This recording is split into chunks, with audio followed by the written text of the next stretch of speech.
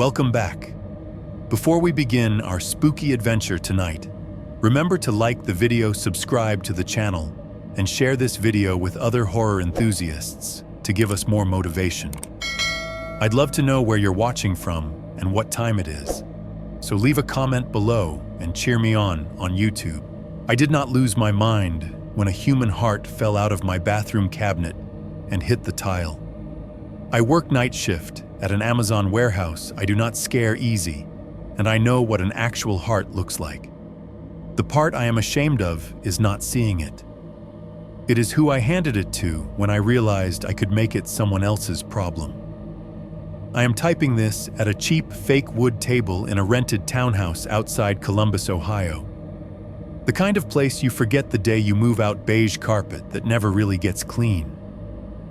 A white fridge that hums too loud, popcorn ceiling flaking in the corners. It is 2:47 in the morning. The only light on in here is the yellow bulb over the sink, and every time the compressor in the fridge kicks on it, makes my laptop screen tremble a little.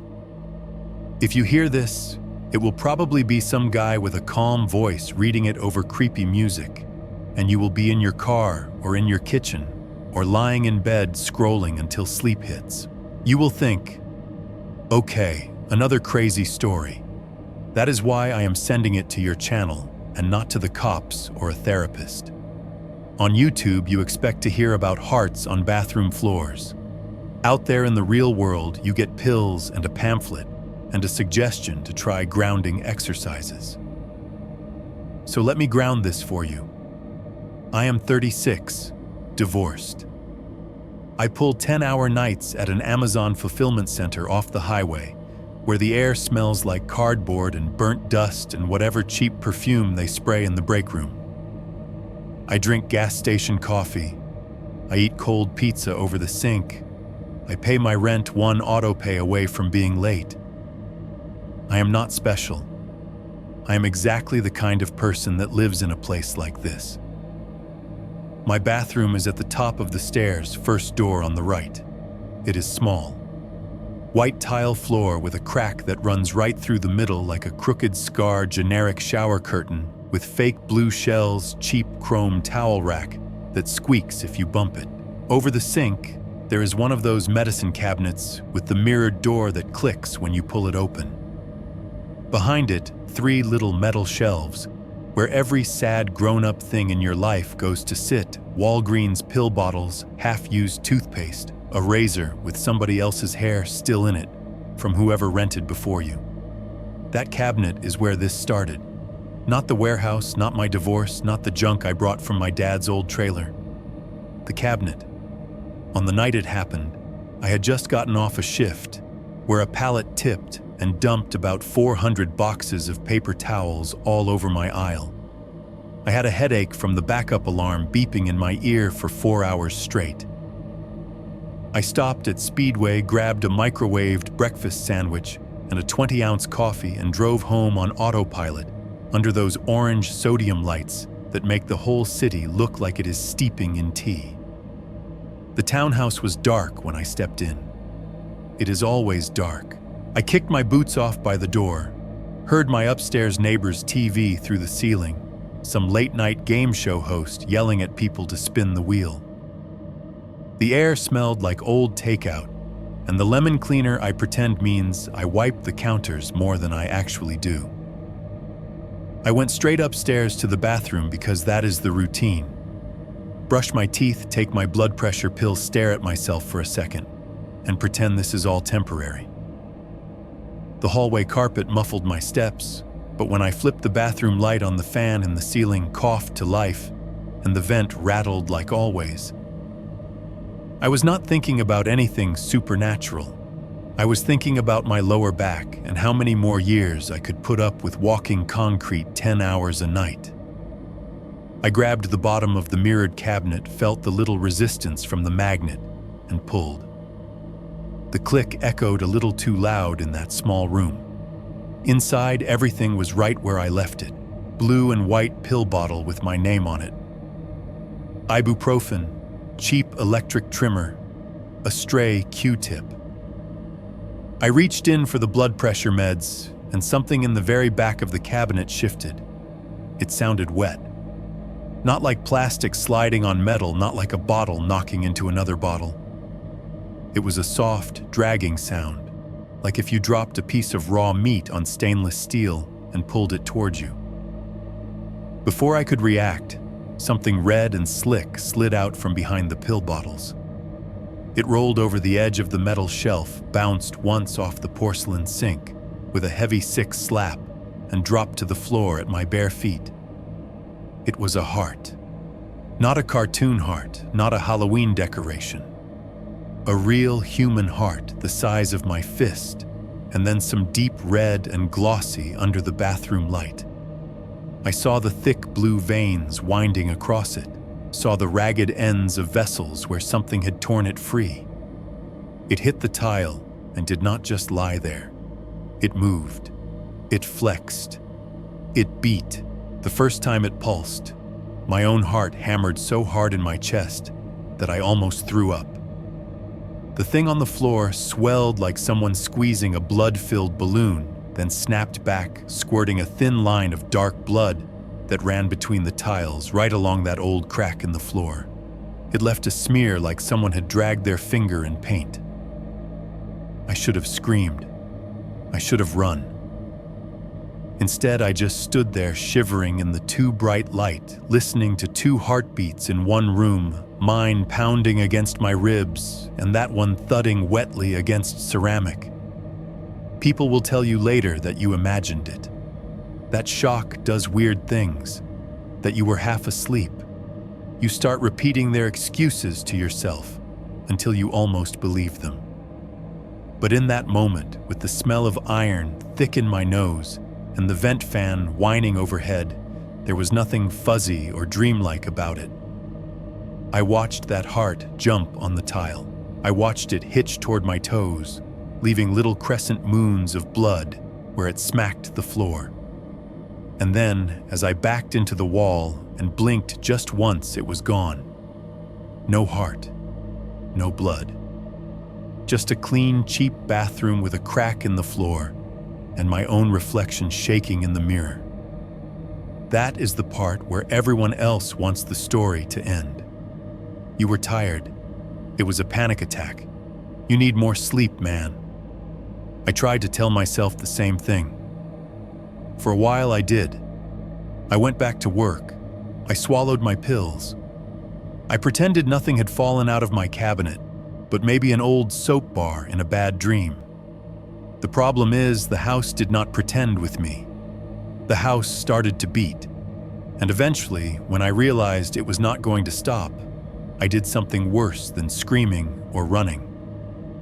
I picked somebody and I showed it where they lived. 1.1. Cheap coffee, sodium lights, and the medicine cabinet. I am not sending this to the cops or to a pastor. I am sending it to a horror channel because this is the only place where people still listen when someone says a heart fell out of their bathroom cabinet. I am typing this at 2:47 in the morning at a cheap fake wood table in a rented townhouse just outside Columbus, Ohio. The table is one of those flat pack IKEA specials I bought secondhand off Facebook Marketplace. One leg is shorter than the others, so every time I put my elbows down, it gives this little wobble that makes the laptop screen tremble. To my left is the sink, a stainless steel basin full of plates and bowls from 2, maybe 3 shifts ago. There is a fork stuck in a dried streak of tomato sauce on a dinner plate. A Dollar Tree sponge has collapsed on itself beside the faucet, still faintly smelling of lemon if you get close enough. The overhead bulb above the sink throws a sick yellow light over everything, and through the blinds above the table, I can see the orange wash of the sodium parking lot lamps outside. That light spills across a row of tired vehicles, a red Civic with one mismatched door, a silver SUV with a cracked taillight, and a couple of pickup trucks that never seem to move, but are always there. The soundtrack to this confession is not a violin or some spooky ambient track. It is the fridge behind me, humming too loud for the size of the kitchen, the compressor kicking on with a cough, and then grinding into a low, rattling drone. It is the AC unit sighing through the vent over my head, pushing out air that smells like dust and someone else's cigarettes. Every few minutes, there is the heavy thunk of a car door closing somewhere in the lot, followed by the distant beep of a key fob. Occasionally from the ceiling, the upstairs neighbor's toilet flushes and water rushes through the pipes like a brief, annoyed storm. This is not a mansion on a hill or a cabin in the woods. It is a boring little 2-story rental with beige carpet and a landlord who lives in another state. I got divorced about a year ago, if you are wondering how I ended up here. My ex-wife got the decent apartment closer to downtown.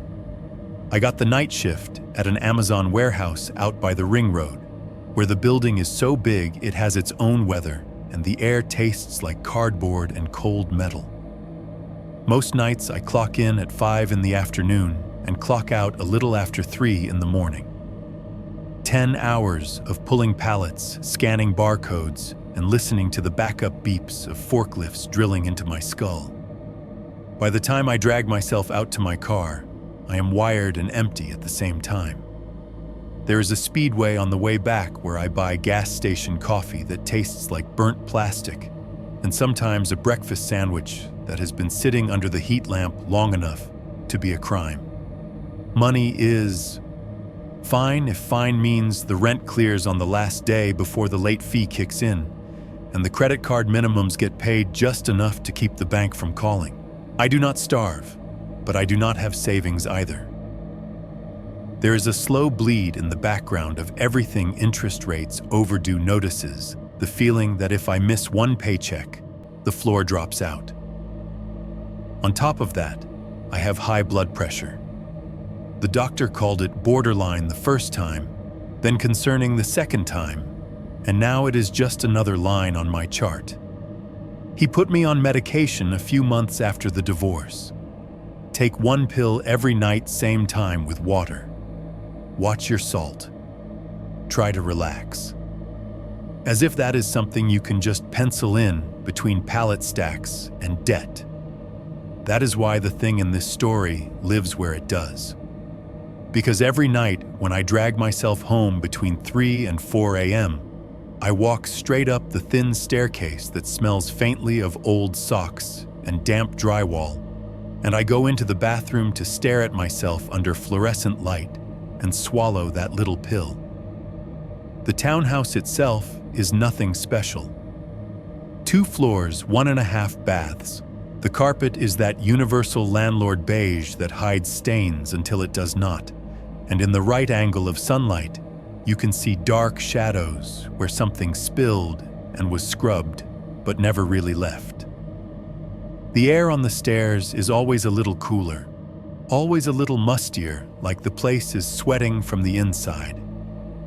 At the top of the stairs, first door on the right, is the main bathroom. It is small and square and feels smaller when the door is closed. The sink is an old white porcelain basin with spiderweb scratches in the glaze where somebody dropped something heavy years ago. The toilet rocks just a little if you sit wrong. The tub is built in, lined with cheap plastic that is pretending to be tile and sealed with caulk that someone applied with more hope than skill. The shower curtain is from Walmart blue with white shells already yellowing a little at the bottom where it brushes the tub. Over the sink hangs the medicine cabinet. You have probably seen 100 just like it. Mirror on the front, rectangular, framed in cheap metal. When you grab the edge and pull, the magnet gives with a soft tug, and the door swings out with a dry little tink from the hinges, just sharp enough to make you wince if the room is quiet. Inside are 3 narrow metal shelves barely deep enough for a bottle to sit without tipping. That is where my life is lined up in plastic and cardboard, the orange Walgreens bottle with my blood pressure meds and my full last name on the label. A second bottle of generic ibuprofen, a stray razor, a crusted tube of toothpaste, a nail clipper, some cheap floss. Every night after my shift, That cabinet is part of the routine. Light on, fan coughs to life in the ceiling.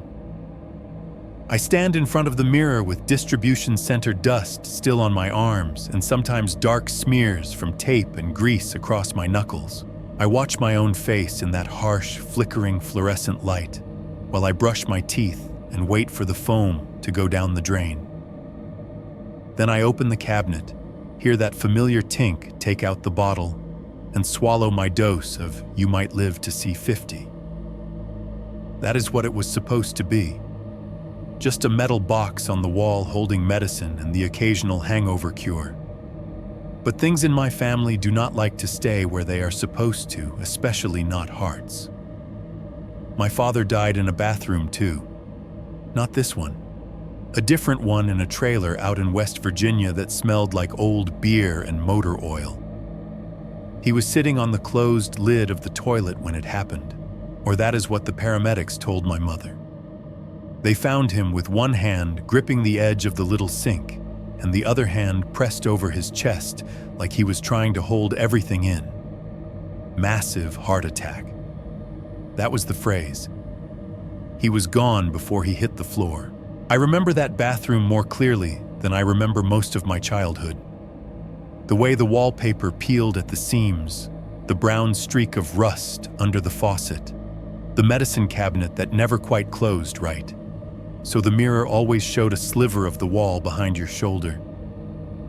I remember him sitting on the edge of the tub once coughing until his whole body shook, then shooting a look at that crooked mirror like it had offended him.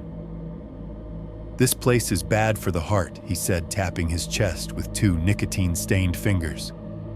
"You hear it in the walls if you listen long enough." We laughed. My mother told him to stop talking nonsense in front of me. He shut up, but sometimes I would catch him standing in there with the light-off door half open just listening. When he died, I went back with my mother to clear out what little the bank had not taken. Most of it was junk old clothes, a TV too heavy to be worth moving, a couch no one should ever sit on again. I could not keep the trailer or the land or the beat-up truck he used to drive. Those went to debts and paperwork. The one thing I did take, the one thing that fit in my backpack and felt like something of his I could carry, was a small wooden box from the bathroom. It had been sitting under his sink, pushed behind a plunger and a bottle of bleach, about the size of a paperback book. Dark wood, the lid carved with a simple pattern and scorched in one corner like someone once pressed a cigarette into it. It had no lock, no brand, no inscription. Inside there were a few loose pills rolling around and a folded scrap of some old prescription. I cleaned it out, wiped away whatever white dust was left at the bottom. For some reason, maybe because of how he always sat in that bathroom holding his chest, I started using it for my own meds later on, my own little tribute. When I moved into this townhouse after the divorce, I put that box on the narrow shelf under my new medicine cabinet right over the sink.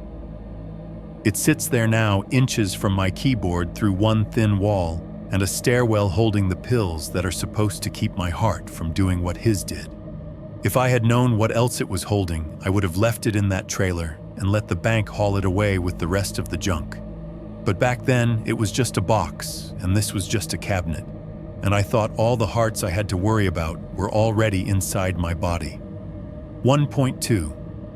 When a heart falls. Where toothpaste should be the night it finally showed itself was one of those nights where the whole city felt bruised. Prime day. If you have ever worked in a warehouse during one of those, you know what I mean. I clocked out a little after 3:15 a.m., shoulders screaming, lower back one long, hot line of pain. My knees had started making this little grinding sound whenever I bent to pick up another box, like old hinges on a door no one oiled. I could still feel the plastic strap from a pallet cutting into the meat of my palm hours later. The drive home was almost automatic. Highway exit 3 red lights, the speedway on the corner with its buzzing sign and dead insects stuck in the glass.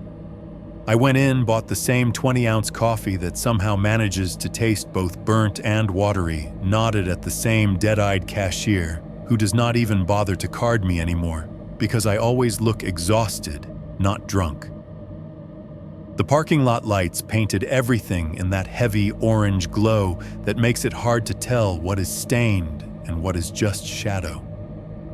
By the time I pulled into my spot at the complex, it was around 3:30. The world felt hollowed out. Most of the windows were dark. A television flickered blue behind one curtain across the lot, somebody else's insomnia playing out in laugh tracks and canned dialogue. The air was cool and damp, that in-between weather where the concrete still holds the day's warmth, but the breeze has teeth. I killed the engine and just sat there for a second, with my hands on the steering wheel, listening to the tick-tick-tick of the cooling car and the distant rush of the freeway. My chest felt tight the way it does when the blood pressure is up, a kind of full pressurized ache rather than a sharp pain. My doctor's voice floated up in my head like a PSA, take the medication, at the same time every night. Consistency is key. So I hauled myself out of the car. The stairs up to my unit are concrete with a metal rail that leaves rust streaks on your hand if you grip it too tight. My boots thudded on each step, echoing in the stairwell. The hallway outside my door was lit by a single, weak ceiling fixture that made the off-white walls look yellow and sick. Someone's laundry detergent hung in the air, sweet and cheap, fighting with the underlying smell of dust and damp. Inside my place, it was the darkness I am used to. No pets, no kids, no one leaving a light on for me. I kicked the door shut with my heel, dropped my keys in the little bowl by the entry, and towed my boots off until they toppled over in a heap. The only light came from the microwave clock glowing green in the kitchen, and the faint spill from a parking lot lamp through the blinds. I headed for the stairs, coffee cup still in my hand. The carpet on the steps is thin enough that you feel the wooden edges underneath, and every step has this slight give to it, like the building is sighing with you. As I climbed, I could smell that faint mix that belongs only to stairwells and closets, old socks vacuum dust, and the ghost of someone's air freshener from years ago. The hallway upstairs is short. Bathroom straight ahead, my bedroom to the left, the empty second bedroom. I pretend I will turn into an office someday to the right. I flick the bathroom light on with my elbow cup in one hand, other hand already reaching to rub at the back of my neck. The light is a cold, buzzing fluorescent tube above the mirror. It coughed to life after a second's delay, then flooded the tiny room with that unforgiving hospital room brightness that makes everything look a little too sharp.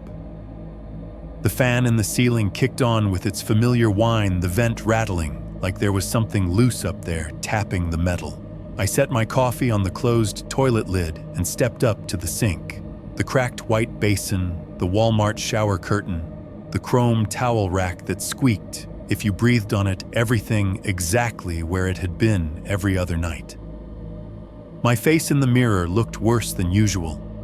Eyes, bloodshot skin, pale, a film of gray dust on my forearms from cardboard and warehouse air.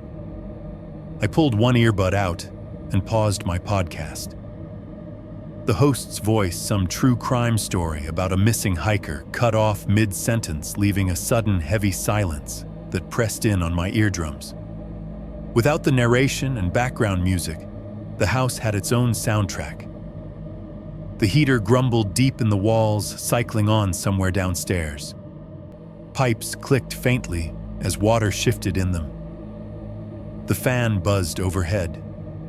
Beyond that far away, a semi downshifted on the highway, a low, distant roar that felt like it was happening in another world. I took my toothbrush, ran it under the tap, squeezed a thin, pathetic stripe of toothpaste from the almost flat tube. Mint and something chalky hit my nose. I brushed mechanically, staring at my reflection, watching my jaw work. Light buzzing, fan whining, the faint rhythmic ka-thunk of my own pulse in my ears from climbing the stairs. When I was done, I spat into the basin and rinsed, watching the foam swirl down the drain in white streaks. I swallowed, once set the toothbrush back in its cup, and reached up for the cabinet the way I always did. Fingers on the edge of the mirror. A little bit of resistance from the magnet. Then the soft pop as it let go. The hinges complained with a sharp, dry tink that sounded too loud in the tight ceremony of the room. Inside was exactly what I expected. Orange Walgreens bottle with my impossible-to-pronounce last name spelled in all caps. A smaller brown bottle of Tylenol. A cheap disposable razor with a strip of blue lubricant worn halfway down. A tube of toothpaste so squeezed that its middle was folded in on itself like a starving animal. The little pill box I sometimes used for work shifts. I reached up to wrap my fingers around the blood pressure meds. That was when something moved in the very back of the cabinet.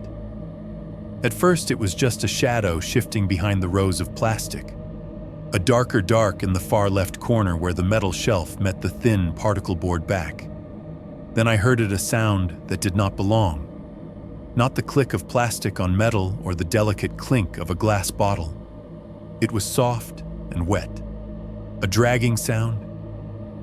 Imagine taking a piece of raw meat, a steak maybe, and pulling it slowly across a stainless steel counter. That smearing, sticking slide. That was the sound. Before I could pull my hand back, something red and slick slipped out from behind the pill bottles. It pushed them aside like they were nothing, knocking the Tylenol over with a hollow tick as it rolled. Then it came fully into view, long enough for my brain to understand the shape before gravity took it. It dropped over the lip of the metal shelf, hit the porcelain sink with a flat, fleshy slap, bounced once, and then tumbled off the curved edge. When it hit the tile at my bare feet, the whole floor seemed to jump. Thump! I flinched so hard, the toothpaste shot out of my fingers, the crumpled tube arcing through the air and smacking into my ankle before skittering away. I looked down. Lying in the middle of the floor, half on the cracked tile and half in the shadow of the cabinet, was a human heart. Not a Halloween prop, not a cartoon shape. A real adult-sized heart, raw and exposed, still glistening, as if it had just been pulled from a chest. The bathroom light caught every wet curve, every groove. Its surface was a dark, glistening red, almost black, in places where the muscle was thickest. Thick, ropey blue veins curled across it, some of them ending in ragged, ripped edges where they had been torn or cut. For a frozen second, all I could do was stare, as my own pulse roared in my ears, fighting for dominance with the sound I was hearing from the floor. The thing on the tile moved. It swelled. The whole mass of it bulged upward, the veins standing out, the torn vessels puckering. Then it snapped back, collapsing into itself with a sick little twitch. And as it did, a thin line of dark, almost black blood spurted from one of the open ends and ran in a rivulet between the tiles. The floor in that bathroom has an old crack running diagonally through it, a spiderweb fracture that the landlord pretends not to see. I watched transfixed as that ribbon of blood found the crack like it was a riverbed, slid into it, and began to creep along, turning the pale grout a spreading, rotten red. The smell hit me next. It came up in a wave so thick I could taste it.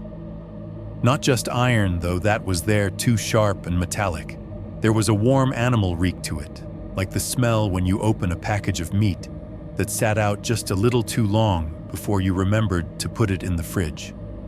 It mixed with the stale scent of bleach baked into the bathroom surfaces and the faint mint cling of toothpaste foam still in the drain, turning the air into something sour and wrong. My stomach rolled. My skin went cold and hot at the same time. The heart pulsed again and again. Each beat made it hop just a fraction off the tile, a little horrible wet jump, like it was trying to lift itself toward me. Tiny beads of blood flicked off and landed on my toes, warm against my skin. I do not know how long I stood there. It could have been 3 seconds, it could have been 30. Time kind of narrowed down to the circle of light around that thing and the feeling of my own chest trying to explode. At some point, some suicidal animal part of my brain decided it needed proof. It needed to know if this was some kind of rubber prop, a tumor of stress and exhaustion, anything other than what it looked like. I bent slowly, knees protesting, one hand braced on the sink to keep from falling. The other hand reached out, fingers shaking toward the heart. When I was close enough that I could feel the heat coming off it. Yes, it was warm, hot really, like fresh laundry just pulled from a dryer. My fingertips hovered an inch away. The heart beat hard enough to jump at me. It convulsed, the whole muscle contracting like a fist. It left the tile. For an instant, it actually launched toward my hand, a slick red blur closing that last bit of distance with a weird, eager lurch. I yanked my arm back and slammed my shoulders into the wall. The towel rack rattled. Pain shot up my spine. My own heart was a machine gun in my chest, hammering fast, but horribly, horribly in sync with the rhythm of the one on the floor. Above me, the fluorescent tube flickered. The whole room strobed once, plunging everything into a smeared negative, and then back. And then it was gone. The heart, the blood, the smell gone. I blinked, hard breath tearing in and out of my throat. The tile was just tile again, cracked a little dull faintly, marked where someone once set down a can of cleaner and left a ring. No red, no wet. No river of black working its way into the grout. My toes were dry. I looked at my hand, half convinced I would see it coated up to the knuckles, but my fingers were clean. I raised them to my nose. Dish soap, the faint fake lemon from the kitchen sink. Nothing else. The vent still hummed overhead. Far off, a car rolled past on the street, its tires whispering over asphalt. Someone laughed in a neighboring unit, muffled through walls and carpet. The sounds of a normal, too thin, too loud building washing over the silence inside my head. A little broken laugh came out of me, then more air than sound. I heard myself say, "You are losing it," and it did not even sound like my own voice. I pushed a shaking hand through my hair, felt sweat at the roots. Sleep deprivation.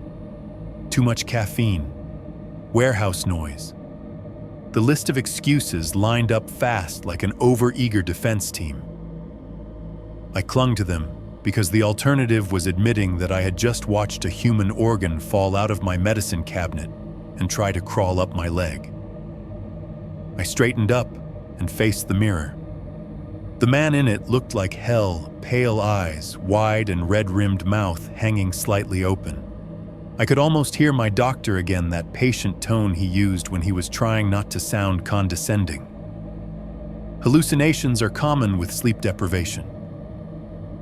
Yeah, I muttered to my own reflection, common. I reached out and pushed the cabinet door closed.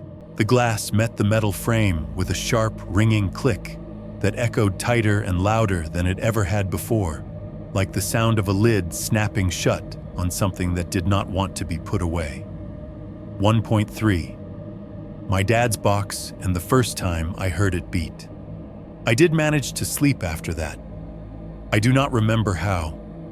I remember sitting on the edge of the tub for a while, shaking, staring at the empty floor, until the tiles started to blur and the crack running through them looked like a vein. I remember rinsing my mouth again, even though there was nothing in it, just to have something to do with my hands. Then there is a blank stretch, like my brain hit a skip button, and the next thing I knew, I was waking up in my bed with my shoes still half on and one arm curled over my chest. It was almost noon. The light coming in through the blinds was harsh and flat, no longer that soft, orange, haunted glow from the parking lot lamps. It was the kind of daylight that makes everything look cheap. Dust dancing in it, carpet stains clearer. The chipped corner of the dresser more obvious.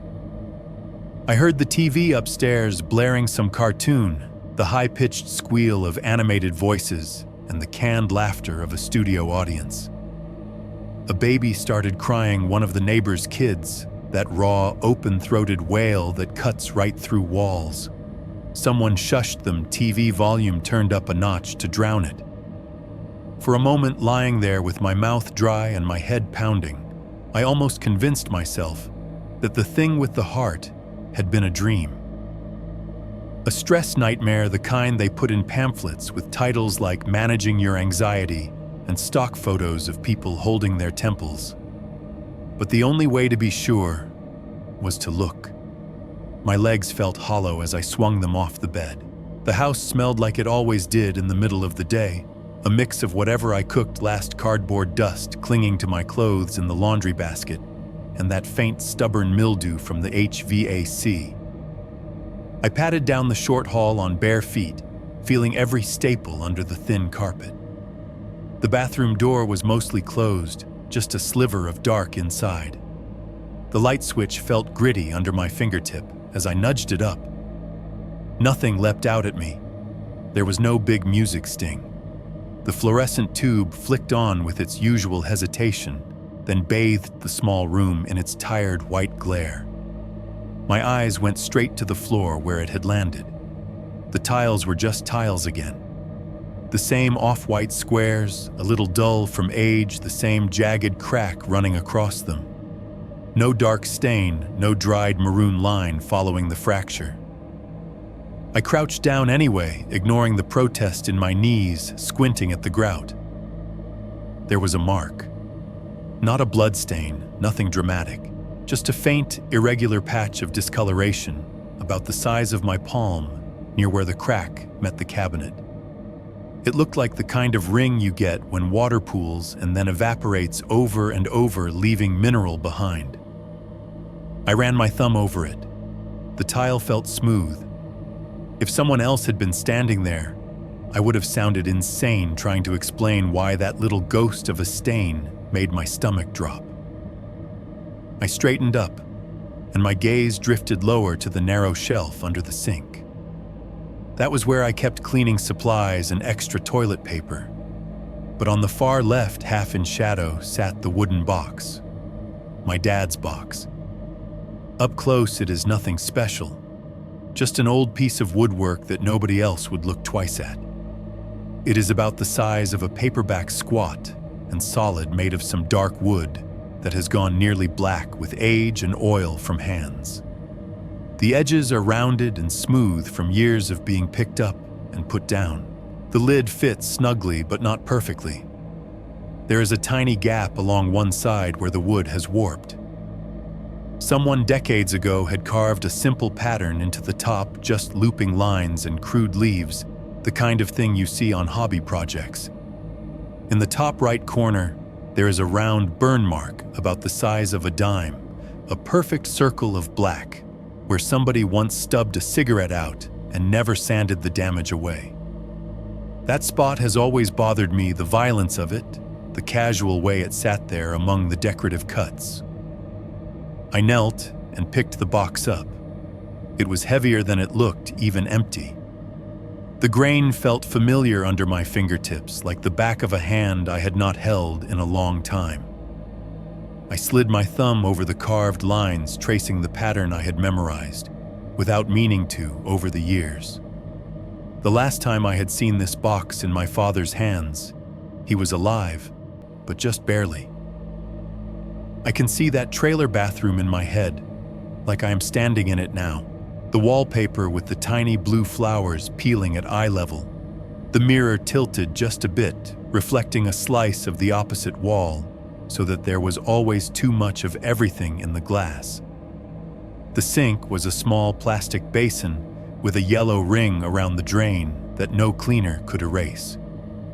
He was sitting on the edge of the tub, a cigarette burning down between two fingers, ash dropping unnoticed onto the cracked linoleum.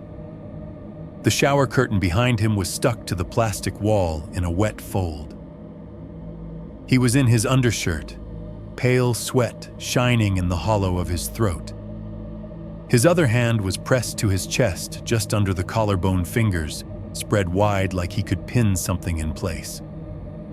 On the sink beside him sat the box lid open, a couple of prescription bottles rattling as the trailer shifted in the wind. He was coughing that deep, chesty cough that bends a man in half. When it finally eased, he spat something into the sink and reached for the box like it was an anchor. "You hear that?" he asked. I remember being maybe 16, leaning in the doorway, already impatient, already embarrassed by him in the way only teenage kids can be. Hear what he nodded toward the wall behind the mirror, eyes narrowed like he was listening to a distant radio. This place, this bathroom, this whole damn box it was built on. The heart of this house does not stay put. It keeps trying to crawl out through the walls. I had rolled my eyes. "You're drunk, Dad." He had snorted the sound, turning into another cough. "Drunk or not, you hear it if you listen long enough. Boom, boom, boom, like somebody left a heart in there, and it never figured out it's supposed to stop." My mom had called from the other room to stop filling my head with nonsense, and the moment passed. We laughed about it later. "Your father and his haunted plumbing," she said. "Years after he died in that same bathroom, the bank took the trailer and everything in it. We went out there to grab what we could before the lock went on the door. There was not much. Some clothes that still smelled like smoke. A stack of old magazines. His tools. The medicine cabinet above the sink had been empty when I opened it. I remember that. No bottles, no toothbrush, no hint of the man who used to spit into that basin every morning. Just some rust and a faint ring where something had once sat. Under the sink, behind a crooked plunger and a leaking bottle of bleach, I found the box. It was damp from the humidity, a little warped. When I lifted the lid, a few unlabeled pills rolled around inside like tiny bones. No instructions, no prescription slips, just the anonymous leftovers of attempts to hold his heart together. My mother did not care about it. The bank would not. I slipped it into my backpack because it was small, and it was his, and it was something I could take. I did not think about where it came from before that bathroom, not until much later. Now it sits exactly where it did back then, under a sink beneath a mirror cabinet, in a bathroom where a man with a bad heart stands and wonders how much time he has left. The wallpaper is different. The state is different. The landlord's name on the lease is different. But the arrangement is eerily, stupidly similar, like I rebuilt a little piece of his life without realizing it. That evening, before I went in for my next shift, I went back into the bathroom to take my pill. The day had burned itself out. The light coming through the tiny frosted window above the tub was already thinning, turning the room a sort of grayish blue that the fluorescent could not fully chase away. I was still thinking about the heart that had not been there in the morning, about the way my brain kept trying to glitch and plug that memory back into the category of dream. I opened the cabinet. The bottles sat where I left them. No new shadows moved in the back. No slick red shapes slid into view. I checked anyway, fingers nudging every container, touching the cold metal shelf. Dry. Ordinary. For a second, I let my eyes rest on my own face in the mirror, trying to see if anything in it looked different. Same tired eyes. Same lines at the corners of my mouth that I do not remember earning. I shook a pill into my palm, popped it into my mouth, and leaned down to sip water straight from the faucet. The plumbing groaned as the stream steadied that familiar rush of cold on my teeth, the smell of chlorine faint but there. I swished, spat, cupped my hand for a proper drink. That was when I heard it. Thump. It came from right in front of me, but not from anything I could see. Not the pipes. Not the counter. It was a deep, dense blow, like someone had balled up a fistful of raw meat and slammed it once against a wooden board. The mirror shook minutely, sending a tiny distortion across my reflection.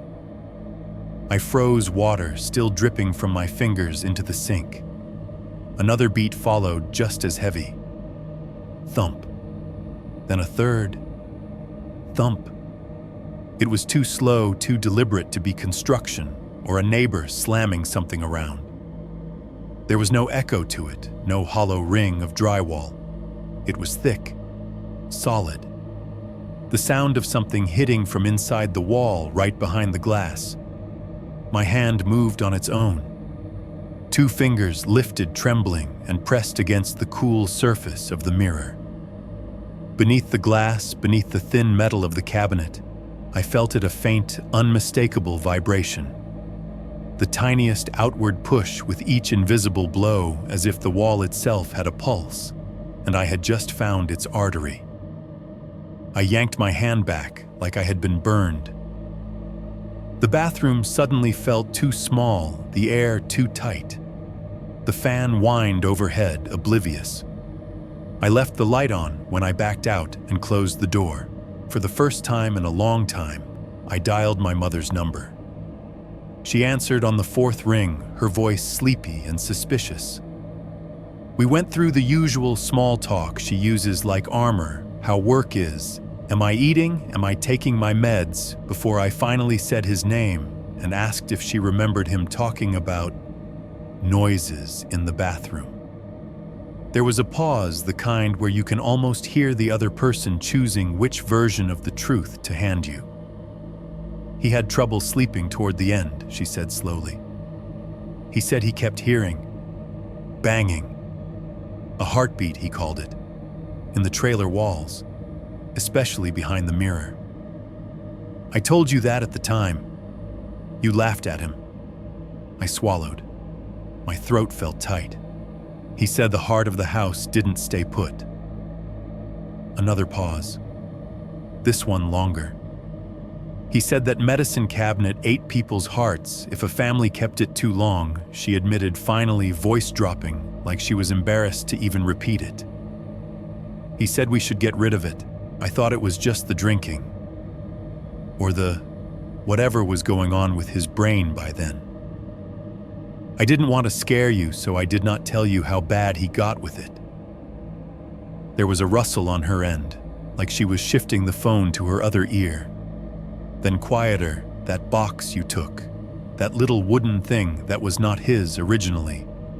He brought it home years before he died from some job he did.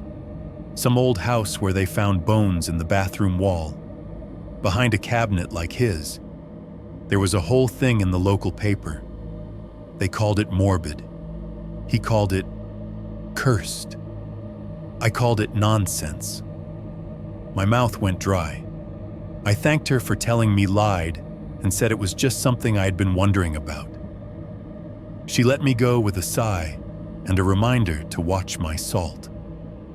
When the call ended, the apartment felt very, very quiet. I sat at the kitchen table for a while, staring at nothing, listening to the fridge cycle on and off. Then my gaze drifted down the short hallway to where the bathroom door was now a black rectangle, a thin bar of light still showing at the bottom. I could see in my mind the box under the sink, the same box that had sit under his trailer sink under his cabinet, the same box he had carried out of a stranger's house where police pulled bones from the bathroom wall. I brought that thing here. I set it right under my own mirror. If there is a heart in this house that is not mine, maybe I gave it the address. 2.1. The warm mirror and bloody fingertips. After that phone call with my mother, I could not step into the bathroom without thinking of my father sitting in his fingers pressed to his chest, talking about hearts in the walls. It got into my routine in this small, stupid way at first. Every time I washed my face, I would lean on the sink and try to listen past the usual noises, past the fan and the plumbing and the faint roar of traffic. I would feel for my own pulse fingers against my neck or my wrist and count silently. 1, 2, 3, 4. Then I would stop counting mine and see if there was anything left. You tell yourself you are being logical. Heartbeats are measurable. You can time them. You can compare. But logic does not do much when your brain has already seen a human heart hop across your bathroom floor. For a couple of days after that first thump behind the mirror, nothing happened. The cabinet stayed just a cabinet. The wall stayed just a wall. The only thing that changed was me. I would catch myself pausing with my face half covered in soap, holding my breath, listening. Sometimes my heart would start going faster just from the act of listening, and I would have to look away, splash water over my eyes, tell myself out loud to knock it off. The next time it escalated, it was a night like any other. I came home from work later than usual. The warehouse had run some kind of incentive contest that really just meant more work for the same pay, and my body felt like it had been poured into my jeans and left there to harden. My feet hurt in that deep, throbbing way that makes you dread taking your boots off because you know everything is going to swell. I left the living room dark when I came in. It felt like too much effort to turn on lights I would only switch off again in 10 minutes. The microwave clock glowed 3:39 a.m. in radioactive green. I walked past it with my phone screen lighting my way, letting the rest of the apartment be shadows and rectangles. The only switch I bothered with was the one in the bathroom. When that fluorescent tube snapped on, the brightness stabbed right through my skull. I squinted for a second, then stepped inside and hit the fan out of habit. Its rattle filled the little room, steady and annoying. I did not turn on the shower. I did not run the sink. I had not used any hot water in hours. But there was moisture in the air that should not have been there. It hit me first as a smell. Not the sharp tang of bleach or the fake coconut of the cheap body wash I buy. It was a faint, almost ghostly hint of steam, like the air in a bathroom right after someone steps out of a hot shower when their heat is still lingering. Warm skin, warm air, evaporating droplets. The mirror on the medicine cabinet was fogged. Not completely, not like it was opaque. Just a thin, even mist of condensation that dulled my reflection, blurred the edges a bit. It looked like the bathroom had been occupied 10 minutes before I came home, like someone had been standing exactly where I was standing now, breathing hard, fogging the glass. I frowned and glanced at the tub. The shower curtain was still hanging in its usual sad curve, the bottom edge stiff where it had dried stiffly months ago. The tiles above the tub were bone dry. No water beating on the faucet. No drops in the drain. The sink was dry too, porcelain dull and chalky. I stepped closer to the mirror. My reflection swam slightly through the haze, familiar pale face, dark circles, hair mashed flat from my beanie. The fog on the glass made everything look softer, like one of those filters people use to hide wrinkles. I lifted my hand and pressed my fingertips against the center of the glass. It was warm, not room temperature warm. Not, it has been under a light bulb all day warm. It was the warmth of human skin, the exact temperature your cheek has when you lean your palm against it. Beneath my fingers, under the thin layer of moisture and glass and metal, something radiated heat in a slow, steady bloom. Around the edges of the mirror frame, where the metal met the painted wall, the surface was cool. I checked, sliding my fingers outward. Warm in the middle, cooler, then outright cold at the corner. Great, I muttered. Now the mirror is haunted, and the electric bill is still high. The joke fell dead in the empty room. I left my hand there a moment too long. There was a strange intimacy to it, like touching someone's forehead to check for a fever. I caught myself counting again without meaning to. 1, 2, 3. Trying to match each faint swell of warmth with the phantom thump I remembered feeling earlier. My heart, the literal one in my chest, started to pace. I could feel it in my throat. I took my hand away. The mirror felt suddenly colder for having lost that contact. I leaned in, staring at myself at the faint, fogged outline my fingers had left in the moisture. 5 oval smudges, almost invisible. 5 oval spaces where the condensation had cleared. I do not know why I did it. Maybe I was trying to prove I had control over at least one thing in that room. Maybe I was just fidgeting. Either way, my right hand drifted up again, fingertips brushing the edge of the mirror frame, tracing the seam between metal and wall. That was when something touched the glass from the other side. It did not feel like a physical push. There was no obvious pressure. But the mist on the inside, because it had to be on the inside, there was no other explanation, moved. 3 shapes appeared side by side, high on the glass. For a heartbeat, I thought I was seeing my own hand again, reflected weirdly. Then I realized these marks were on the wrong side of the mirror. The moisture on the surface bloomed and cleared, as if something smooth and rounded had pressed into it from within. 3 fingertips.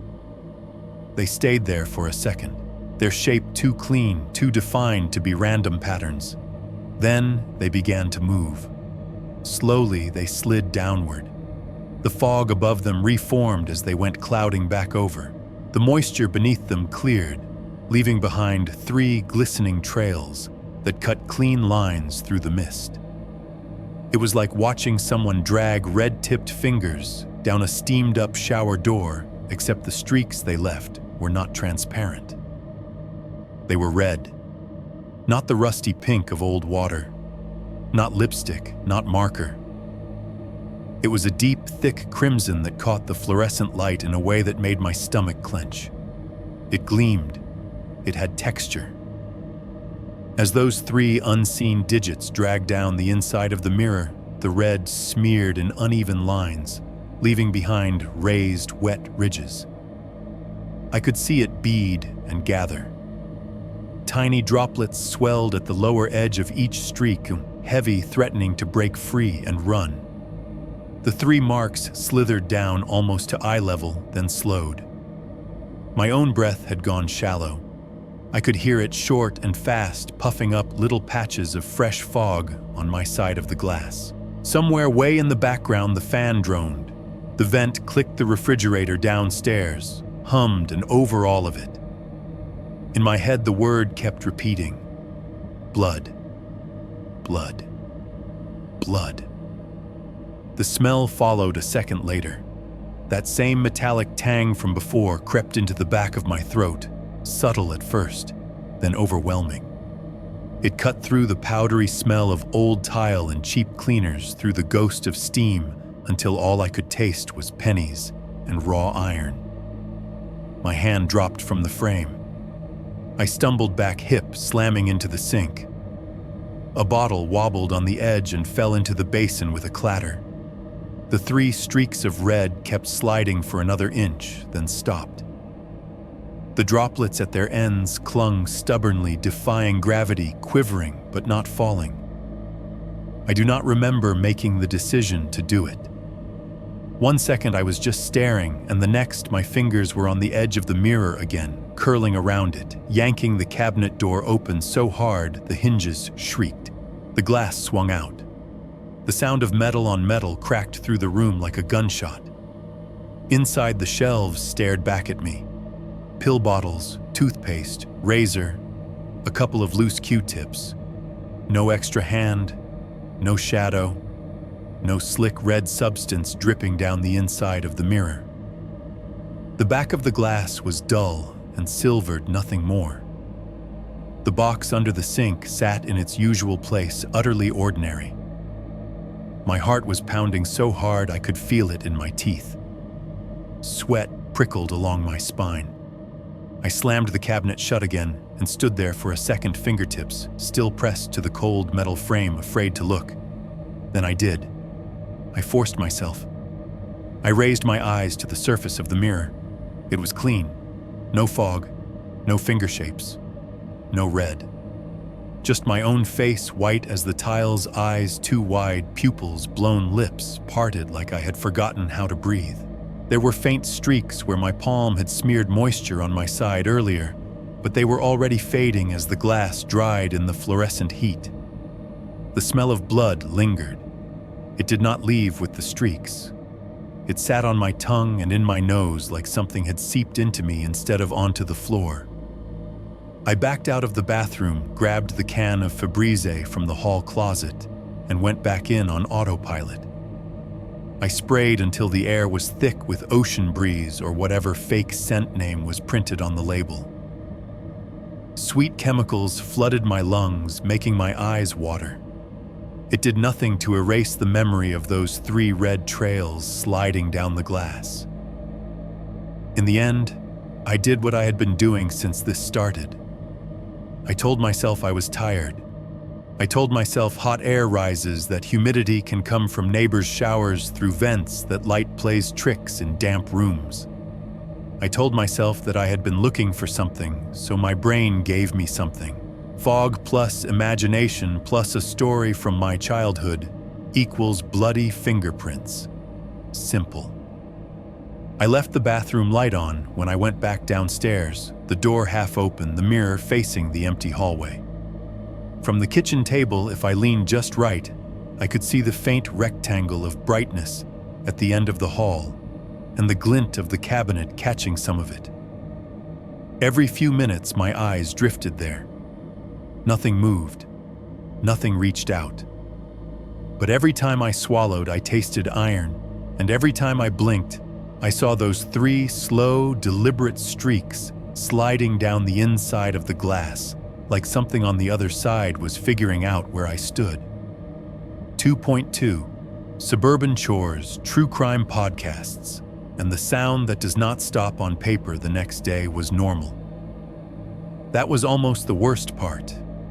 It made everything I had seen feel like a glitch I should just overwrite with errands and noise. I had the day off, which in my world just means a different kind of work. The sun was out for once, a flat, hazy brightness over the parking lot that made the cars look like they were sweating. I decided to do what people always tell you to do when you are too in your head: get out of the house, touch grass, act like a functional adult. So I went to Walmart. The store was busy in that lazy, shuffled way of a late morning in the suburbs. The automatic doors sighed open and hit me with that wall of artificial air, too cold, too clean, carrying a cocktail of popcorn from the front fried chicken from the deli and whatever chemical they use to mop the floors. The overhead speakers were playing some tinny pop song I have probably heard 1,000 times without ever bothering to learn the words. I grabbed a cart and joined the slow river of people pushing their lives up and down aisles. In the cereal aisle, a kid in Spider-Man pajamas was having a meltdown over the wrong cartoon character on a box. His mother was bargaining with him in the universal language of parents who are too tired to be strict promises of cookies, later threats about no tablet time. An old man in a faded Vietnam vet cap stared at the shelves like he was trying to remember which brand he had bought for the last 40 years. I walked past them all with my headphones and music, turned up just enough to blur the edges of the world. I put the same things in my cart I always do: generic brand cereal, frozen dinners, coffee, laundry, detergent, trash bags. I skipped the meat section. I told myself it was because prices were up again, that it had nothing to do with the way the slabs of beef and chicken looked under the lights, the soft crimson of them, the way the blood pooled in the bottom of the styrofoam trays. At the self-checkout, the scanner beeped dutifully. The screen told me what to do.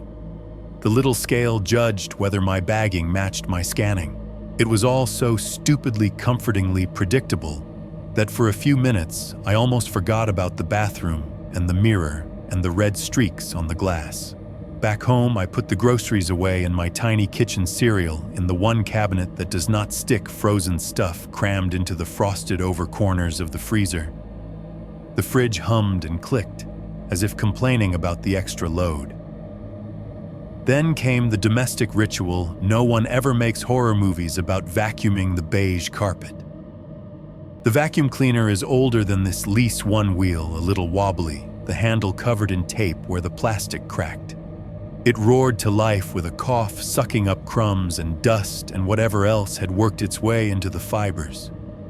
Chunks of who knows what rattled up the hose. I did the whole downstairs living room entry under the little table where I dropped my keys. The noise helped.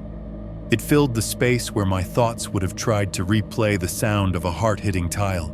I hauled my blue Amazon polos and stained work pants to the washer in the closet, dumping in detergent and hoping the machine did not decide to die on me mid-cycle. It shuddered and clanked and then settled into its spin water sloshing behind the thin metal skin. I wiped down the kitchen counters sprayed at phantom grease spots on the stove and almost convinced myself this was what people mean when they talk about cleaning your mind by cleaning your space. It felt good in a small way to make the place less of a disaster, to turn it from a cave I crashed in between shifts into something closer to a home. By the time evening rolled around, the sun was saying that half-hearted goodbye it does in Ohio, no real sunset, just a gradual draining of color until the sky turned the same gray as the parking lot. My legs were tired from standing more than they were from lifting for once. The idea of cooking on top of all that made me want to throw the pan out the window. So I ordered pizza, Domino's medium pepperoni extra cheese, because if you are going to clog your arteries, you may as well commit. The app told me Marcus was making it, then Marcus was putting it in the oven, then someone else who was not Marcus was driving it to me. When the doorbell rang, the guy on the other side looked as tired as I felt. We exchanged a few words about the weather the way you do.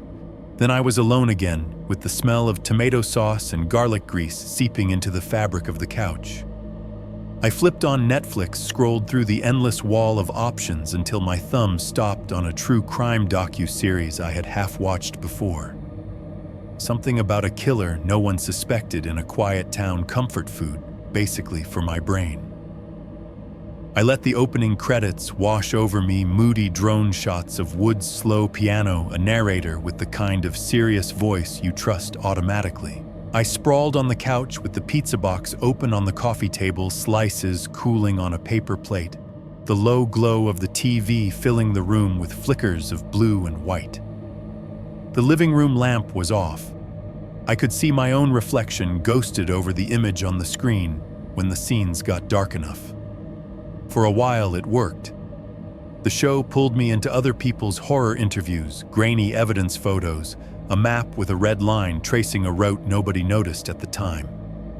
I ate too fast, wiped my fingers on a napkin, chased it with cold soda. Then, in a quiet moment, one of those documentary beats, where they let the music drop out so you can really absorb some tragic quote, I heard it. Thump. It was faint, but it stood out because it did not belong to anything on the screen. There was no door slamming in the footage, no body hitting the floor. It came from above me, from somewhere upstairs. I tried to tell myself it was the upstairs neighbor moving furniture or their kid dropping a toy. That is what you think automatically. Real life has explanations. But then it came again. Thump. The second one was just a little stronger, or maybe my brain was tuned to it now. It had that same quality as before. Dense, heavy, not hollow, like someone stamping on the floor. It was the sound of something with weight making contact with something hard. I put my hand on my chest, just under my collarbone, feeling for my own heartbeat. It was there, a quick, nervous rhythm, da-dum, da-dum, da-dum.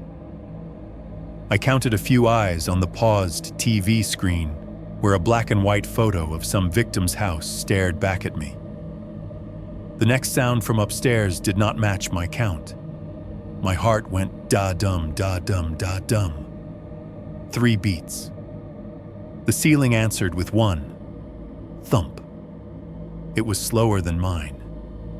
Deeper, like there was a second lazier muscle somewhere above my head that was not particularly worried about anything. I grabbed the remote and turned the volume up. Voices and somber piano filled the room again. I told myself it had to be something else, pipes heat the neighbor. Even so, I found myself turning the volume down again, without meaning to, whenever the show hit a quiet patch, just to listen. The credits rolled on the last episode I had queued up. The music faded, the narrator's voice dropped into hushed summary, and then even that went silent, while white names scrolled slowly over black. In that hush, the house spoke. Thump. A pause long enough for my breath to hitch. Thump. I stared at the ceiling. The light from the TV made vague patterns in the textured plaster shadows moving as the images changed. There was no obvious crack, no bulge, nothing to mark where the sound was coming from. Just the sense of something directly above the bathroom answering to a rhythm I could not control. I should have gone up then. Checked. Proved it was nothing. Instead, I did what I always do when something scares me more than I want to admit. I tried to drown it in someone else's story. I switched off Netflix, opened my podcast app, and scrolled until I found one of the horror shows I listen to when I am working. The thumbnail was some grainy image of a hallway. The episode title was about a guy hearing breathing in his vents. I snorted when I saw that the kind of bitter laugh that has no humor in it. Of course, I said to no one and hit play anyway. The narrator's voice poured into my ears as I put my headphones in, filling my skull with someone else's nightmare.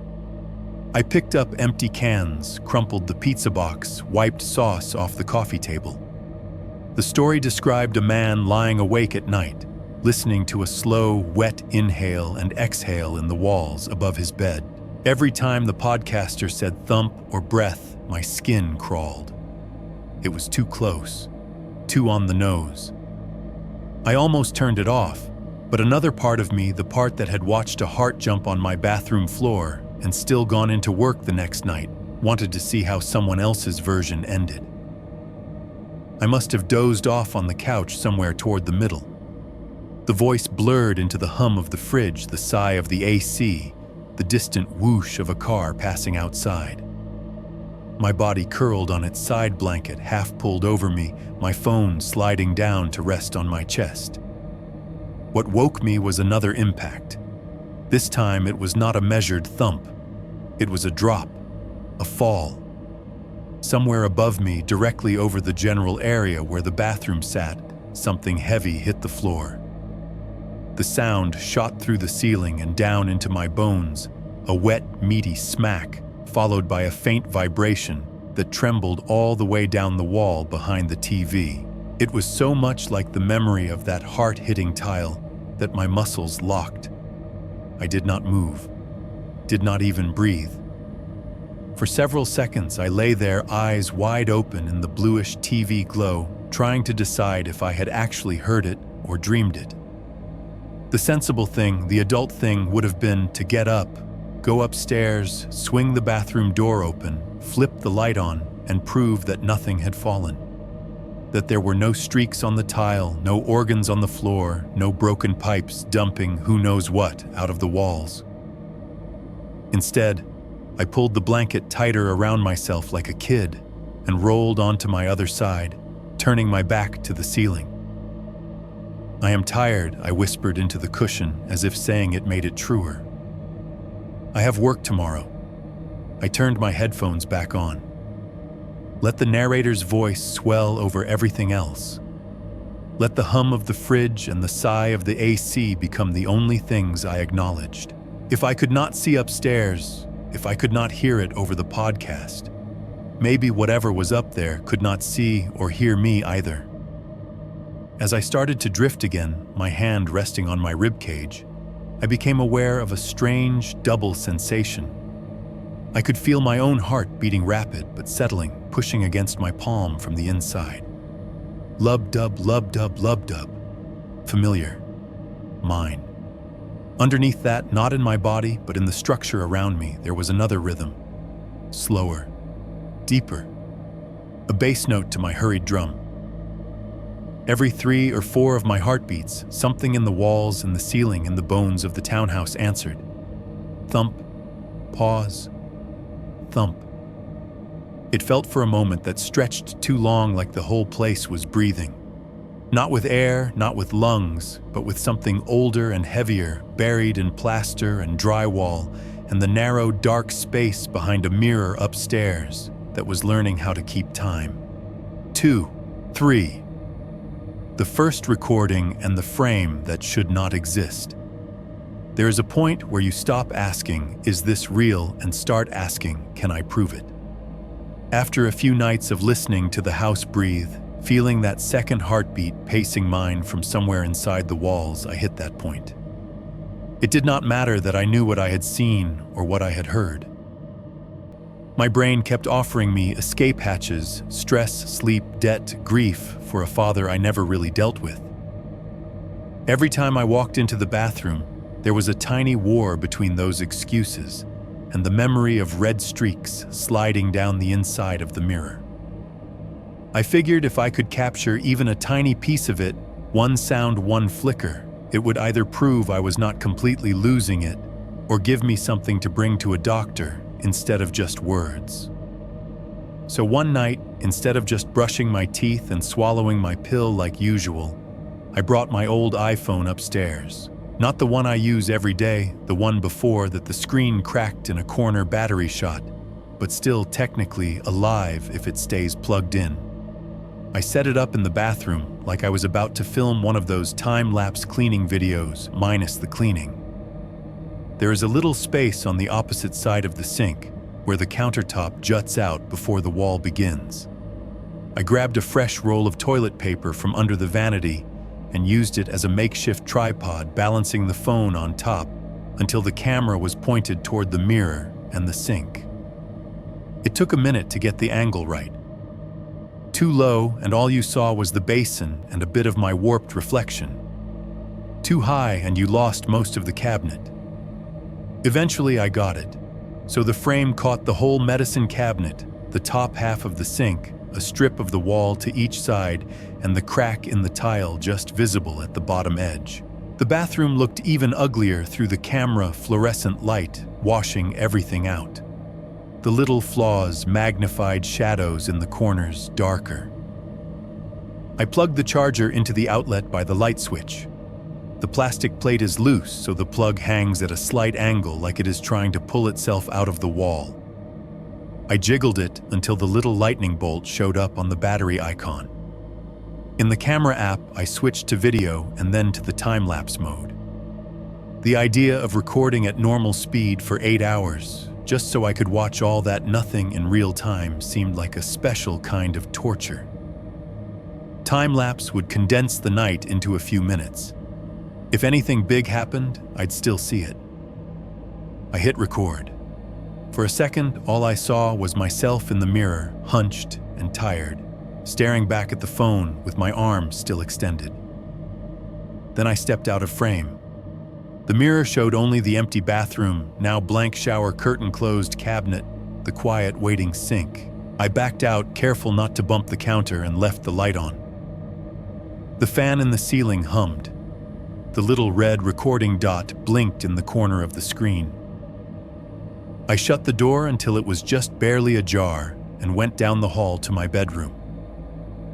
Lying in bed, I could hear the bathroom fan through the wall, a steady, thin whine. It should have been soothing white noise to fill the empty spaces in my head. Instead, it made me think of a machine in some hospital room, the kind that only matters when it stops. I told myself to ignore it. I put on a different podcast, something boring people talking about movies, and left one earbud out so I could still hear the house. That was the compromise my fear and my curiosity came up with. Sometime after I started drifting, the noises began.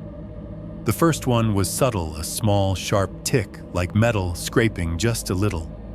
Half asleep, I thought it was the heater contracting in the ducts. Then, there was a soft, muffled squeak I recognized instantly, the particular cry the cabinet hinges make when the door shifts.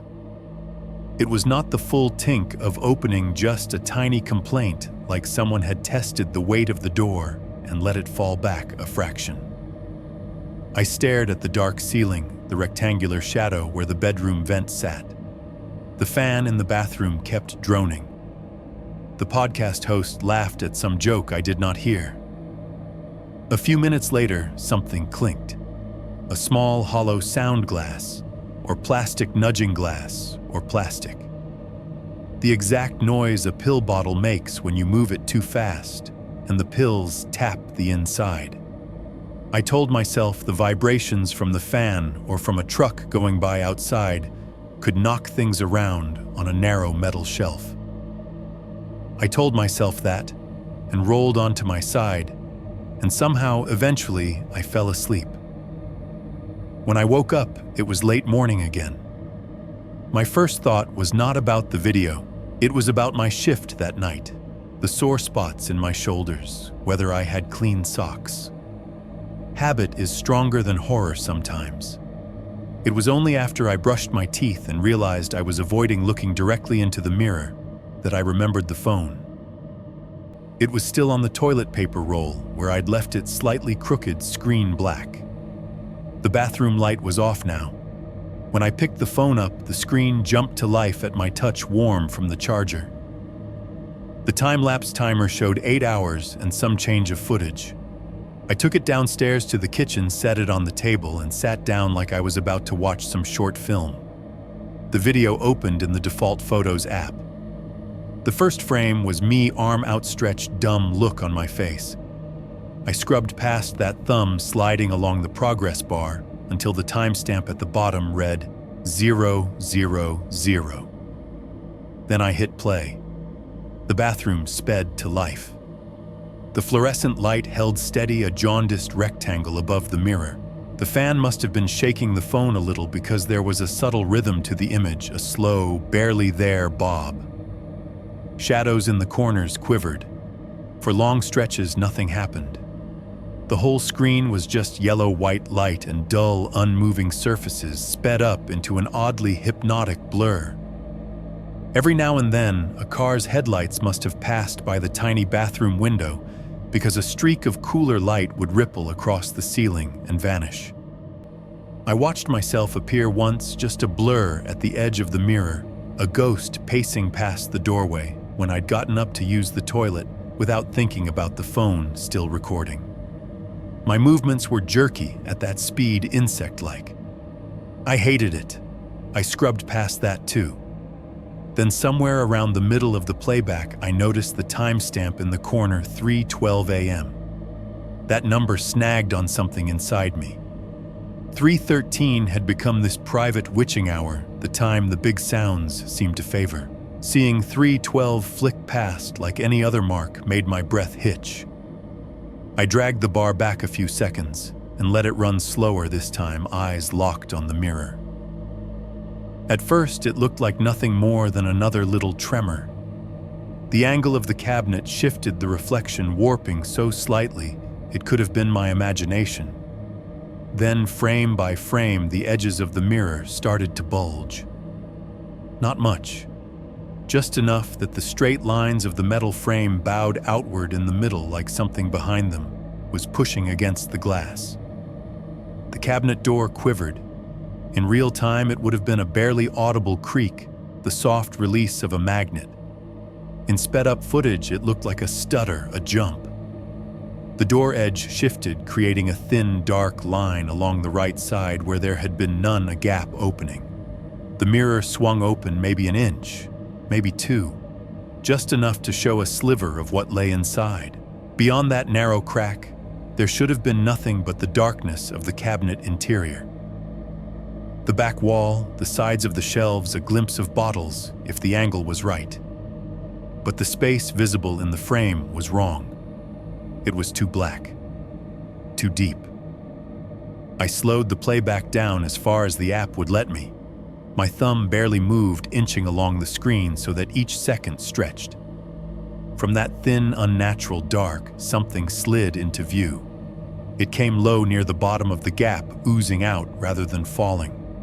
A lump of red, wet tissue, thicker in the middle, tapering off into dangling cords. For a second, the fluorescent light hit it just right, and the screen lit up with the reflection of wet, living flesh, slick surface, gleaming darker creases, and folds catching shadow. A half heart.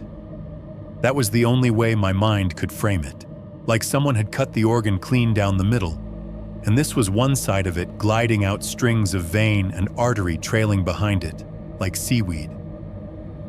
I could see the texture, little ridges, a bluish cord snaking over it, a ragged edge where muscle had been torn. It did not look like a glitch. Glitches smear, they pixelate, they drag blocks of color where they do not belong. This had weight. It had shape. It cast a shadow. My own heart started hammering in my chest to match the phantom one on screen. Then just as the mask cleared the edge of the door, the video shuddered. A burst of distortion flashed across the frame horizontal lines, a split-second smear of static like old TV interference. The app stuttered. The soundless image froze, jumped, and when it returned to normal, the cabinet was closed. No half-heart, no gap, no dark space. Just the mirror catching the light in one solid sheet of glass. My thumb jerked on the bar. I dragged it back to just before the glitch and watched again. Same sequence, slow bulge, door ajar, red thing squeezing out, then static, then everything back in place with no trace of movement in between. The missing piece of action sat there, a blank hole between two frames that did not line up. I paused the video on the clearest image I could find, right before the interference. The heart half filled the lower part of the crack, the cords of torn vessels rising into the darkness above it. That was when I saw the other detail. Up in the right-hand corner of the mirror's reflection, where the cabinet's interior should have been hidden in shadow, there was a shape that did not belong. The corner curve of something off-white, too smooth and too regular to be a trick of light. It looked like the arc of a skull's dome, the rounded edge of bone pressing into the darkness. Just beneath that curve, two deeper voids sat side by side, not reflections, not smudges, holes. Eye sockets. They were not crisp. The video quality from that old phone was never going to win awards. The image broke into grain when I pinched and zoomed little squares of color, swallowing the finer details.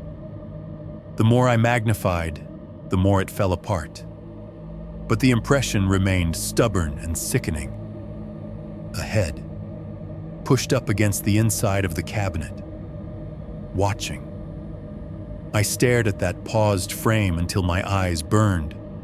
My brain scrambled to give me an out, image compression, pareidolia, pixels arranging themselves into the closest pattern I was primed to see. I told myself it was compression, I say now, fingers hitting the keys too hard. A trick of pixels, time-lapse artifacts, anything but what it looked like. But somewhere between 3:12 and 3:13 that night, my bathroom grew another heartbeat on camera, and the app decided you did not need to see the whole thing. Santa. 1. Home Depot stud finders and the smell behind the mirror. There is a limit to how many times you can tell yourself it is just in your head while your phone is freezing on half a heart crawling out of your bathroom wall. After a couple of days of replaying that time-lapse, zooming in on the hint of a skull in that sliver of darkness until the pixels broke apart, I realized there was only one thing left to do if I wanted to keep pretending I was sane. Open the wall and prove there was nothing there. Not metaphorically, literally. I told myself it was practical. If there was something behind the mirror mold, a broken pipe, some squirrel nest, I needed to know before it turned into a real-world problem that cost more than my rent to fix. But underneath that excuse was something messier, a need to drag whatever was hiding in there out into a light bright enough that even my denial could not smooth it over. So I went to Home Depot. I picked the one off the highway, the big orange box store that sits between a strip mall and a field that always looks like it is waiting to be paved. It was a Saturday afternoon, families in minivans and contractors in trucks all funneled into the same parking lot. The automatic doors whooshed open and let out a blast of air-conditioned chill that smelled like cut lumber fertilizer and dust. Inside, everything was bathed in that warm orange light that somehow makes every aisle feel exactly the same. There were rows of neatly stacked 2x4 racks of shiny new tools and big cardboard displays of things I have never once needed, but apparently someone does. I wandered toward the tool section, trying not to look like a man shopping for proof that his bathroom was haunted. Stud finder screwdriver, I repeated in my head like a grocery list. Normal things. Things people buy all the time. I stopped in front of a wall of stud finders, all in blister packs, all promising accuracy and ease on their cardboard backs. They came in neon colors with extra lights with laser levels attached. I picked one of the cheaper mid-range models, the kind that looks like a plastic TV remote. My hand shook just a little when I took it off the hook. On the way to the screws, I was intercepted by an employee. He was middle-aged, belly starting to push against the front of his orange apron glasses smudged name tag that said Gary. He had the look of a man who has seen too many DIY disasters begin with the words, "How hard can it be? You find in everything okay?" he asked, default friendliness layered over boredom. "Yeah," I said too fast. "Yeah, just checking for moisture behind a bathroom wall. Might be mold." The lie came out smoother than I expected.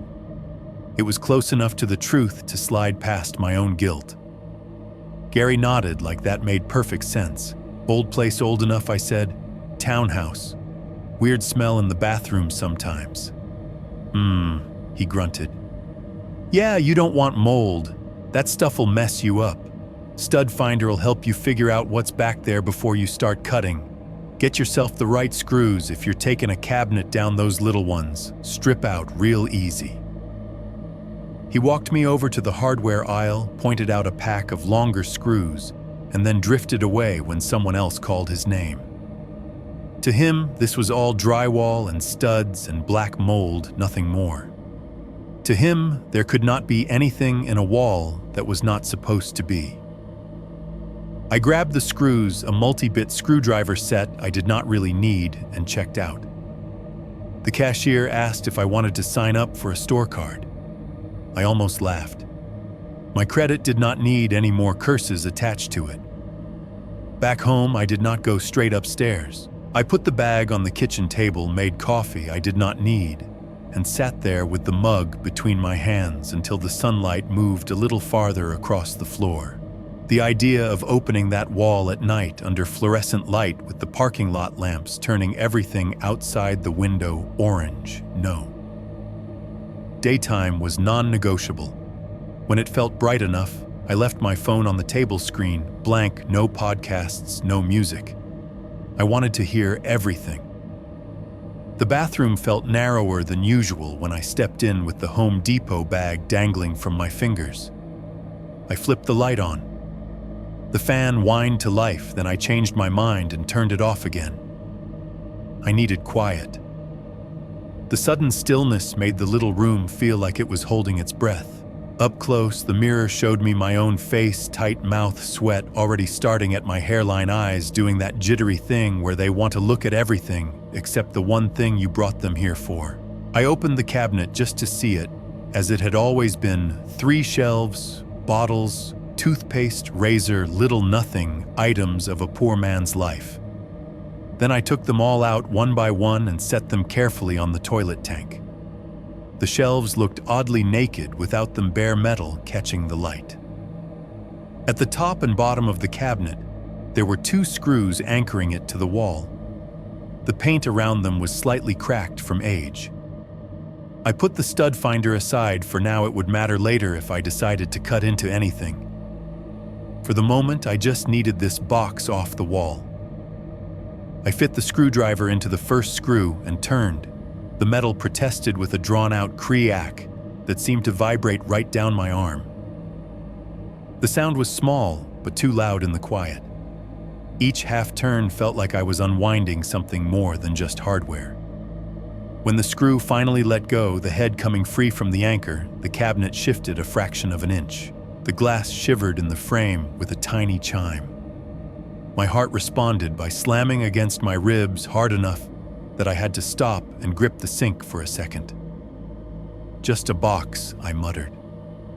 "Just a box on a wall." I went after the second screw. Same slow resistance, same whining groan. I could feel the weight of the cabinet tilting toward me now, pulling gently against the last bit of metal holding it in place. Sweat made the screwdriver slip in my fingers. When the last thread of the screw came free, the whole unit sagged.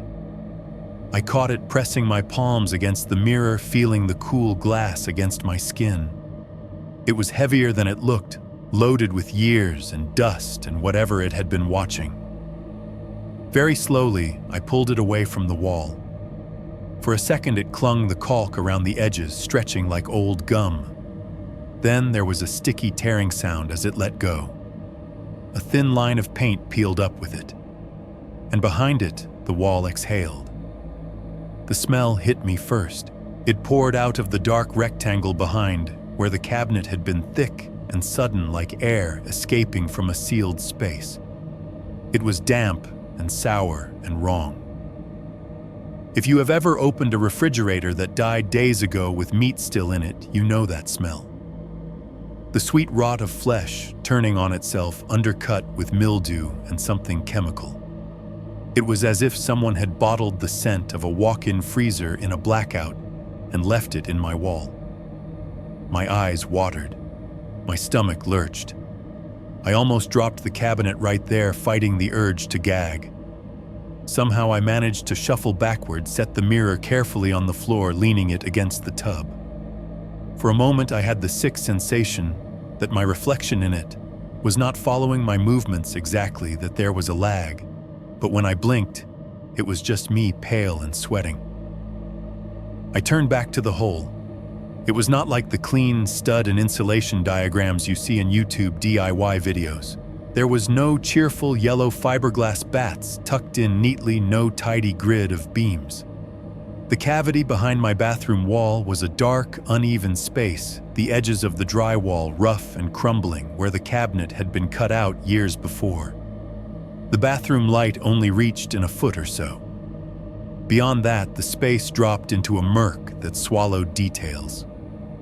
Still, I could make out the shapes of old gray wooden studs, fuzzy at the edges, with what might have been mold. A vertical copper pipe ran up one side, cold and sweating, a bead of condensation sliding down. And between those, filling the gap like an infection, was something else. At first, I thought it was some kind of fungus. It clung to the stud in a thick, irregular mass, blossoming out of the wood and spreading over the pipe. It was a deep, dark red, almost black in the shadows, with a wet sheen that made it look alive. The surface was not smooth. It was ridged and folded like a brain or the inside of a mouth. As my eyes adjusted, I saw more of it. What I had taken for mold lines were not spores, but thin, ropey cords snaking away from the main mass, disappearing into the darkness of the wall. They twined around the pipe, ran along the back of the drywall, dipped down out of sight. Some were thicker than others. Some pulsed very gently, as if something inside them was moving. Veins. That word came into my mind with the inevitability of gravity. I inched closer, one hand braced on the edge of the hole. The smell was almost unbearable this close, a humid blanket of old blood and wet wood. Little flies, no, not quite flies, smaller, paler things crawled in the folds and vanished into crevices. I could see where the red tissue had grown over the stud, partially engulfing it, as if it had been there long enough to decide the house's skeleton was part of its own. In one place, it bulged outward in a rounder swell that looked uncomfortably like a shoulder or the curve of something trying to become a shape, but not quite remembering how. The cords that wrapped the pipe were slightly translucent. Under the bathroom light, I could see darker fluid inside them inching along. I realized with a slow, cold disbelief that I could hear it too. At first, I thought it was just my own heart pounding in my ears again, but the rhythm was wrong. Mine was skittering, panicked. The sound coming from the wall was slower, steadier. Lub-dub. Pause. Lub-dub. It was faint but distinct. A soft, meaty thud that seemed to come from inside the mass itself, vibrating through the wood. The whole cluster of red tissue swelled a fraction with each beat, then relaxed like a lung filling and emptying, but the sound was wrong for lungs. It had the heavy doubled knock of a heart. Lub-dub. My head swam. The edges of the cavity blurred dark corners, stretching wider. I realized I had been holding my breath and let it out in a shaky exhale. The movement stirred the air, making the smell surge, making the nearest cord tremble like a plucked string. I wanted to reach in and touch it. The urge was sudden and stupid and almost overwhelming. Some primitive part of me wanted to feel the heat of it, the texture to prove to my skin what my eyes and ears were telling me. Instead, I dug my nails into the drywall edge until chalky dust crumbled under my fingers. Whatever this was, it was not mold. It was not a dead animal. It was not anything I had ever seen in a home inspection pamphlet. It was meat. There was meat growing in my wall. Meat that had veins and a pulse and a smell like a butcher shop left locked on a summer weekend. Meat that spread out from a point behind my mirror and sent its cords into the bones of the townhouse the way roots spread through soil. And as I leaned there, breathing through my mouth, listening to that thick, patient lub-dub echo in the little hollow space, I understood something I had not wanted to say out loud until that moment. The heart I had seen on the floor was not a hallucination. It was a piece of this. 3.2. The skull, the spray, and the reset. I do not know how long I stayed there with my face inches from that pulsing meat in the wall, listening to it breathe. Long enough for my eyes to adjust a little more. Long enough for my courage to start curdling into a different kind of fear, the kind that wants to catalog, not run. I stepped back just far enough to reach for my phone on the sink. My hands left a faint chalk smear on the porcelain from the drywall dust. The screen lit up too bright momentarily, washing out the bathroom. For half a second, I thought I saw something move in the mirror propped against the tub, my reflection turning a fraction later than I did. But when I glanced that way, it was just me, hunched and pale. I turned the flashlight on and aimed its hard white beam into the cavity. The shadows peeled back. All the damp red tissue I had seen before leapt into sharper focus, every ridge and fold outlined now instead of hinted at. The cords winding along the pipe shone slick and translucent. Little beads of moisture clung to them like sweat. Then the light hit something else higher up, tucked deeper into the dark. At first it was only a flash of a different color, off-white, not drywall, not wood. A curve catching the light the way bone does in medical photos. I angled the phone, heart thudding. The shape resolved. It was the top half of a skull. Not a Halloween decoration, not some smooth plastic prop. Real bone. The dome of it sat partially embedded in the mess of red tissue, as if the meat had grown around it, instead of rotting it away. The surface was an old ivory color, stained in places a darker brown, where something had seeped into the porous surface. A fine crack zigzagged across the forehead, running from one temple toward the middle like the line on an old porcelain doll that has been dropped. The eye sockets were the worst part. They stared out from the dark like two perfect pools of nothing. Empty, but not clean. Around the inside edges of one tiny strips of dried, Something clung yellow-brown, curled with a texture like burnt bacon. Bits of dried skin, maybe, or muscle that the red growth had not bothered to consume. In the other socket, half hidden in shadow, something pale and wet glistened. I tilted the phone closer, the beam narrowing. A lump of jelly-white mass sat tucked into the cavity, threads of red tethering it to the bone. It was slumped and misshapen, but as the light hit it, it gleamed with a familiar, sick sheen. An eye, or what was left of one. The sclera had turned a sickly yellow.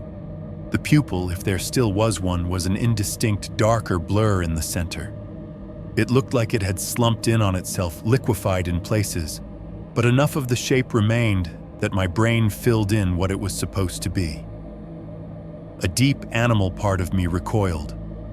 Another leaned in with horrible fascination.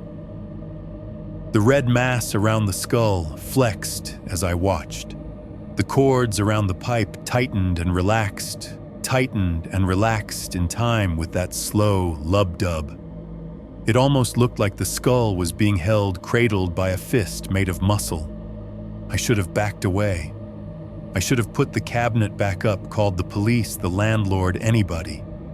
Instead, I did the dumbest thing I have ever done in my life. I reached in. I do not even remember making the decision. 1 second, I was just staring. The next, my hand was sliding past the edge of the drywall, fingers brushing flakes of old paint and cobweb. The space inside the wall was narrower than it looked. The studs crowded my arm on either side. Splinters scratched my skin. The air against my forearm was humid and warm, like sticking your arm into the inside of a sleeping animal. I aimed for one of the cords, a thick, dark one that looped down from the main mass and into the shadows. Part of me wanted to know if I could feel fluid moving inside it. Part of me was convinced that if I touched it, the whole thing would dissolve like mold, and I would wake up or laugh or both. My fingertips made contact. The texture was all wrong for anything dead. It was slick and rubbery, giving under the lightest pressure, then pushing back. Like touching the side of a heart in a medical video. Heat radiated off it, a deep internal warmth that had nothing to do with the bathroom air. The reaction was immediate. The mass in the wall convulsed. The steady lub-dub I had been hearing picked up speed, vaulting into a frantic gallop. The main cluster of red tissue clenched inward, squeezing the skull and pipe, then expanded outward so fast the whole cavity seemed to swell. My hand jerked as the cord under my fingers snapped taut, stretching like a live wire. Somewhere inside that mess, a channel ruptured. There was a wet, ripping sound like a hose being torn open. A second later, something hot and pressurized slammed into my face. A jet of blood shot out from a torn vein straight through the gap around my arm and into the bathroom. It hit me square across the eyes and mouth, a thick, dense spray that coated my skin in an instant. I gasped and choked the taste of pure metal exploding on my tongue. It was hot body temperature or hotter, and it had weight. It did not mist. It slapped droplets, hitting hard enough that one stung my eyelid. The room was suddenly full of sound. A wet, gurgling hiss from the wall as lines ruptured like popped blisters. The frantic, meaty thump, thump, thump of whatever heart I had just pissed off, now hammering at double time. The whine of the light fixture above seemed to notch higher, like electricity was reacting too. I screamed, I think. Or maybe it was just a raw noise forced out when my back hit the tub. The cord under my fingers snapped loose from the wall with a sick tug, and I flung my hand back on instinct. My feet slipped on the slick tile. I went down hard, spine cracking against the edge of the bathtub before I slid to the floor in a heap. The phone flew from my other hand, the flashlight beam spinning crazily around the ceiling. For a second, it illuminated the whole bathroom at wild angles, A smear of red on the wall, my own hands outstretched, and dripping, the open mouth of the cavity looked like a wound in the house. Blood was in my eyes, in my nose, sliding over my lips. I coughed and spat red, spattering the tile. It clung thick to my face, gluey and warm. I scrabbled blindly for the towel hanging on the rack, fingers sliding on cloth, knocking it down. I pressed it against my face, wiping hard, smearing more than cleaning. Every time I blinked, my lashes stuck together. The smell was a solid thing, a wall of iron and salt and something animal. It forced its way into my sinuses, drowning out everything else. I could feel my heartbeat roaring in my ears, trying to match the chaos in the wall, failing. For a wild second, I was sure I had actually wounded it. That whatever was threaded through my house was going to die screaming, take the plumbing and the wires and the drywall down with it. Then, as suddenly as it had started, the noise stopped. The wet spraying sound cut off mid-spurt. The frantic thumping in the wall dropped away into silence. The only sounds left were my own disgusting gasps, the towel rasping over my skin, and the faint high whine of the bathroom light. I blinked, expecting my vision to still be smeared red. It was clear. The towel in my hands was clean, just cheap beige cotton, no stains. My fingers, when I pulled them away from my face, were dry. No stickiness between them, no dark sheen. The smell was gone too. No blood, no rot. Just the flat, slightly dusty air of a bathroom that had not been cleaned as often as it should. A hint of cheap soap, a whisper of bleach from the last time I had half-heartedly scrubbed the tub. For a second, my brain refused to process it. Sensory whiplash made everything tilt. The memory of hot liquid still burned in my mouth, ghost taste of iron. My heart was jackhammering, but there was nothing to anchor that panic to anymore. I forced myself to look up. The wall where the cabinet had been was smooth. The mirror was back in place. It sat there as if it had never been removed. No missing screws, no ragged cutout, no dark cavity open to whatever was growing behind it. The edges were clean, the caulk line unbroken. My own reflection stared back at me from a sheet of spotless glass. For a few long seconds, I could not breathe. I only knew I was still alive because my chest hurt too much for me to be anything else. I reached out with one shaking hand and touched the edge of the mirror frame. Cool metal met my fingertips. The cabinet gave that same small magnetic resistance it always had when I pulled. The hinges answered with their familiar tink as the door swung open on 3 neat metal shelves full of bottles. No hole, no meat, no skull. Just a plain drywall back-painted the same off-white as the rest of the bathroom. I slammed it shut so hard the glass rattled. My back ached fiercely. When I shifted, a sharp pain stabbed right where my spine had hit the tub. I glanced down and saw a faint damp print on the tile where my hand had landed, when I fell a pale, imperfect smear in the shape of fingers already drying. I pushed myself upright slowly, every vertebra complaining. My clothes were unmarked. No red, no brown, not even a water stain. My face in the mirror had no streaks. No blood crusted in my eyebrows, no smear on my jaw. The only place anything hurt was inside. Thoughts piled up and collapsed on each other.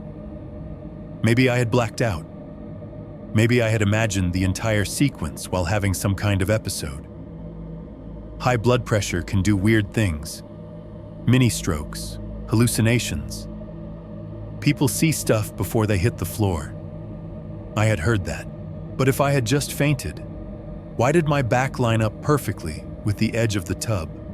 Why did my tailbone feel like I had landed exactly the way I remembered landing? And why on the tile beside the tub was there a single dried line of moisture in the vague shape of a handprint? Fingers splayed toward where the mirror had been, like someone else had reached out to catch me when I went down 3.3. Doctors' threats of psych meds and the voice I swear I heard.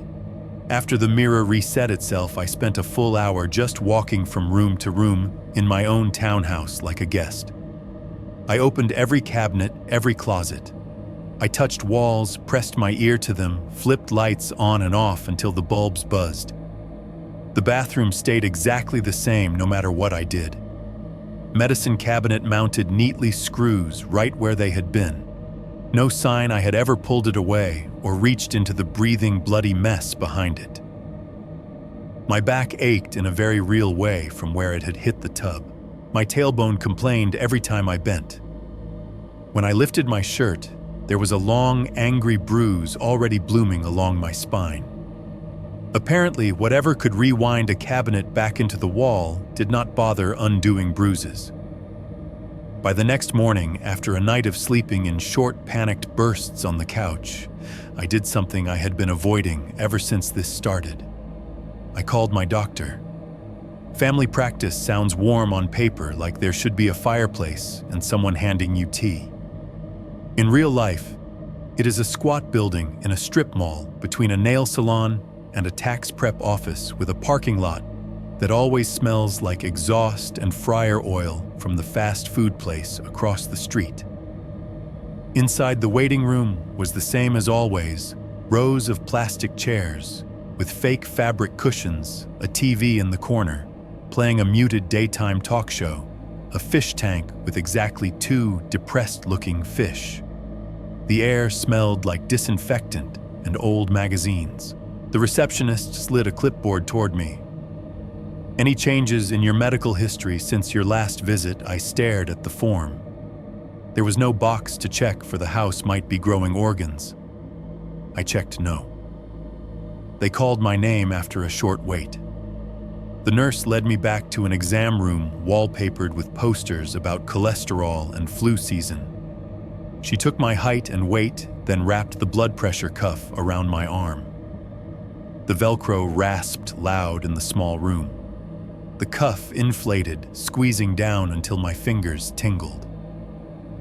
She frowned slightly at the monitor when it beeped and printed. "A little high today," she said, like the numbers were misbehaving on purpose. "Yeah," I answered. "Been stressed." She typed something into the computer, asked about my medications, my job, if I was still on nights. Then she left, and I sat on the crinkling paper on the exam table, staring at the sink with the little biohazard sharps container beside it. When my doctor came in, he did the same cheerful routine he always does. Knock, smile, handshake. He is in his 50s, glasses, thinning hair, a tie that probably looked better in different lighting. So he said, flipping open my chart on the tablet, "What brings you in today?" "We saw you a few months ago about the blood pressure." I told myself I would ease into it. Start with the normal stuff. "I haven't been sleeping," I said. "For a while now. Night shifts are worse lately.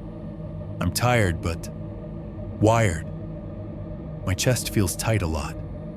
Feels like I'm hearing my heartbeat when I try to sleep." He nodded along, tapping the screen. "Any pain radiating into your arm, jaw shortness of breath?" "No. Not really. Just pounding. And I keep hearing things in my walls." His eyebrows ticked up just a little. "Hearing what exactly?" "Like a heartbeat," I said. "In the bathroom. Behind the mirror. Deep thumps. It doesn't match mine." He glanced at my chart again. "Your father had a heart attack, correct?" "Yeah. In his bathroom. In a trailer." "And you're on nights at the warehouse still?" "Yeah." He nodded slowly, that neutral clinical nod they learn in med school. "Okay. Sleep deprivation can amplify awareness of bodily sensations. Anxiety can make you hyper-focus on your heartbeat. It can also cause something we call somatic hallucinations. You experience sensations that feel very real but aren't tied to any immediate physical danger." Something about that word, hallucinations, made my stomach drop. "I'm not just feeling it," I said. "I've seen things. Behind the wall. It's like meat on the studs. I took the cabinet off and I stopped.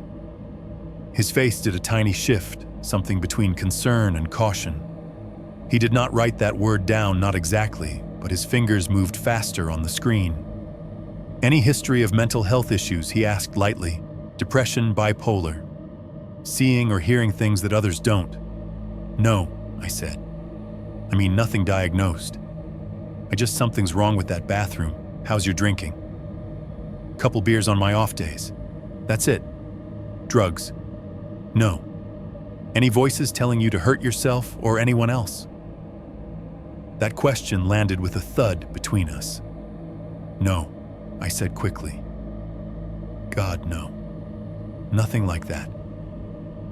He nodded again, but the room felt different now. He was not just a guy in a tie anymore. He was a gatekeeper, someone who could put a word in my chart that would follow me into every job, physical, every insurance application. I imagined psychotic features or schizophrenia in neat black text locked next to my name. He talked about stress, about how night shift is brutal on the circadian rhythm, about how grief, yes, even old grief like losing a father years ago, can resurface in strange ways, especially for men who never really processed it. I suspect what you're experiencing are anxiety symptoms compounded by sleep deprivation, he said. You mentioned hearing a heartbeat in the wall. It's possible you're hearing pipes or your neighbor, or it may be your own heartbeat in your ears when you're in a quiet, enclosed space. Your brain is very good at pattern making. I thought of the skull walled up behind the studs, of the cords pulsing around the pipe, of the way the cabinet had simply undone itself. Sure, I said. Pipes. He recommended we bump up the dose on my blood pressure medication.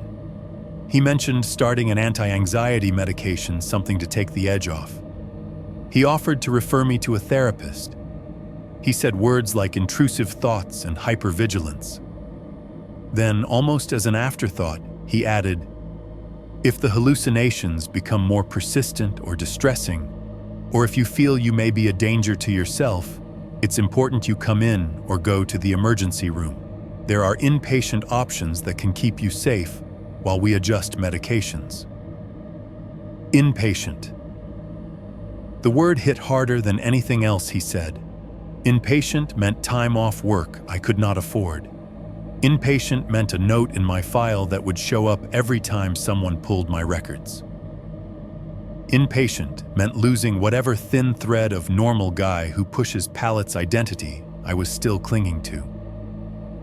By the time I left, I had a slightly altered prescription, a referral slip for a therapist I was never going to call, and a bright yellow pamphlet about anxiety disorders folded in my pocket. Outside in the harsh afternoon light, the cars in the lot looked too sharp. The sky felt too low. On the drive home, the radio was just static between stations. I told myself somewhere between the clinic and my front door that I was done talking about this out loud. The cops had not believed me. The doctor had a polite clinical word for what I saw.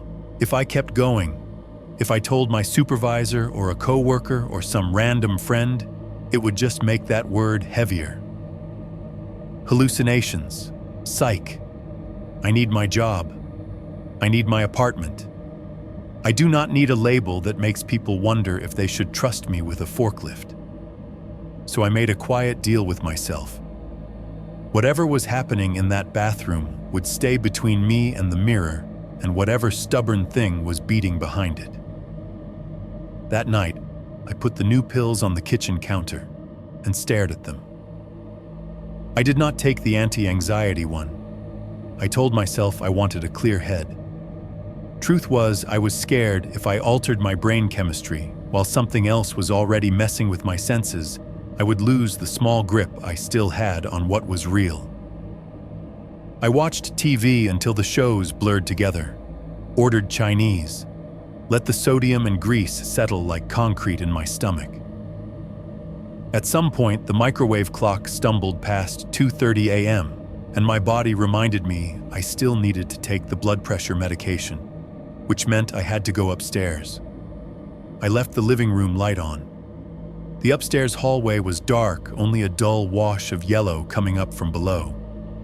The bathroom door was half open, a thin rectangle of deeper shadow. I did not turn on the bathroom light. For some reason, it felt safer to keep the overhead off and let the glow from the hallway do the work. It spilled across the threshold, turning the sink and mirror into flat shapes instead of harshly lit objects. The medicine cabinet in the dark looked more like a doorway than a mirror. I stepped in until I was standing right in front of it. I could see my outline reflected faintly, a darker mass inside a dark frame. My hand found the edge of the cabinet by touch. The heartbeat in the wall was waiting for me. It started up as soon as I settled there, deeper and more deliberate than my own. Lub-dub. Pause. Lub-dub. The sound did not come from my ears this time. It came from the space behind the glass, from the drywall, and studs and whatever else was woven through them. I could feel it in my fingertips, resting against the frame, a slow, subtle vibration with each doubled thump. I unscrewed the pill bottle with clumsy fingers, eyes still fixed on the barely visible shape of my face. That was when I heard the other sound. It slipped in between heartbeats, a ragged little thread of noise like air being forced through a torn throat. Not loud, not clear, but there. The thank. The syllables scraped wet and shredded like whoever was making them had forgotten how mouths worked. I froze. The pill bottle slipped from my hand, rattling once against the porcelain, and then spinning in a circle in the sink, hard plastic on hard ceramic. The sudden sharp noise sliced through the bathroom, and for an instant, everything else went dead silent. No heartbeat, no house sounds, just the clatter and then the echo. When the bottle finally settled, rolling against the drain with a soft tap, the quiet expanded so wide I thought my head might split. Then the heartbeat came back. Lub-dub. But there was something riding inside it now, a faint, breathy whisper curled around the second beat, each time almost too low to hear. Stayed. Here. Or maybe stay. Here. Or maybe neither. My brain did its best to shove consonants into the mush of sound, to turn it into thank you 1 second, and stay here the next. Gratitude or a command, I could not tell. I stood there barely breathing, skin crawling. The urge to run fought with the urge to lean in and hear better. In the end, fear won. I lunged for the sink, snatched the pill bottle with sweaty fingers, fumbled one into my mouth, swallowed dry. When I bent to pick it up, my eyes flicked down past the cabinet to the narrow shelf where I kept cleaning stuff. To my father's box. The lid was not flush. Just a hairline gap barely wider than a coin ran along the front edge. I knew I had closed it earlier. I am compulsive about lids and caps. Growing up in a trailer with roaches will do that to you. For a second in that tiny wedge of darkness, it looked like something moved. A shift of deeper shadow inside the box. Heat brushed my hands. Not from the vent, not from my own body. A faint, pulsing warmth seemed to rise out of the wood, like the box itself had been sitting next to a fireplace. I could almost hear it, the tiniest muted thump inside the grain, deep and far away, answering the larger heartbeat in the wall. I reached out and laid my fingers on the lid. The wood vibrated so softly, I might have imagined it. If it started in my father's trailer bathroom and it ended in his chest, I am typing now, then maybe whatever lived behind his mirror did not die with him. Maybe it was waiting in that box the whole time I was proud of myself for bringing a piece of him here. 4.1. Silence. Then 3 heavy thumps. For a few days, it pretended to be gone. The first morning, I noticed I was standing at the kitchen sink halfway through my first cup of coffee, waiting for that familiar, distant thump to bleed through the ceiling. It did not. The house sounded like every other tired, middle-class rental in the suburbs, fridge cycling, a car door slamming somewhere outside, pipes ticking when a neighbor flushed. Upstairs, the bathroom waited. When I finally forced myself up there, the air felt wrong. Not foul, not cold, just blank. I stood in front of the mirror with the lights on, then with the lights off, touched the frame, knocked once on the glass, then once on the drywall beside it. No answering vibration. No meat breathing in time with anything. The silence had weight. It was the kind of silence you get on the phone right after someone says your name, but before they tell you what is wrong. An intake of breath that never finishes. I found myself holding my own breath to match it, listening for even one ghost of a lub-dub behind the cabinet. Nothing. The first night without the thump, I slept harder than I had in weeks and woke up with my heart racing anyway, certain I had missed something that had crept right up to the edge of my dreams. The second night, every creak in the townhouse made me jump because now there was no steady background beat to file them against. By the third day, I had almost convinced myself the doctor had been right. Maybe the box, the mirror, the wall, it was all a kind of breakdown, a private horror show starring my own nervous system. Maybe whatever part of my brain had turned the house into a body had finally burned itself out. The bruise on my spine faded from purple to yellow. The hand-shaped smear on the tile by the tub washed away with the next half-hearted cleaning. The box under the sink looked like a box again. When I opened it, there was nothing inside but an old, stale smell of pills and wood. No heat, no heartbeat. The only thing that would not reset was me.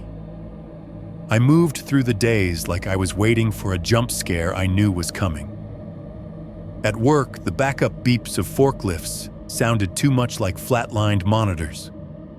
Every time I walked past the aisle with industrial bathroom fixtures stacked in neat boxes, my skin prickled. On lunch break, I caught myself staring at the reflection in the microwave door until the guy next to me cleared his throat and asked if I was going to use it or just date it. "You look rough, man," he said. "Night shift," I answered, because that excuse fits almost anything. Back home, the townhouse had the heavy stillness of a room where a fight has already happened. The walls watched me. The bathroom door at the top of the stairs looked like a closed eye. When the 13th of the month rolled around a date my brain had quietly circled. Just because it ended in 13, I got hit with one of those shifts that makes you question every life choice that led you to an Amazon warehouse at 3 a.m. Half the crew called off. The line backed up. Someone dropped a pallet, and a tower of boxes fell like a slow avalanche, bursting open to vomit packing peanuts and cheap electronics across the floor. By the time I clocked out, my legs were vibrating from standing. My hands had that phantom scanner weight in them, even after I turned the real one in. My inbox held a message from my landlord about routine maintenance sometime next week, which did not help the feeling that the building itself had an agenda. The drive home was all washed-out highway and taillights. It was cold enough that my breath fogged the windshield at stoplights. A semi roared past in the next lane, rocking my car with its slipstream. In the parking lot, the sodium lights painted everything that same old, bruised orange. My upstairs neighbor's TV flickered behind their blinds. Somebody had left a pizza box on top of the dumpster seagulls already circling like they had been summoned. My back ached, my feet ached. There was a tight band of pain around my chest that felt more like fatigue than a heart attack. At least that is what I told myself. I climbed the stairs one slow step at a time, key heavy in my hand. Inside, the living room felt stale. I kicked off my boots and stood there in my socks for a second listening. Silence. The idea of going to bed without showering made my skin crawl. Cardboard dust clung to my arms, a fine gray film in the creases of my fingers. The collar of my shirt felt greasy. If I was going to wake up tomorrow and do this again, I at least wanted to smell less like work. So I went upstairs. The bathroom light flicked on with its usual tired delay, then flared to life, humming overhead. The mirror above the sink showed only me, bleary-eyed and sagging, that faint ghost of the skull in the wall nowhere to be seen. I turned on the shower. Hot water blasted out of the faucet, then steadied into a steaming stream. The pipes rattled in the walls as they always did, knocking a rhythm that never quite settled. I stood under it until the water stopped feeling like needles and started feeling like weight beating down my neck and shoulders. Steam filled the small space quickly. It climbed the walls, condensed on the ceiling, slid back down in fat drops. The mirror fogged over completely, my reflection erased. The room shrank to the circle of tile and plastic and water. Every breath I took was thick and hot, like I was inhaling the inside of a dishwasher mid-cycle. For the first time in a long time, I felt almost numb. The roar of the shower drowned out the fridge, the neighbor's toilet, the hum of the heater. It was just white noise and heat and the rough drag of soap on skin. When the hot water started to lose its bite, the subtle shift you only notice when you have used this shower enough times, I shut the faucet off. The sudden quiet was a physical thing, a slap. Water pattered from the curtain, dripped from my hair into my eyes. The fan was off. The only sound left was the irregular tap-tap of drops hitting the tub and the tiny gurgle of water spiraling down the drain. I pulled the curtain aside. The bathroom was a blank white void in the steam. The mirror was a cloud. No edges, no frame, just a flat sheet of gray where the cabinet should be. Moisture ran down the wall in unpredictable paths. The overhead light looked fuzzy, haloed. I stepped out onto the bath mat toes, sinking into its damp fibers, and reached for the towel. That was when it hit. Thump. It did not sound like the smaller contained beats I had grown used to. This was bigger, closer. The floor jumped under my feet, a subtle but definite shudder. Ripples spread through the shallow water pooled around the drain, concentric circles that bumped against each other and broke. The towel in my hands trembled. Thump. The second impact came hard on the heels of the first, close enough that I could feel my own knees buckle a little. The tile beneath the bath mat seemed to vibrate. Somewhere in the wall, glass rattled in its frame. Thump. The third was the worst. It had weight. Not just sound, not just resonance. It felt like a body hitting the other side of the wall with everything it had. I grabbed the edge of the sink to keep from slipping. The cabinet door above it clattered, the small metal latch buzzing against itself. Little clinks and clacks followed as medicine bottles tapped together inside a shaken chorus of plastic against plastic. The silence that followed those 3 hits was not really silent at all. It was choked with aftermath, tiny tinkles of glass settling the drip of water, my own breath punching in and out too fast. My ears rang. I looked up. The mirror was no longer just fogged. The condensation had thickened in the center the way it does when someone stands very close and breathes on one spot. A rounder bulge of moisture swelled there like a bubble pushing out from behind the glass. The vapor was actually doming outward, beating along an invisible curve that did not match the flat plane of the mirror. For a second, I thought the glass itself was warping. Shapes moved in that bulge. Not reflections, there was nothing for it to reflect, except the white curtain and a slice of my own shoulder. These were lines forming from the inside darker tracks, where the fog thinned in specific arcs and angles.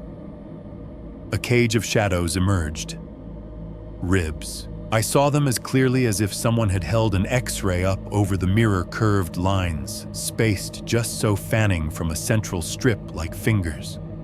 Between them, dim hollows. Above them, a faint swell that could have been a sternum pressing forward. The condensation mapped the outline of a chest, pressing into the glass from the other side, every exhale drawing the fog in every inhale, pushing it out. The longer I stared, the more detail my brain supplied. A dark, vertical smear that could be a spine. A suggestion of shoulder sloping away into the blur. The bulge throbbed. Not in time with my heart, in time with something deeper. For the first time since this started, the thing in the wall was not just sound or suggestion. It was pressing its body up against the barrier between us, letting me see the architecture of it in the sweat on my mirror. I did not move. I did not breathe. Water dripped from my hair onto my shoulders, slid down my spine in cold trails. Somewhere beneath the tile, the pipes ticked. The cabinet gave a tiny, eager creak, like it was waiting to be opened. 4.2. Crawling out ribs, organs, and the single eye. The outline of the ribs in the fog did not fade. It sharpened. The bulge of condensation in the middle of the mirror pressed out farther, like something inside the wall had taken a breath and decided the glass was not enough of a barrier anymore. The mist thinned along the arcs of bone until the pattern was so clear, my brain stopped trying to rationalize it as random streaks. I took one step back, heel hitting the bath mat shoulder blades, touching cold tile. My towel sagged around my hips, damp and heavy. Every instinct I had left screamed at me to get out of the room. My feet did not listen. There was a click inside the wall. Not the polite little tink the hinges make when you open the cabinet by hand. This was deeper, sharper, like a lock snapping. The mirror cabinet door flew open. It did not swing slowly, did not creak. It blasted outward, slamming into the air, as if someone on the other side had kicked it with both feet. The force of it sent a gust of moist air into my face, hot and foul. Bottles inside crashed into each other, one tumbling out and bouncing off the sink with a hollow bang before skittering across the floor. Behind where the mirror had been, there was not the dull beige of drywall. There was darkness. A thick, almost physical blackness filled the cavity deeper than any shadow the bathroom light could cast. It had weight to it, like ink or oil. The edges clung to the frame, reluctant to let the light in. Something moved inside it. I heard it before I saw it, a wet sliding sound meet against metal tendons stretching. The smell hit harder now, a blast of rot and copper like standing in front of a butcher's dumpster in July. My stomach tried to climb into my throat. Then a hand came out.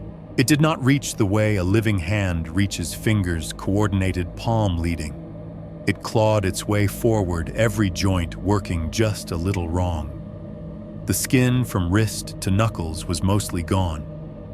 What was left hung in ragged, translucent strips, gray and yellow and slick.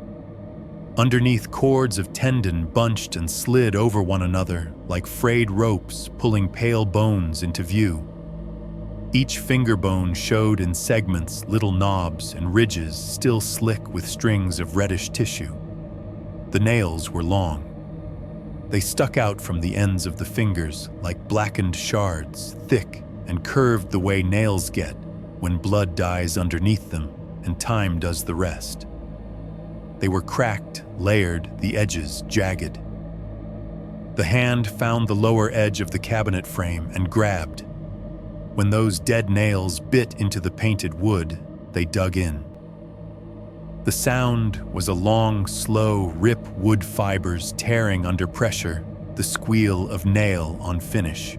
It left behind a gouge as it dragged a deep groove lined with something wet and dark that immediately began to drip down the front of the cabinet. Blood, old and fresh at the same time. It hauled. Another hand joined it a second later, slamming out of the dark and catching the opposite side of the frame. This one was no better, exposed tendons flexing knuckles, bare patches of leathery skin clinging in random places. The two hands worked together, dragging something huge and heavy toward the opening, like a man hauling himself out of a trench. Then the chest hit the frame. For a moment it got stuck, wedged there as though the cabinet had not been built to accommodate anything so big. The body behind it did not care. It pushed. The upper torso heaved into the light. The ribs I had seen traced in fog were real right there, inches from my face. They jutted out in a half-cage white and slick, some stained brown where they met the cartilage. A few were snapped, jagged ends pointing inward or outward like broken teeth. The center, where a sternum should have been, was open, nothing but a torn, gaping cavity. Inside it, a heart the size of a small melon beat in the open air. There was no breastbone to hide it, no muscle wall. It sat there in the raw, dark red and pulsing, crisscrossed with fat blue veins. Every contraction made it swell and shine, then snap back, sending little shudders through the rest of the body. With each beat, beads of blood leapt off its surface, flinging out in arcs that spattered the metal frame and sink in front of it. Tiny red droplets hit the porcelain, with soft ticks rolled together into thicker lines, slipped over the curve toward the drain. I watched one thread of blood find the familiar crack in the sink, slide deliberately into it, and vanish. The thing dragged itself farther. Organs came with it. To one side of the heart, a lung clung stubbornly to the inside of the ribcage, half collapsed. Its surface was mottled gray and purple, like something smoked and left in the rain too long. It swelled and deflated in small jerks, even though the air in the bathroom was still. Each twitch made a wet, rubbery squeak. Below, ropes of intestines spilled out over the bottom of the frame. They poured slowly, their own weight dragging them forward once gravity got hold. Red-brown coils, slick with dark fluid, slid over the edge of the cabinet and down toward the sink. Some sections were smooth. Others were torn edges, frayed strings of tissue hanging like torn threads. Yellow fat clung in globs, trembling. The first loop hit the porcelain with a heavy, obscene slap, then started to slither along the slope, pulled by more mass behind it. Viscous fluid dribbled from the mess pooling in the basin, creeping toward the drain in thick, reluctant trails. Something thudded inside the cavity, and the whole upper body lurched again. Finally, the head came through. It did not present itself like a human head should. It did not lead. It came as an afterthought, bumping against the frame on the way, snagging on splinters of wood and torn metal. It was mostly skull. Patches of scalp still clung in places, strips of hair matted with dried blood and darker, unidentifiable grime. Little islands of skin hung from the cheekbones, leather brown and cracked.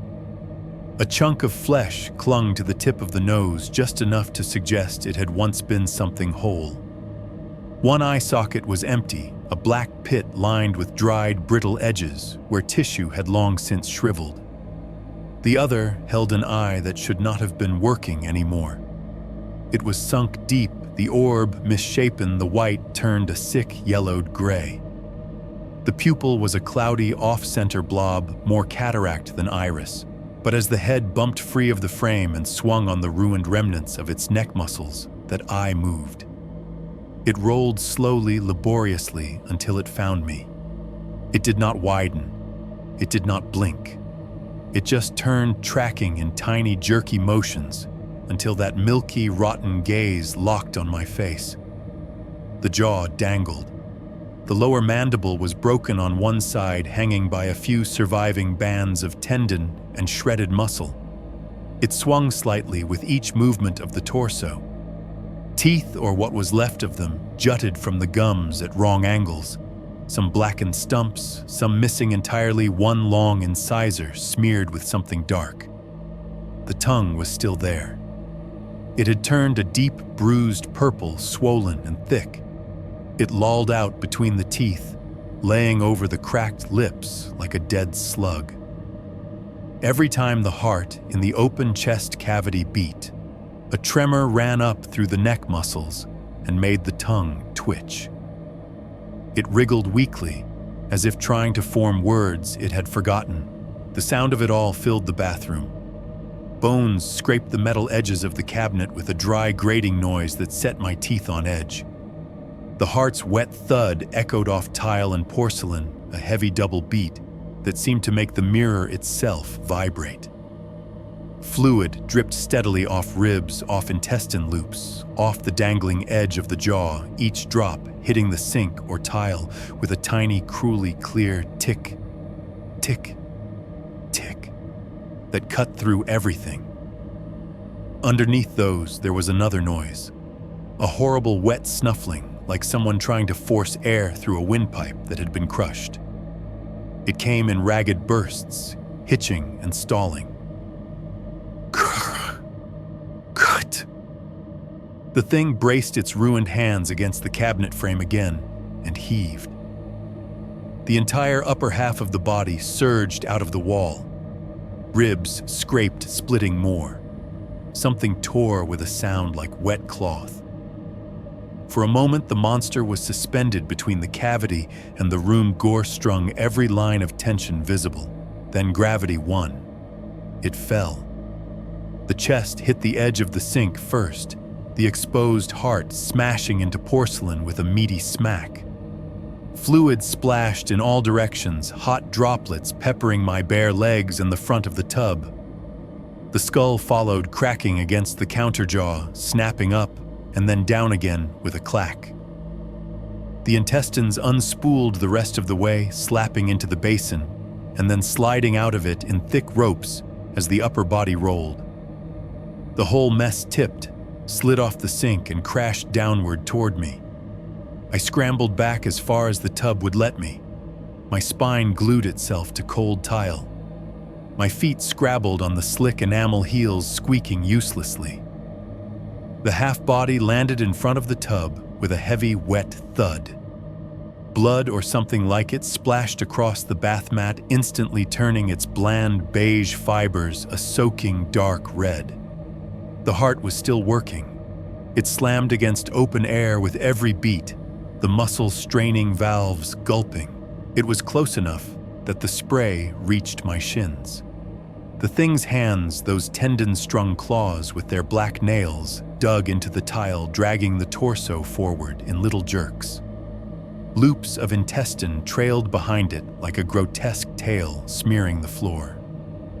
One lung flapped loosely in the cavity, with each movement a gray, damp balloon. I could not move. Warm water from the shower still trickled down my neck and spine, meeting the cold sweat that had broken out all over me. Droplets slid over my shoulders, down my arms, into the bend of my elbows, carrying little streaks of red with them. The creature's single ruined eye rolled, trying to climb its socket enough to see me better. Tendons in its neck tightened, lifting the skull. Bits of dried flesh cracked and flaked off as the head tilted. The loose jaw swung, then caught crookedly, hanging at an angle that made the remaining teeth jut like broken fence posts. The purple tongue twitched, dragging across the lower teeth, leaving a faint string of dark saliva that snapped at the end and fell. It lifted its head toward me, or what was left of one. 4.3, it should have stayed in the family. For a second, neither of us moved. The thing lay sprawled halfway out of the cabinet, halfway into my bathroom, a pile of bones and organs and ropes of intestines steaming in the air. The heart in its open chest hammered, slapping wetly against the hollow of its ribs, spraying little arcs of blood that freckled the tile and the white tub. Then its head shifted. The tendons in its neck tightened with a jerky insect sort of motion, pulling the skull up from the floor like someone was yanking on strings from inside the wall. Bits of dried flesh tore as it moved, cracking and crumbling around the jawline. That one remaining eye rolled. The cloudy, milky sphere wobbled in its ruined socket, dragging sluggishly across dried tissue until the pupil, foggy and off-center, found me. It stopped there, fixing on my face like it had finally lined up the shot.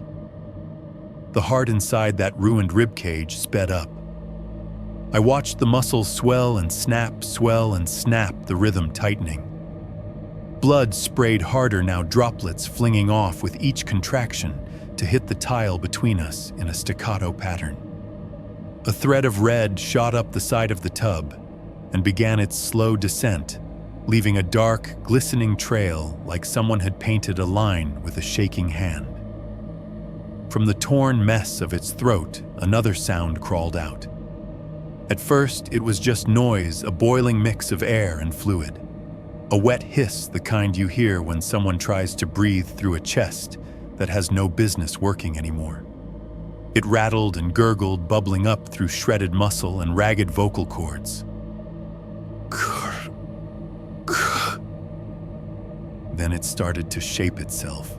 The sound stretched, grabbed at consonants, stumbled around vowels like they were broken glass. It was like listening to a tape being chewed up and spit back out of an old player, words dragged too slow, then too fast, warping at the edges. Sh, shao, should. My skin crawled. My own heartbeat thrashed in my chest, fast and high, a trapped animal slamming around in my ribs. It did not match the drumbeat in front of me. We were out of sync, two separate engines running in the same room, one frantic and one heavy. My ears started to ring the way they do when you go underwater too fast. The corners of my vision darkened, closing in, turning the bathroom into a tunnel with the thing at the end of it. Stayed. The air felt thick. Every breath I dragged in tasted like rust and rot and hot water. My fingers had gone numb where they clutched the edge of the tub. In. The eye did not blink. The heart did not stop. The last word came out in pieces, syllables scraped raw, but there was no mistaking it. It carried a thin thread of something that might once have been emotion, resentment maybe, or accusation, stretched over the wet ruin of its voice. Should have stayed in the family. My head swam. For a moment it felt like the walls had lurched closer. The tile behind my shoulders was slick with steam. My back slid a fraction of an inch, then stopped. The thing tried to move again. One hand lifted off the floor tendons, tightening. The blackened nails scraped across the tile in a slow, searching arc, feeling for purchase. The other hand reached higher, fingers clawing at the side of the tub. The sound they made as they dragged across the enamel was worse than the voice, thin, sharp, a scritch, scritch, scritch that set every nerve in my teeth on fire. It pulled. The whole upper torso jerked forward another inch. Loops of intestines stretched, then slid, leaving a smear of dark, glossy slime on the tile in their wake. A segment of bowel slopped over the rim of the sink and dangled there, dripping sluggishly. My feet were only a few centimeters away from the mess now. If I straightened my legs, my toes would touch it. The heart in its chest slammed against open air, spraying me again. Warm droplets pattered onto my shins, my knees, the underside of my towel. I snapped. Survival is not logical. It is not graceful. It is ugly and clumsy and fast. My eyes darted wildly around the bathroom for anything, any kind of weapon.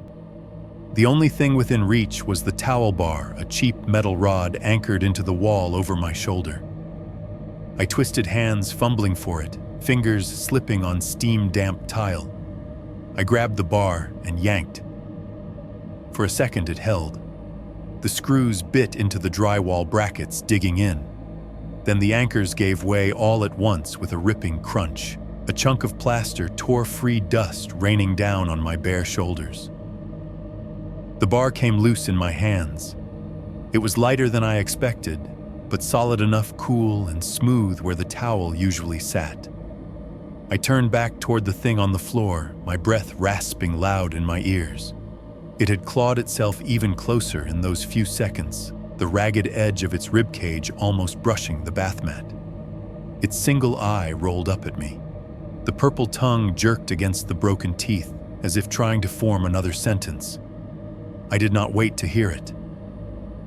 With a sound that was half a sob and half a roar, I swung the bar down. Metal met meat. The impact jolted up my arms, a shock of resistance and give. For a split second, the towel bar dented the heart, pressing into it, like a finger into a water balloon. Then, the muscle burst. It did not slice neatly, it tore.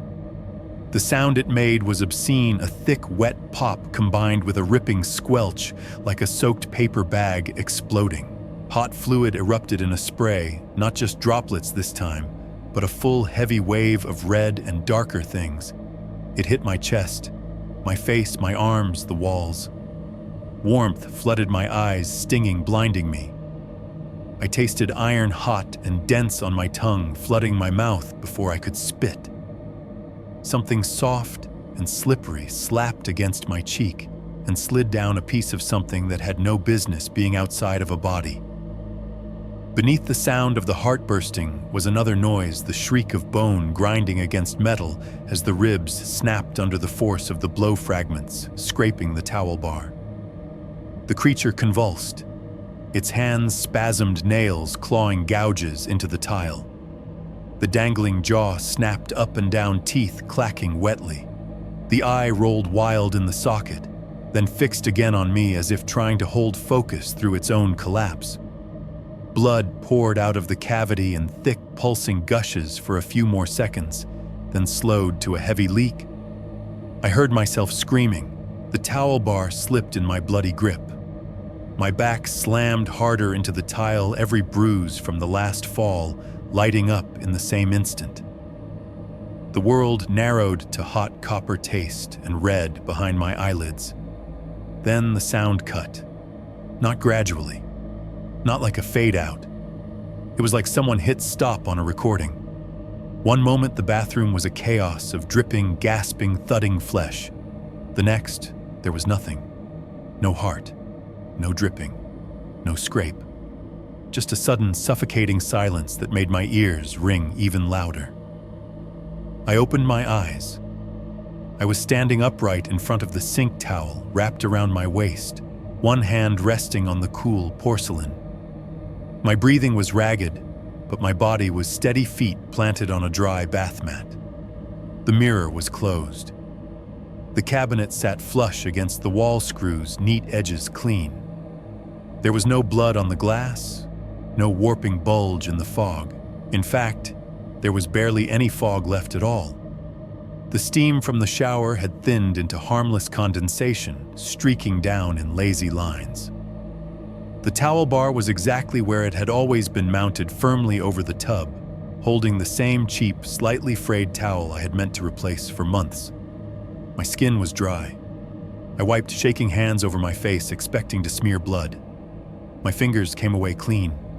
No red, no sticky, no smell of iron. The walls were white and beige and dull. No spatters, no streaks. The sink was empty. No ropes of intestine lodged in the basin, no dark clots circling the drain. The floor was just tile, uncracked except for the same old line, no dark pools gathering in the grout. For a heartbeat, my heartbeat, the only one echoing inside my chest, I thought maybe I had finally blacked out altogether. That everything from the cabinet door flying open onward had been an extended, elaborate hallucination, the kind doctors scribble down in charts with tight lips and careful eyes. Then I looked down. Right over my sternum on the front of my shirt that I had tossed on after the shower, there was a damp imprint. It was not red. It was not dramatic. Just a darker patch in the fabric, maybe the size of a palm. Oval fingers suggested in faint tapering shapes, like someone with a wet hand had pressed it flat against my chest and then taken it away. The cloth was cold where it touched my skin, as if whatever had made the mark had been warm once and bled all its heat into me before disappearing. I did not scream this time. There was no air left to waste. I walked out of the bathroom on autopilot, light still on behind me, medicine cabinet, reflecting nothing but its own empty glow. I went downstairs, lay on my bed without bothering with the blankets, and stared at the ceiling. The house was quiet again. No thumps in the walls, no whispers behind the mirror. Just the hum of the fridge, the distant whoosh of a car passing on the road outside, the tick of the hallway thermostat as it decided when to kick the heat on. My own heart slowed bit by bit until it settled into a rhythm just fast enough to remind me I was still here. That was when I felt it. The mattress moved under me. Not much, a faint, measurable vibration, as if someone had dropped something heavy in the room below. Except there is no room below my bedroom. Just the living room, empty and still. Lub-dub. It came again, a single, massive heartbeat, too slow and too deep to be mine. It rippled through the springs, up through my spine, into the back of my skull. Lub-dub. My own heart scrambled to keep up, racing over it, but there was no mistaking the second rhythm now. It was there in the frame of the bed, in the studs, in the walls, in the floor joists, beating calmly somewhere inside the skeleton of the townhouse. It did not just want to scare me. It wanted to remind me that it could step out of the wall anytime it wanted, and it was being polite about putting everything back where it belonged afterward. 5.1. Reporting a body in the wall. After the night it crawled out of the cabinet, after the ribs and the intestines, and the single ruined eye that told me it should have stayed in the family. My little private arrangement with the house fell apart. Up until then, I had been willing to play along with the idea that this was mine to carry. My problem, my hallucination, my inherited curse. The second it spilled onto the tile and touched me with meat and blood and words that deal stopped feeling fair. There is only so long you can sit on the knowledge that your bathroom wall might be hiding a body before something in your brain breaks and reaches for a higher authority. For me, that happened at 6:42 a.m., sitting at my kitchen table in the same clothes I had thrown on after the shower shirt, still faintly damp over my chest, where that invisible hand had rested. The microwave clock was the only light in the room, glowing a sick green. The coffee in my mug had gone cold without me noticing. My phone sat in front of me, screen black, heavier than it had any right to be. Either you call, I told myself, or you accept that you're going to live and die with this, and no one will ever know why. My thumb moved before I could argue with it. 911. The line clicked. A woman's voice came on, practiced calm. 911, what is your emergency? That was the moment I realized there is no normal way to say what I needed to say. I think there's a body in my bathroom wall, I heard myself answer. My voice sounded wrong, like it was coming from down the hall, in the townhouse. I've been hearing noises, there's a smell. I saw something behind the mirror. She went into the script. Had I seen someone break in? Was anyone injured? Was there a fire gas smell, immediate danger? There was meat, I said, closing my eyes, trying to steady my breath. I took the medicine cabinet off. There's something in the wall. I think it might be human remains. That got her attention. You can hear when people sit up. Her tone changed just enough. She asked my address, told me to stay on the line, told me not to disturb anything further. I left out the parts about talking hearts and reset realities. I stuck to the words they understand: smell, noise, something that looked like a body. By the time 2 cruisers rolled into the lot, the sun was up enough to make everything look more harmless than it was. My neighbors' cars glinted in the light. Someone was scraping ice off a windshield down the row, the sound a dry screech that set my teeth on edge. The officers who came up the stairs to my unit looked like they had already had a long night. The first one was mid-40s, maybe soft around the middle mustache that had given up trying to be intimidating years ago. His vest creaked when he moved. The second was younger, early 20s, haircut, still sharp fingers twitchy around his phone until his partner shot him a look that made him put it away. They stepped into my living room and immediately turned cop-suspicious eyes, flicking over everything. Old couch TV on a particle board stand, pizza boxes in the trash. No drugs on the table, no weapons in plain sight. Just a tired man in a thrift store shirt who could not stop picking at his own fingernails. "You the one who called about a body?" the older one asked. His name tag said Martin. The younger one was Klein. "Yeah," I said. My throat was dry. "It's upstairs, in the bathroom wall, behind the medicine cabinet."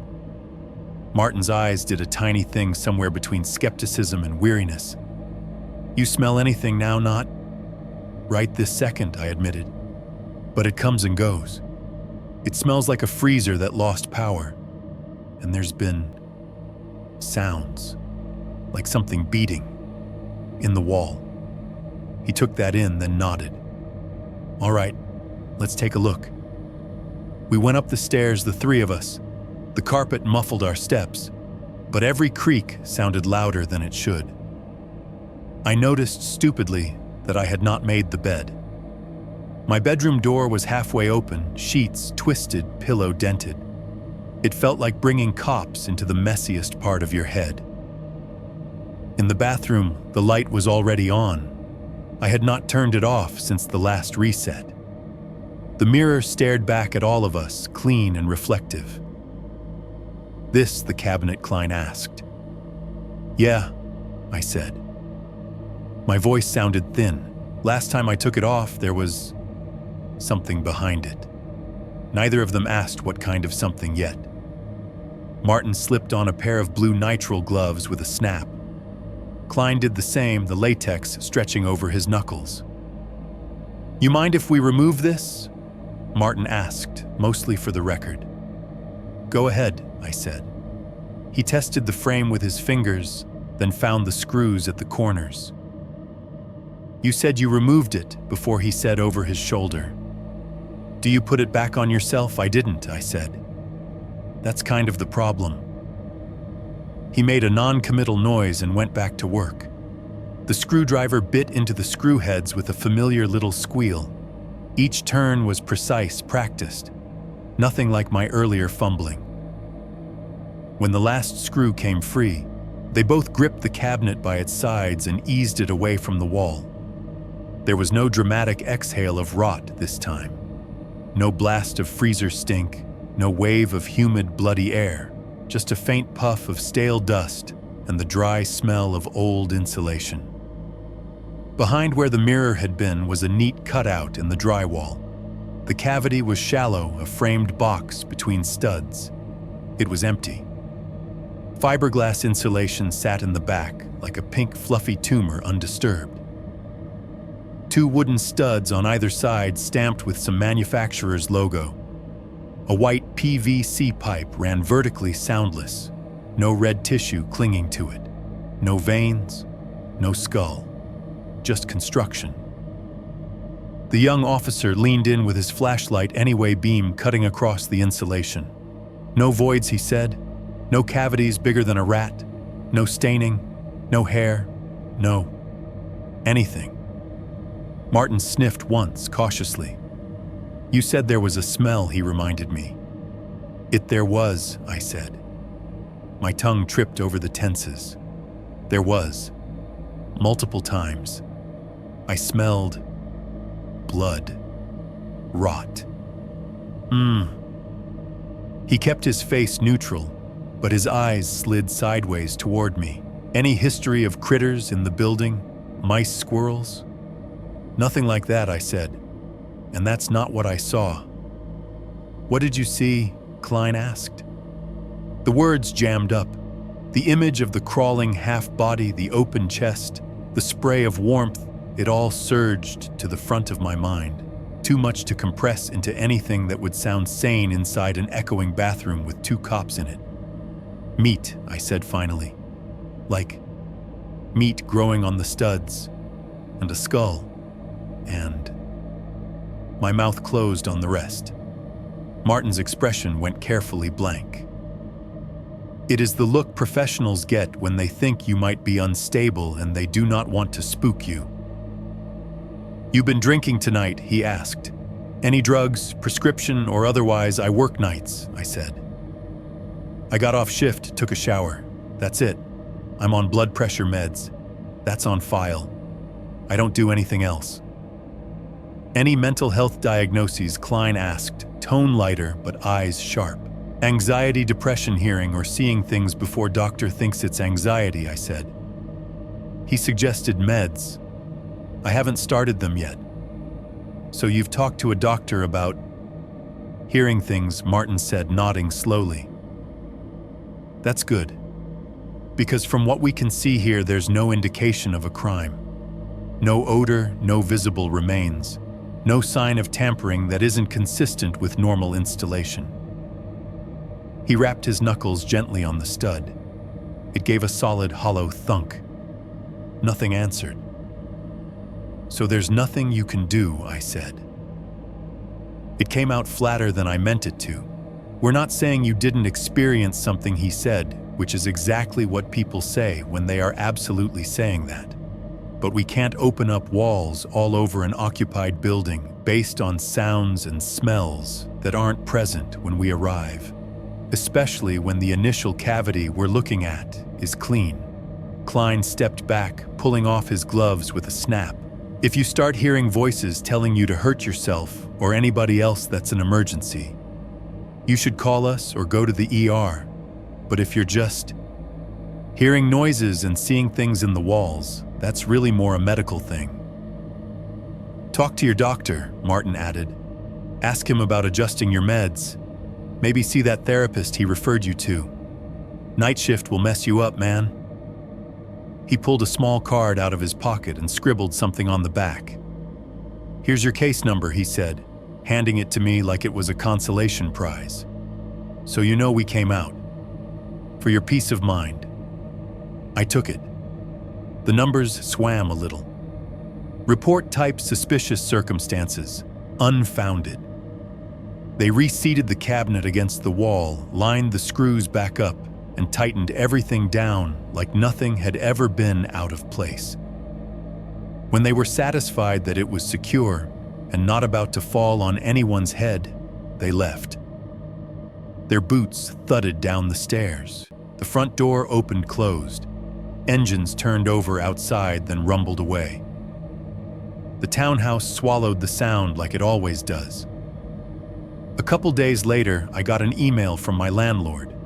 The subject line was Unit 3B, unauthorized alterations. The body was politely threatening. "We received a report from responding officers indicating that you had removed the medicine cabinet and accessed the wall cavity in your bathroom," it read. "Per your lease agreement, tenants are not permitted to make structural changes or tamper with fixtures. Any further alterations may result in repair charges and / or termination of lease." At the bottom, a note: "Our contractor will be in touch to inspect and ensure everything is properly reinstalled." He showed up on a Wednesday afternoon. I knew he was the contractor because he had that look: paint-smeared work pants, tool belt, a tiredness that comes from dealing with other people's messes for decades.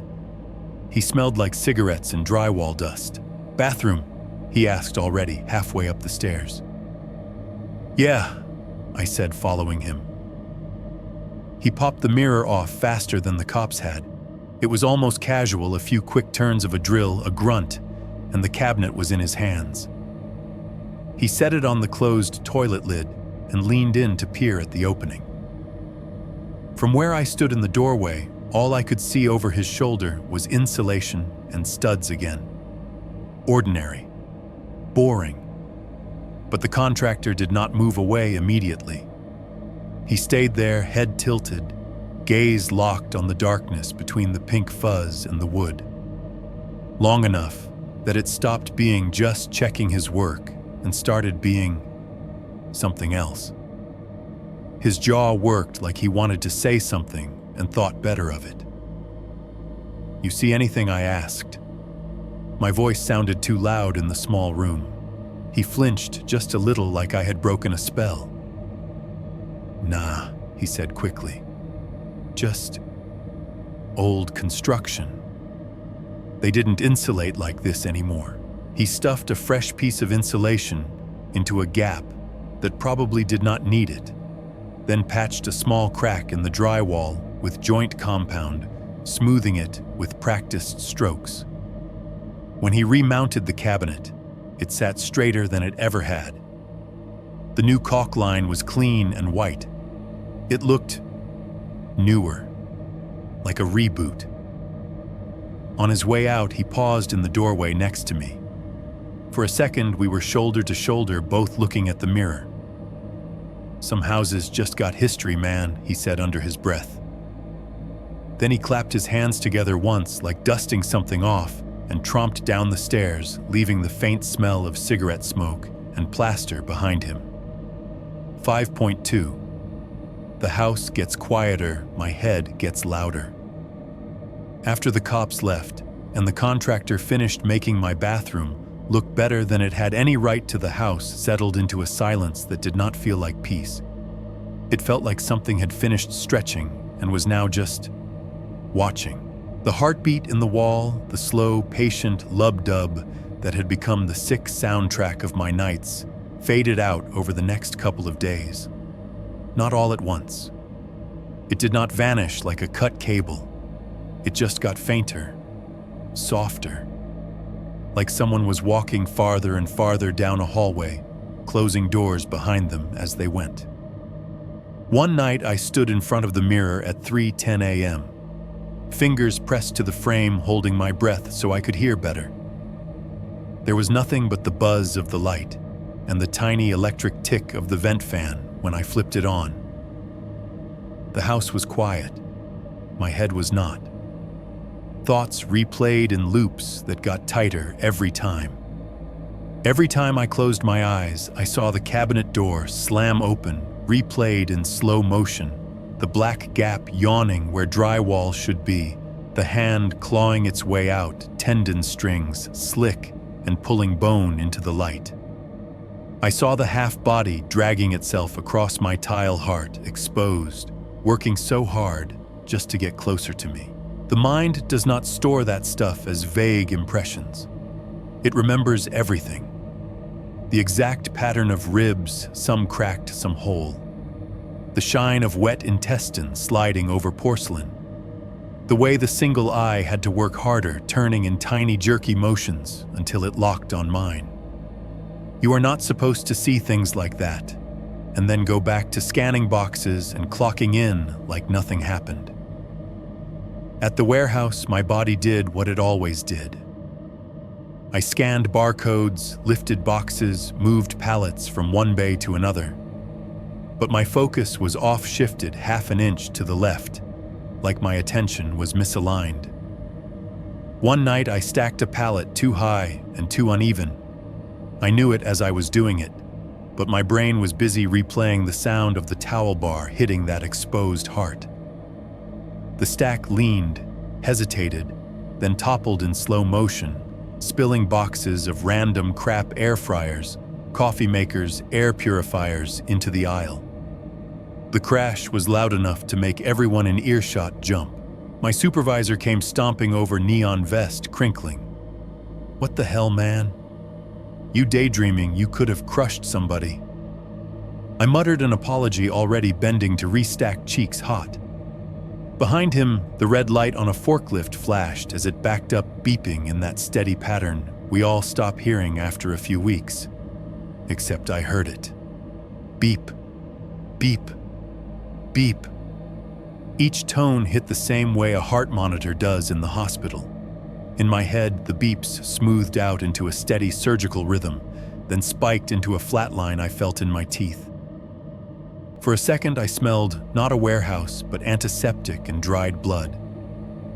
I saw my father in his trailer, hand pressed to his chest, the medicine cabinet over the sink breathing behind him. I blinked and it was just the warehouse again. Boxes, concrete, dust. My supervisor telling me to take 5 and get my head in the game. My head. Yeah. After that, things started slipping sideways more often. I began avoiding the upstairs bathroom after 10 p.m. If I had to pee late at night, I took the stairs down to the laundry room on the ground floor, where the building had a sad little half bath next to the washers. It smelled like detergent and mildew instead of freezer rot and old secrets. The mirror over that sink was just a cheap flat panel bolted to cinder block. It reflected nothing but my own tired face and the fluorescent flicker. The cabinet upstairs, with its clean new caulk line and perfectly centered screws, felt like a mouth that had learned how to smile. I told myself I was being paranoid. I also counted exactly how many times a day I needed the bathroom and rearranged my routine so that most of those times fell during daylight hours. You can get used to almost anything if you schedule around it, even a haunted medicine cabinet. What I could not schedule around were the little bleed-throughs. One night on shift, I was alone in a back aisle putting away overstock. It was one of those weirdly quiet stretches where no one needed anything from that section. And it was just me, the shelves, and the constant distant hum of the building fan's conveyor's muted PA announcements somewhere far off. I was bent over a box cutting the tape when I heard it. A heartbeat. Not the pounding inside my own chest, I was not even that winded. This was right next to my ear, close enough that my skin prickled with the ghost of pressure, like someone was standing just behind me with their chest almost touching my shoulder. Lub-dub. I straightened so fast, the box cutter nearly flew out of my hand. I spun around expecting to see a coworker messing with me. The aisle behind me was empty. Just racks of product shadows, the blink of a green indicator light on a high shelf.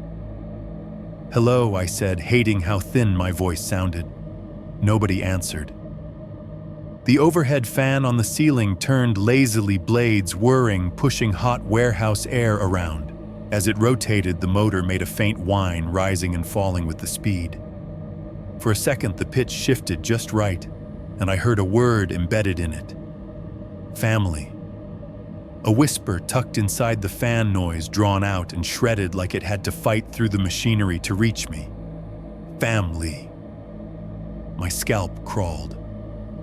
I squeezed my eyes shut and opened them again, waiting for my brain to give me something rational to hold on to. A compressor kicked on somewhere. A pallet jack squeaked. Voices drifted faintly from the break room, echoing up the concrete. The fan hummed.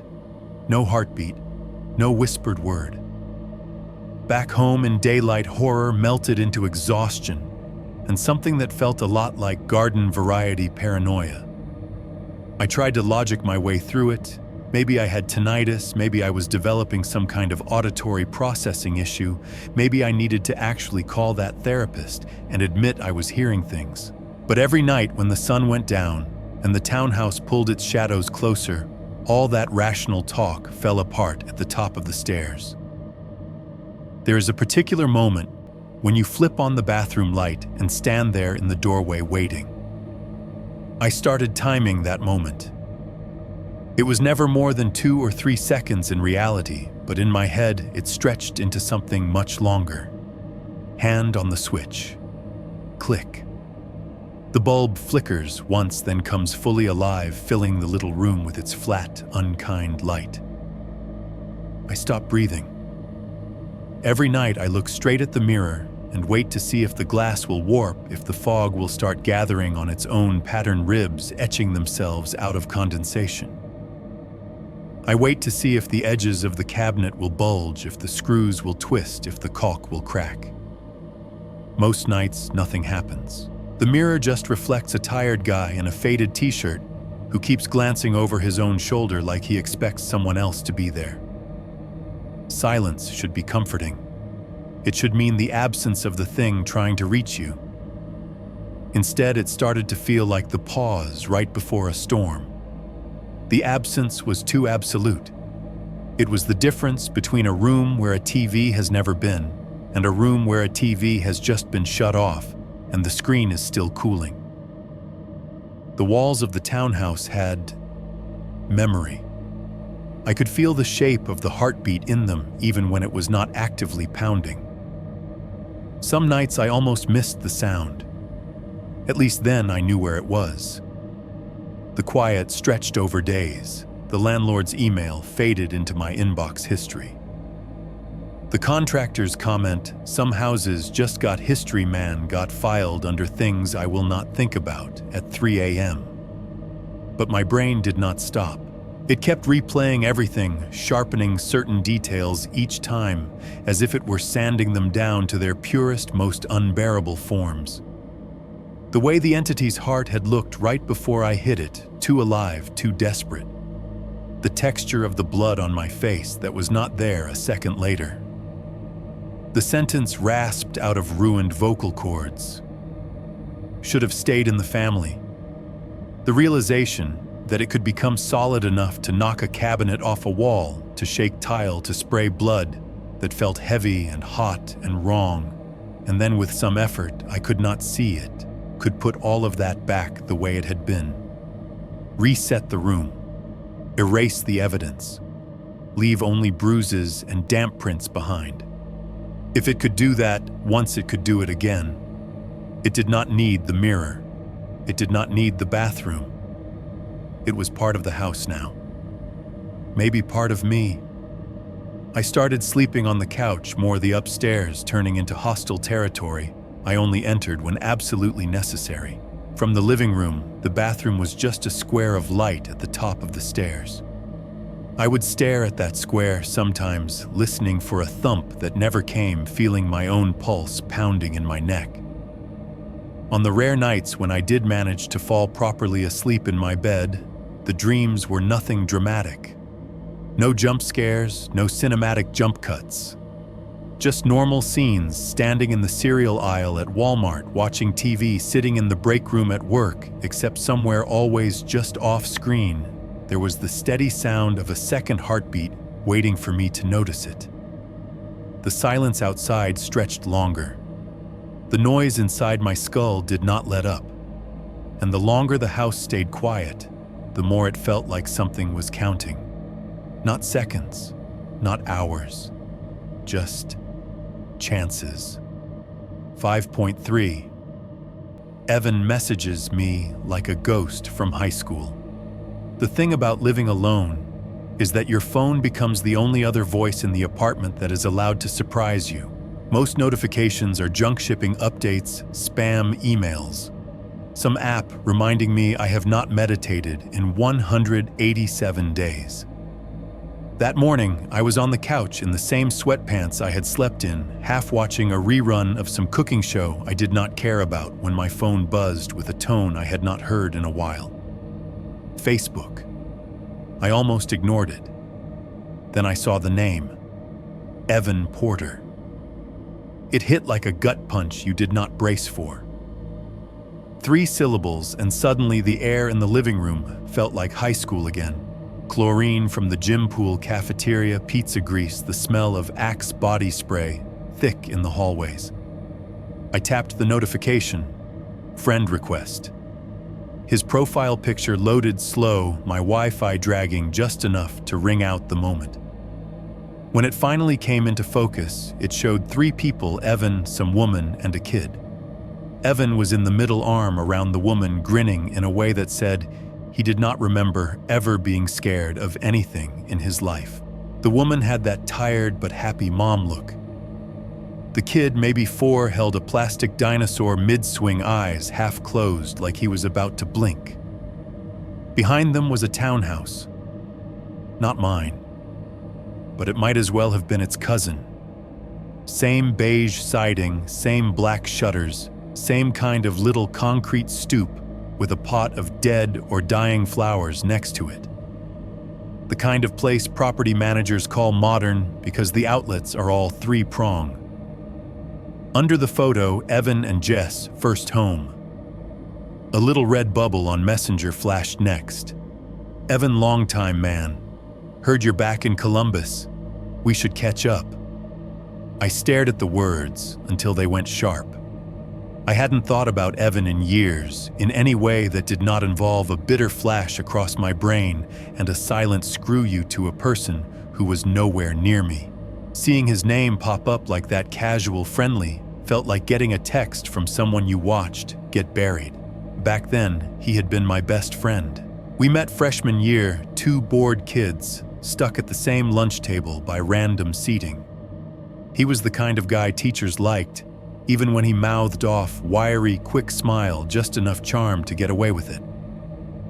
We hung out after school, shared playlists, played horror games in his parents' basement, until way too late. He was there the first time I told someone the truth about my dad's heart attack, about the weird things he used to say about the bathroom. By junior year, I had a girlfriend. Her name was Melissa. She liked horror movies and bad diner coffee and drawing little skulls in the corner of her notebooks. She said I was intense in a good way. She said Evan was funny, but not really my type.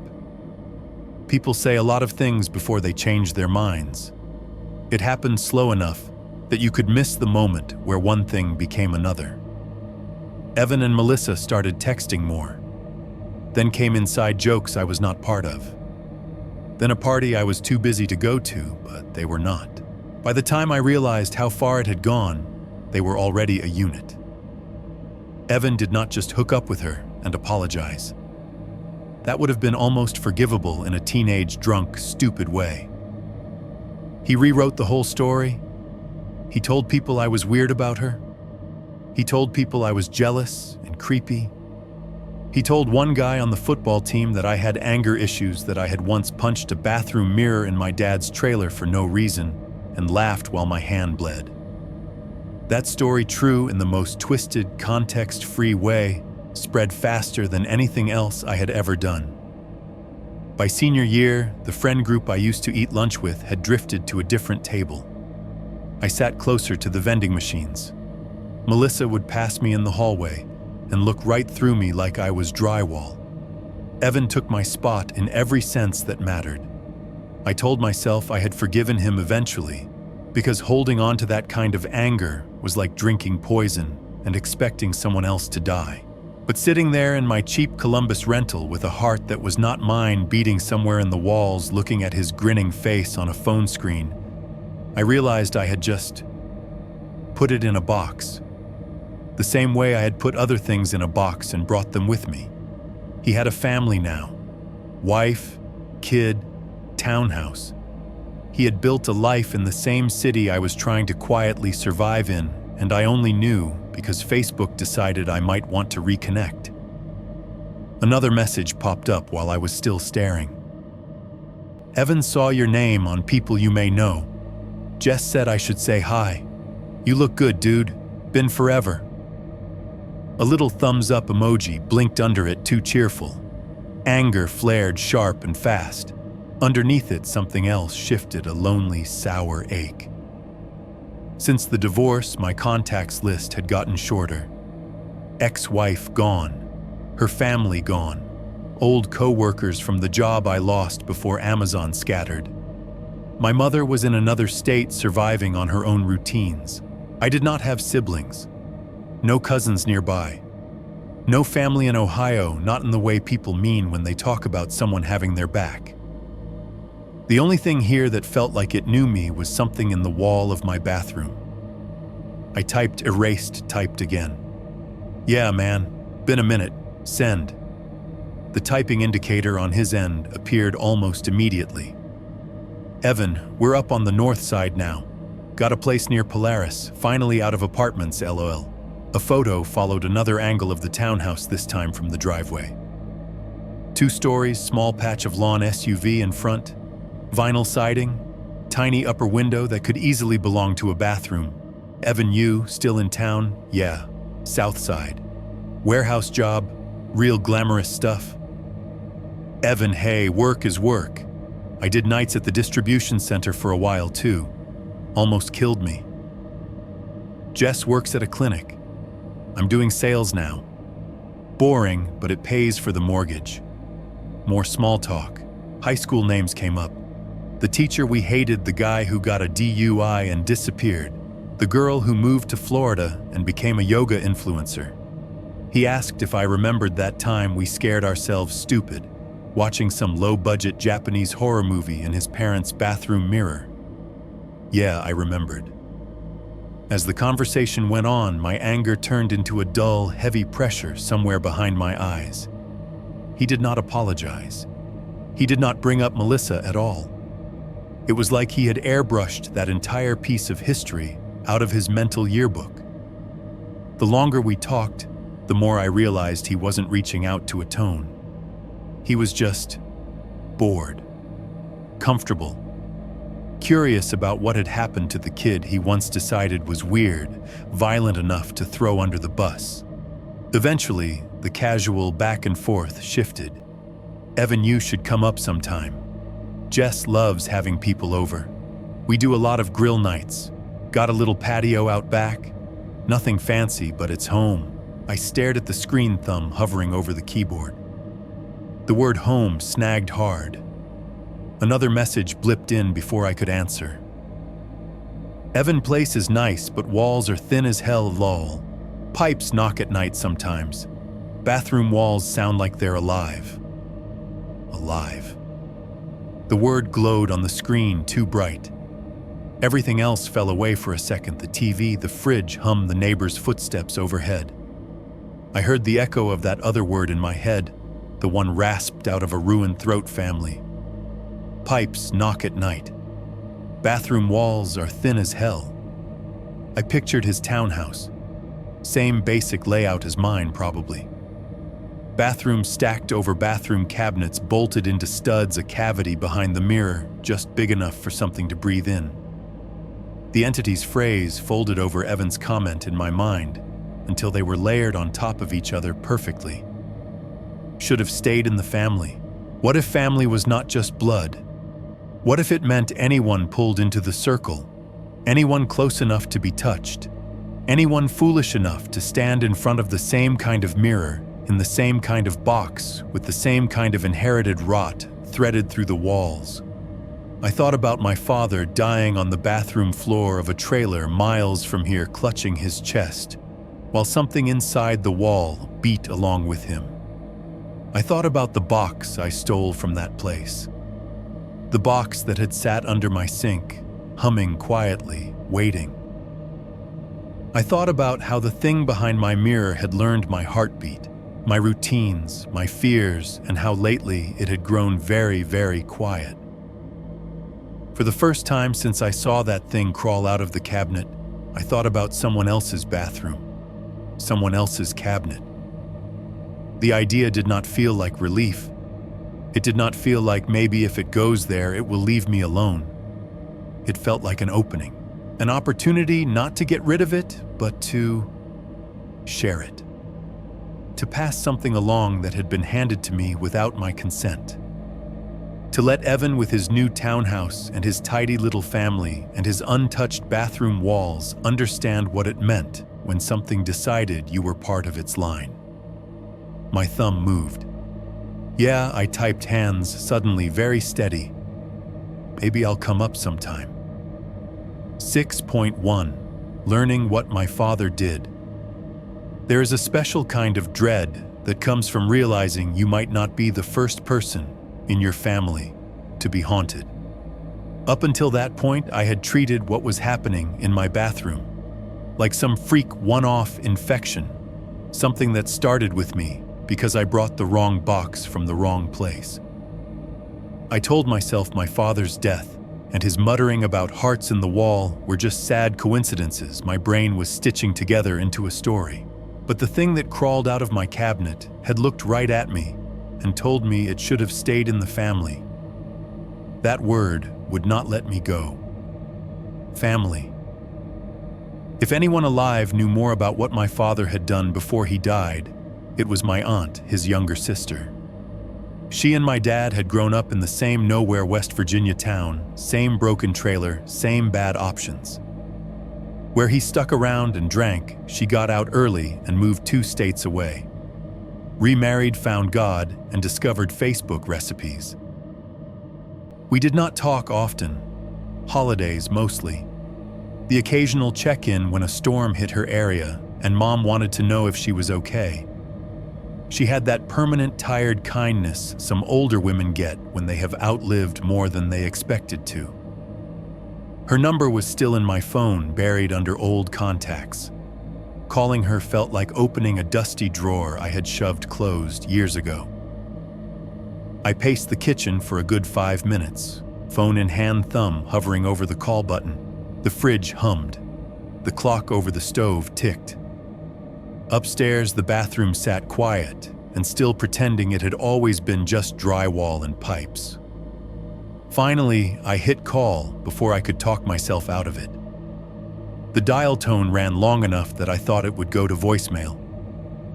Then there was a click, a little rustle, and her voice came through hoarse, mourning rough.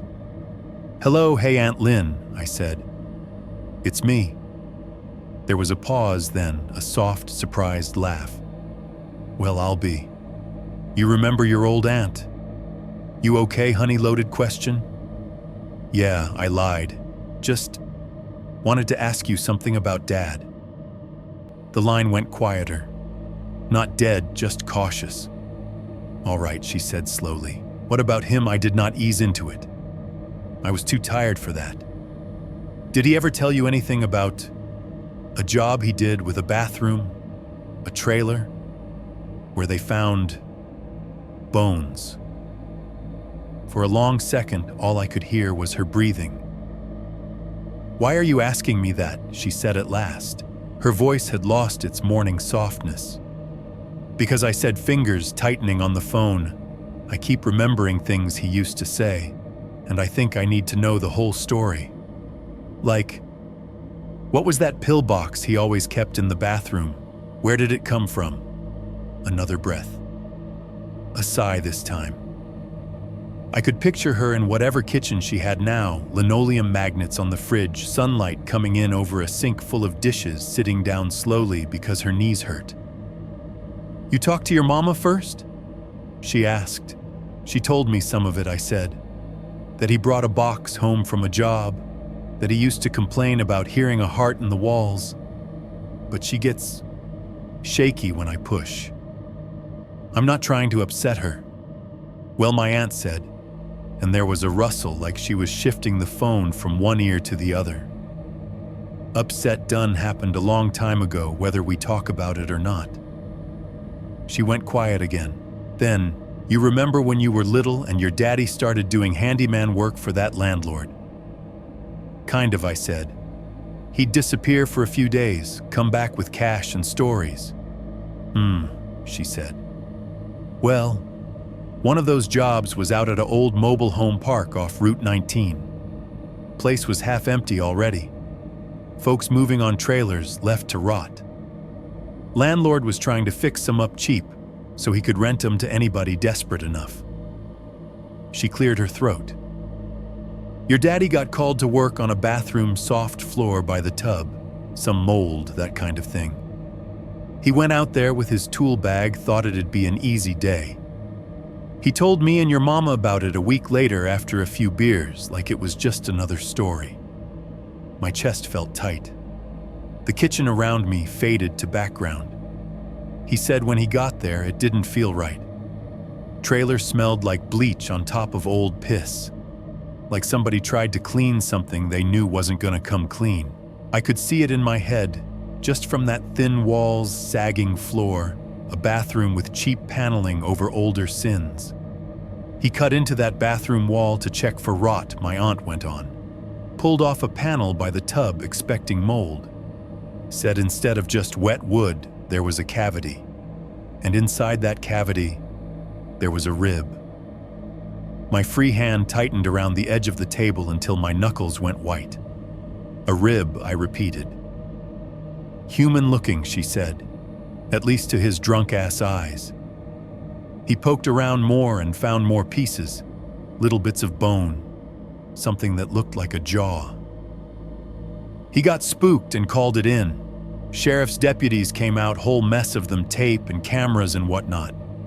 They tore that wall open proper. She paused and I heard the faint clink of ceramic like she was moving a mug. They found more than a rib, she said softly. Found skulls. Plural. Some whole, some not. Bits of other bones. Most of them in that big hollow space behind the medicine cabinet and tub.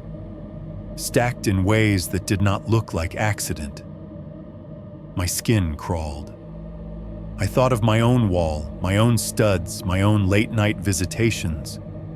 I never heard that, I said. Mom never told me about skulls. Your mama didn't want you having nightmares, my aunt said. Didn't help much, did it? No, I said quietly. She kept going.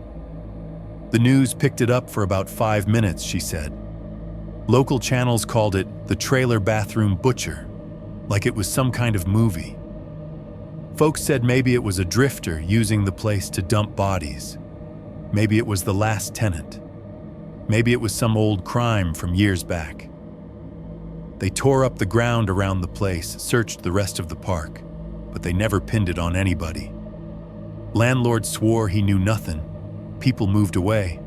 Cops stopped coming around. Story turned into campfire talk. And Dad, I asked. Your daddy came home with that pillbox, she said. Same day they closed up the scene. I could almost see him then, younger, sweat-stained, tossing a little wooden box from hand to hand, like a joke prize he won on the worst day of his life. He told me he found it sitting on the edge of the sink, she said. Said the cops didn't care about it. Just an old thing, carved wood somebody used to keep medicine in. Perks of the job, he called it. You ever see inside it, I asked. Couple times, she said. Just aspirin and some old prescription bottles he threw in there later. The box itself always bothered me, though. Cold even when the bathroom was hot. Your daddy started keeping it right under his mirror like some kind of altar. She drew in a breath, held it, let it out slow. It was after that job he started talking about the heart, she said. My throat went dry. What exactly did he say? That he could hear something behind the mirror at night, she said. Said when the house got real still, there was this slow knocking. Said it weren't pipes or critters. Said it sounded like a big heart beating right in the wall. He'd be in there taking his pills, looking at himself, and he'd feel it in his teeth. Started talking about how this thing in the wall ain't ours. It don't belong to us. I remembered that tone. It had been a drunk joke when I was a kid, the kind of thing you roll your eyes at. He started sleeping worse, my aunt said. You remember that? Yeah, I whispered. I remembered him pacing the trailer at 3 a.m., chain smoking on the porch, muttering to himself. He told me once, she said, dropping her voice like someone might overhear that. When he looked in that mirror too long, he saw things behind his own reflection. Like someone else's chest, someone else's eyes almost lined up with his. Said if he stared hard enough, he could feel something reaching through, trying to get closer to his heart. Goosebumps raced up my arms. I thought of my own mirror, my own ribs etched in fog, my own invisible handprint on my chest. He said he was going to get rid of the box, my aunt went on. Said it brought something home that didn't belong there. But every time I visited, it was still there, right under the cabinet, like he couldn't get himself to throw it away. How long after that did he? I trailed off. Heart attack hit him in that same bathroom, she said bluntly. dropped right in front of the mirror, half in half out of the tub. Paramedics said it was massive. Probably didn't know what hit him. Your mama found him. You know the rest. Yeah, I knew the rest. I had replayed the rest in my head more times than I wanted to admit. What happened to the box? She asked after a beat. Your mama could never tell me for sure. Said the bank took most everything when they repossessed the trailer. My tongue felt thick. I swallowed. I took it, I said. The words tasted like guilt and dust. When we cleaned the place out, I put it in my backpack. It's here, with me, in my bathroom. Silence. When she spoke again, her voice had changed. There was something like fear in it, thin and brittle. You bringing that thing into another bathroom? She asked. Lord boy, why would you do that? I just thought it was Dad's, I said. I don't know. It was a piece of him. A piece of him. Yeah. On the other end of the line, I heard her draw a shaky breath. Listen to me, she said. Whatever he found in that trailer, whatever was sitting behind that mirror, it didn't stay in the drywall. He brought that box home and it started beating next to him. You understand some things. They hitch a ride. They attach themselves to whatever you take out of the wrong place. They don't care about property lines and leases. My eyes went to the ceiling, to the invisible route between my kitchen and the upstairs bathroom, to the path I had carried that box on the first day. I moved in proud of myself for keeping something of my father's, like a real son. So you're saying what I asked? Voice low. It followed him, and then it followed me. I'm saying your daddy died holding his chest in front of a mirror he said had a heart behind it, she replied. And if you've been hearing the same damn thing in your own walls, then maybe whatever was in that first bathroom ain't done yet. Maybe it's just looking for somewhere to roost, nest, root. I thought of the meat in my wall wrapped around the studs, the way it had grown along the pipe like a vine. Did he ever say it? Killed anyone, I asked. Cops wrote up natural causes on his paperwork, she said. That don't mean nothing to the thing in the wall. You die on the bathroom floor, clutching your heart that's clean to them. No mess, no questions. Landlord paints over the stain, next renter moves in. It stays in the wall and waits. My stomach turned. In my mind, I saw a chain. First, some nameless killer stuffing parts of people into the cavity behind a mobile home bathroom, feeding whatever lived there. Then my father prying that space open, giving it attention, bringing its favorite toy home in the form of a carved wooden box.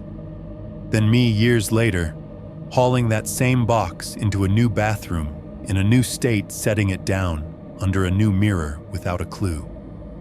It had a pattern. It found a family. It found a bathroom. It nested behind the glass, pressed itself close to the owner's heart, literally or not, and waited until that heart failed. Then it moved on with the keepsake someone was foolish enough to steal from the scene. Left alone, that was how I would go. Middle-aged guy, divorced, working nights, found on the tile of a rental bathroom by some unlucky maintenance man when the neighbors called about a smell. Coroner writes massive myocardial infarction. Landlord shrugs, repaints, raises rent. The thing in the wall would stay. It would wait for the next tenant. A single mom, maybe. A couple fresh out of college. Some guy trying to get back on his feet. It didn't care. Unless I did something first. 6.2. The last night with the cabinet. You do not really decide to negotiate with something in your wall. You just get tired of waiting for it to make the next move. After talking to my aunt, after hearing the phrase, they just write it up as natural causes, I spent 2 days walking around my townhouse like it was already my mausoleum. Every ordinary sound, the fridge cycling, the AC turning on the upstairs neighbor flushing, felt like a countdown. I could not stop picturing the paramedics stepping over my body, the landlord signing some paperwork, the next tenant hauling their toiletries into a bathroom that already knew the shape of my ribs. The entity would be patient. It had been patient before. It did not care whose chest it eventually pressed up against. The only thing I had that it seemed to care about specifically was the box. My father had brought it out of the first bathroom. I had brought it out of his. Each time it had followed, hitched a ride, nested under a new mirror. If it wanted family, there was a line running straight through that wood. On the third night after the phone call, I made coffee at 11 p.m. and drank it, knowing I was not going to sleep until this was done, or I was dead. The townhouse was hushed, the building's daytime noises smoothed out into that thin late-night stillness that makes everything echo a little. I turned off every light except the one in the upstairs bathroom. The glow from it made a yellow rectangle at the top of the stairs like a small stage. The rest of the place fell into shadow. The living room TV was dark. The microwave clock glowed 11:46 in patient green. On the way up, I carried the wooden box. It felt heavier than it had any right to be. Not in pounds, but in attention. The carved lid was smooth from years of handling the little burnt mark on the top, where a cigarette had once rested too long, like a dead eye. In the bathroom, the bright light made everything look uglier. The grout lines were darker than I remembered. The ring around the tub showed through even after the scrubbing I had done in a guilty fit a week earlier. The mirror sat perfectly exactly where the contractor had set it, no sign that a half-body had ever taken a swing at my sanity from behind it. I set the box on the sink centered under the mirror. It looked small there. Just a palm-sized piece of old wood on cheap porcelain. You could mistake it for any keepsake in any sad rental in America. The fan was off. The vent in the ceiling whistled faintly with the wind from outside. I could hear the distant hum of the highway through the bathroom window glass, dull and low. I left the door half open behind me, not all the way, just enough that the light from the hall bled in along the floor, a reminder that the rest of the house still existed. Then I waited. At first there was only the sound of my own breathing. Too fast, too shallow. My heartbeat punched at my ribs, high and jittery, like it was trying to find a way out that did not involve dying on tile. I focused on the box, on the empty space around it, on the mirror above it reflecting my face, my shoulders, the ceiling light. I watched for any sign of warping, any hint of fog forming where it should not. Minutes passed. The vent sighed. Somewhere in the building a pipe clicked as someone ran water. I almost talked myself out of it. There is a point in any insane plan where reality tries one more time to reassert itself. You could still move it whispered. You could pack the box into a garbage bag, drive it to some bridge and drop it in a river. You could burn it. You could crush it in an industrial compactor at work. You could pretend none of this was your responsibility. That was when I heard it. Not loud, not dramatic. Just a faint, familiar double knock in the wall behind the mirror. Lub-dub. I felt it more than heard it. At first, a tiny vibration in the air, a ghost of movement in the studs. My fingertips, resting now on the porcelain next to the box, picked it up like a tuning fork. Another beat. A little closer. Lub-dub. My reflection seemed to tighten in the glass. My shoulders hunched, my eyes going wide. The light above hummed louder. The third beat rattled the cabinet. It was subtle, but there a tiny shiver like something had brushed the back of it from inside the wall. Then the glass began to fog. Not from steam. I had not run the shower. The air in the bathroom was cool, almost chilly. The condensation came from nowhere, blooming out from the exact center of the mirror in a soft gray cloud that spread to the edges. It thickened, layering over my reflected face until I disappeared. The center of that fog swelled, the same bulge as before, the suggestion of something pressing its weight against the other side of the glass. The fog thinned along curved lines, hinting at ribs again, but this time the shape was bigger, fuller. The cabinet door juddered once, twice, like someone inside the wall was testing it. The latch buzzed, metal vibrating. Then it blew open. The mirror swung out with a violent jerk, slamming against the open bathroom door with a loud crack of glass on painted wood. The impact sent a shock through the frame. The bottles inside the cabinet leapt and clattered, one tipping and spilling pills into the sink with a rattling clatter.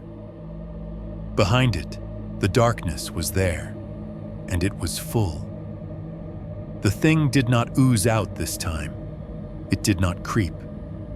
It came forward like it had been waiting, with its face pressed to the back of the glass, ready to surge.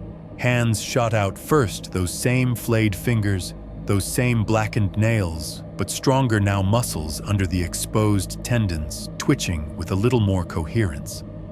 They slapped onto the sink edge hard enough to make the porcelain sigh palms, leaving streaks of something dark and wet. Then the chest followed. It was more bone, more structure, more stolen pieces.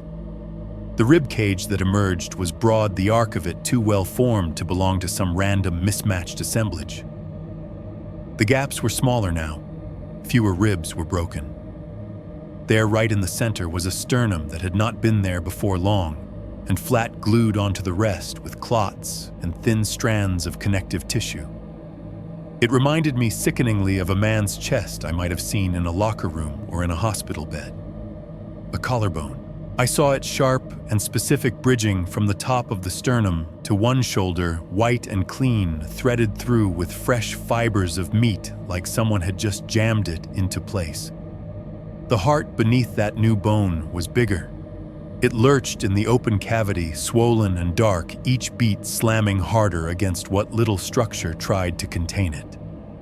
Veins bulged, writhing over its surface, some of them thick enough now to look like ropes. The beat was faster than I had ever heard it, climbing toward panic, spraying arcs of blood that hit the mirror's empty frame and left running streaks.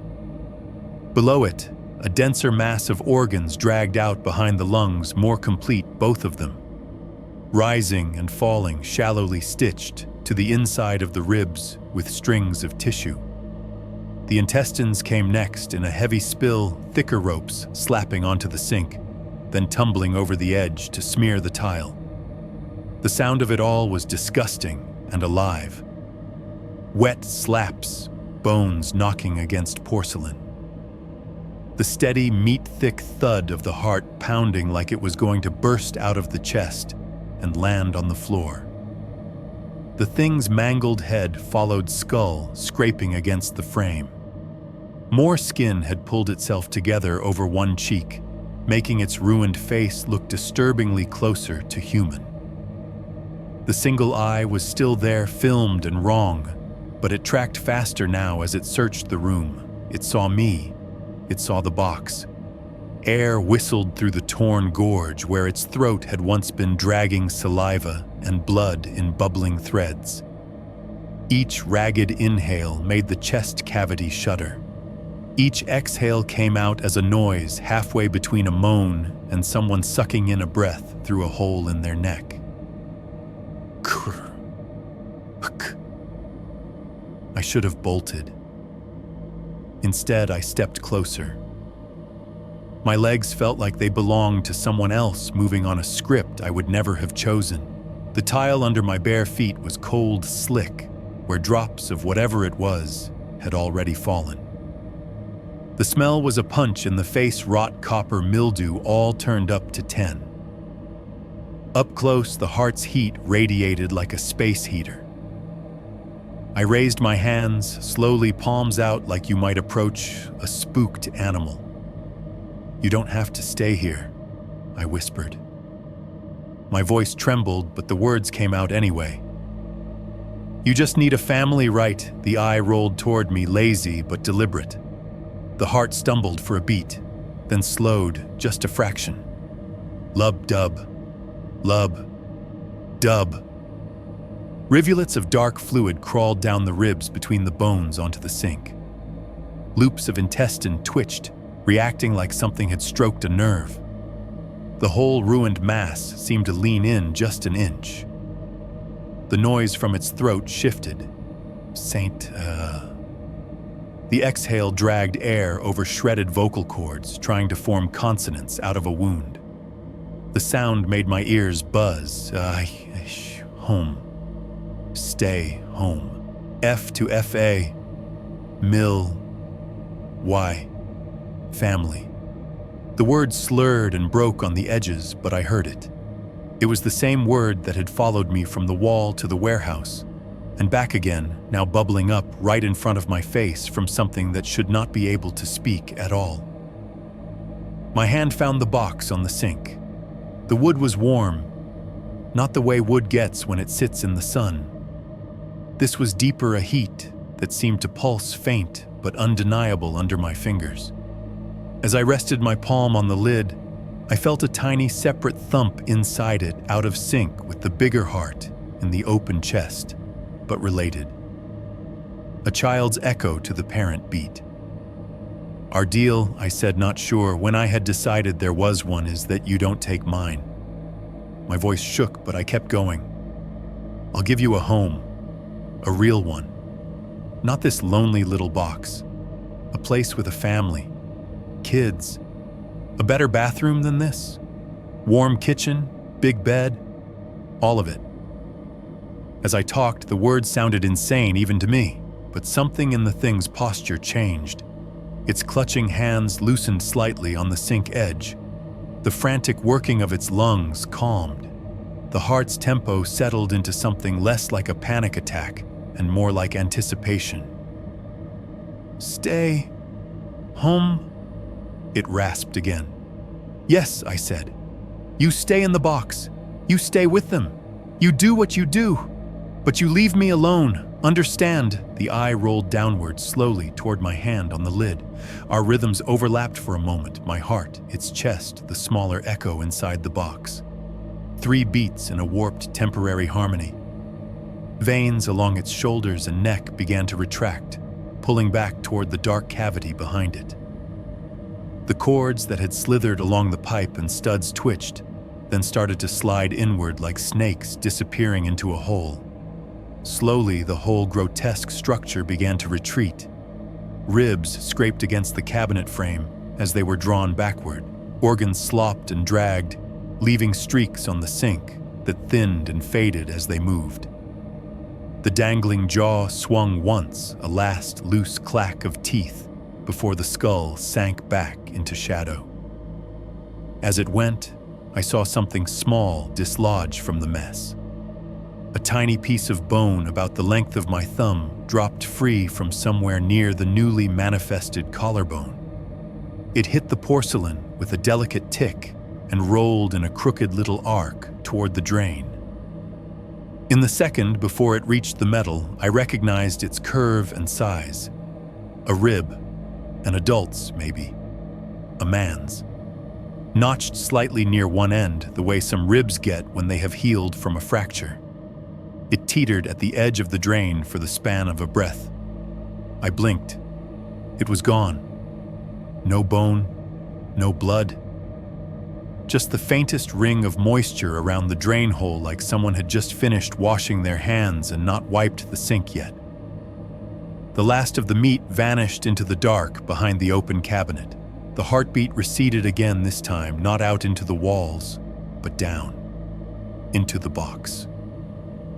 Under my palm, the wood vibrated more strongly now. A steady, eager thump like a small animal waking up from a long sleep, realizing it was about to be carried somewhere new. The cabinet door, still swung wide, shivered once. and then, with a soft, almost polite click, drifted halfway back toward its frame, as if the wall was sighing. The box on the sink throbbed against my hand like it was hugging back. 6.3 gift wrapping a curse.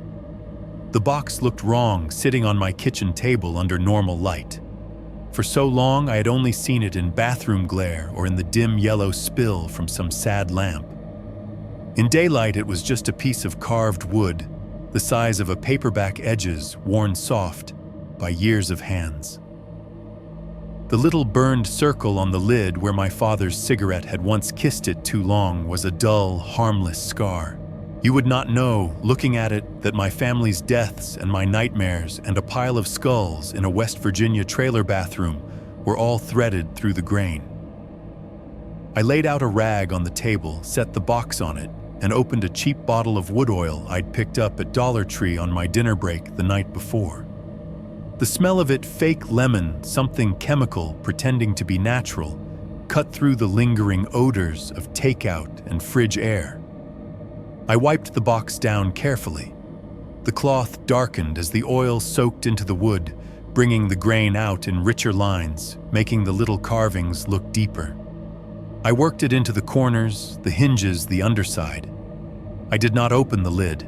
The whole time I kept waiting for it to twitch under my hands, to vibrate, to pulse, to remind me that there was a smaller heartbeat in there, tucked away like a second thought. It didn't. It just sat there, warm, steady. When I was done, it looked nice. Vintage, the way people say on Etsy when they mean old but charming. It looked like something you could set on a shelf and tell a story about. I let it dry. Then I took out the ribbon. Dollar Tree again, thin red, shiny in a cheap way, but it would do. I wrapped it around the box, crossing it underneath, bringing the ends back up top. My fingers fumbled a little as I tied the bow, not from lack of practice, but from the way my hands kept wanting to shake. When I finished, a neat little knot sat in the center of the lid. It looked like a birthday present you would give an uncle you did not know very well. I picked it up.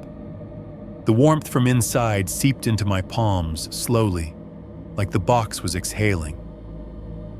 Before I left, I went upstairs one last time. The bathroom light buzzed on. The mirror over the sink showed exactly what you would expect me in a clean shirt, for once hair combed into something that looked almost intentional. No fog, no bulge in the glass. The cabinet sat square, the caulk line unbroken. I stepped inside, still holding the wrapped box, and listened. Nothing. No heart in the wall, no ghostly knocking, no whisper wedged inside the vent fan whine. The air felt empty. Not in the comforting way like a cleared-out space, but in the way a room feels right after someone moves out, and you can still see where their furniture sat in the carpet dents. The house felt lighter. Worse, I felt lighter. Like something I had been dragging around had slipped just enough that I could stand up straight for the first time in months. I hated how good that felt. You got what you wanted, I told the mirror quietly. My voice sounded small against the tile. Just not where you thought. The mirror did nothing. The cabinet stayed closed. The box in my hands hummed once, barely there, like a cat that was trying out a purr. I turned the light off and left the bathroom door open behind me. For the first time since I moved in, it did not bother me to see that square of darkness at the top of the stairs. It was just an empty frame now. The drive to Evan's place took about 20 minutes. North side up toward Polaris, where the townhouses had fresh siding, and the grass in front of them was mostly intentional instead of whatever happened to grow. The sky was a washed-out gray, the kind of Ohio afternoon that seemed permanently stuck between seasons. His complex was nicer than mine. Of course it was. American flags hung from a couple of porches, stiff in the still air. Kids' bikes lay tipped over near stoops. SUVs and minivans lined the parking area, some with stick-figure families on the back windows, some with decals about schools or sports teams. There was a tree in front of Evan's place, leaves turning but not fallen, yet casting a dapple of shadow across his front steps. His door opened halfway through my second knock. "Dude," he said, grinning like we had seen each other last week and not a decade ago. "You found it." He pulled me into one of those quick half-hugs guys, do the clap on the back, the brief press of shoulders. I caught a whiff of cologne laundry detergent and the faint sour of sweat. Inside the TV was on the sound of an NFL game spilling out in waves of crowd noise and commentators. The living room behind him looked like a commercial. Couch in a neutral color, throw pillows, toys neatly corralled in a bin in the corner, except for the one plastic truck a little boy was currently racing across the rug, making his own engine noises. A woman, Jess, I assumed looked up from her spot on the couch and gave me a friendly smile that didn't quite hide her curiosity. "You must be the famous high school friend," she said. "We've heard stories." "Good ones, I hope," I said. Evan laughed. "Depends which ones." The kid barreled past my legs, nearly colliding with me, a fistful of crackers in one hand, crumbs in a trail behind him. I stepped aside, the box in my own hands, carefully kept steady. "Can I get you a beer?" Evan asked. "Water soda, I'm good," I said. "Actually, I brought something." I lifted the box a little. The ribbon caught the light. He raised his eyebrows. "You didn't have to bring anything, man. It's not that kind of gift," I said. "It was my dad's. He had heart problems. Used it for his meds." I thought, you're a dad now. You got a house. Seemed like maybe it should keep helping someone instead of just sitting in my place. That part at least was technically true. Evan's expression softened. "Damn," he said, reaching for it. "That actually means a lot." Our fingers brushed as he took it. The wood was warm. I watched his face, waiting to see if he felt it, if he flinched, if his eyes flicked anywhere. He didn't. He turned the box in his hands, admiring it. "This is nice," he said. "Old, yeah, he carved it. Got it from a job," I said. "He liked it. Kept it in the bathroom." "Man after my own heart," Evan joked. "I'm always leaving pill bottles all over the place," Jess yells at me. "Because you never put them where they belong," Jess said from the couch, rolling her eyes playfully. "Maybe this will help." Evan grinned.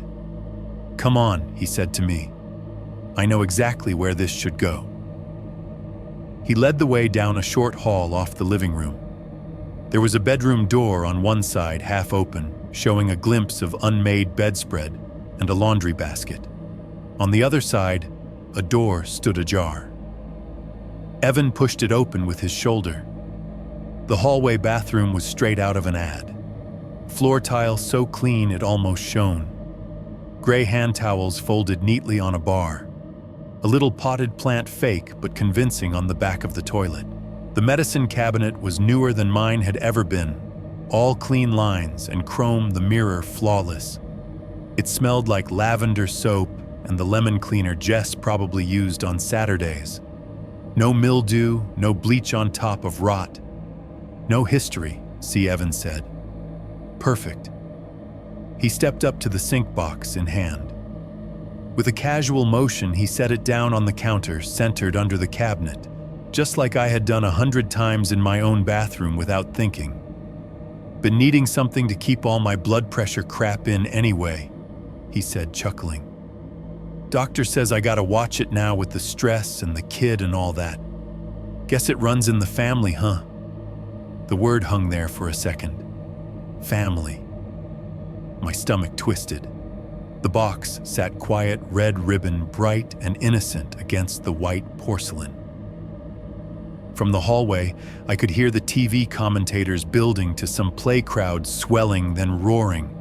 The kid yelled happily at something off screen. Jess laughed. The house felt full in a way mine never had. I stood on the threshold of the bathroom, 1 foot on the hallway carpet, 1 on the tile, and looked into the mirror. It caught all of it at once. Evan standing at the sink, hands on the box. Me in the doorway, a step back, shoulders a little hunched. For a heartbeat, the glass did what glass is supposed to do. 2 men. 2 lives that had forked and twisted and somehow wound up in the same city again. Then the reflection jerked. Not the real room, just the image. Between our mirrored bodies and the space where our reflections almost overlapped, something else flickered through like a second exposure on old film. A chest cavity hanging in open air. Ribs peeled wide. Sternum split.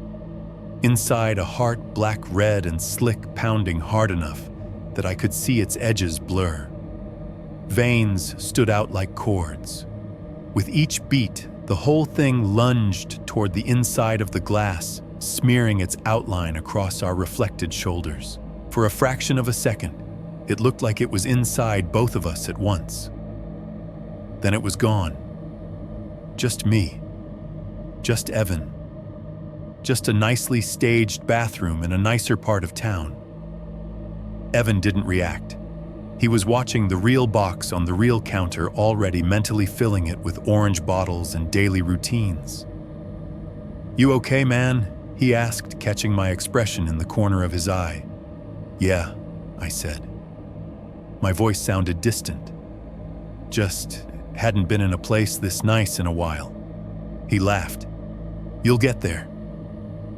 Behind the joke, I heard it, a heartbeat, not in my chest, not in the walls of my sad South Side rental.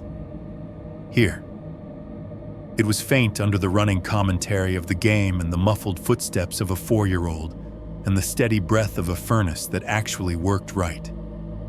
But it was there, threaded through the studs of this hallway, behind this bright white paint. Lub-dub. I could feel it in the tile under my foot, in the thin layer of air between my skin and the mirror. It did not match my pulse. It did not match Evan's either. It was its own thing, settling in, testing the echo. For the first time since all of this started, when I listened for a second heartbeat, it did not answer from my bathroom. It answered from someone else's wall. 7.1. A quiet house and a new notification.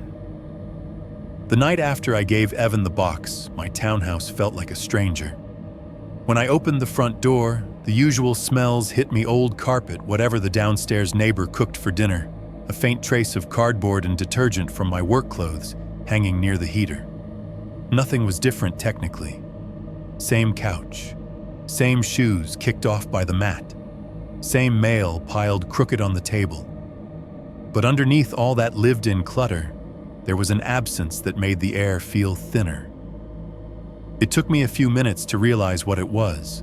I stood there in the half-lit living room, hand still on the doorknob, and listened. Fridge humming. Check. The soft rush of a car passing out on the main road. Check. The upstairs neighbor's TV murmuring through the ceiling, voices blurred into one long, hollow drone. Check. What was missing was the second beat. For months, there had been a phantom rhythm woven through this house, a deep, slow thump hiding in walls, vibrating up through pipes, threading itself into the studs when everything else went quiet. Even when it wasn't loud enough to hear, I could feel it in the way the place settled around me, like every nail in the drywall had learned to twitch on its command. Now it was gone. I waited for it to show up out of habit. A full 60 seconds went by, just me and the humming fridge and the faint click of the thermostat. No extra heartbeat, no echo. Just the one thrashing around in my own chest, confused by having the stage to itself. I let the door close. The latch slid home with a soft final sound that made something in my shoulders loosen. In the kitchen, I poured tap water into a glass and watched the stream catch the overhead light. I expected stupidly for something red to snake through it for a second. It stayed clear. I rinsed the glass, put it in the sink.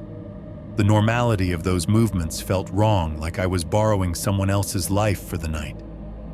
There should have been a knock in the wall, or a whistle in the vent, or a whisper wedged into the fridge motor.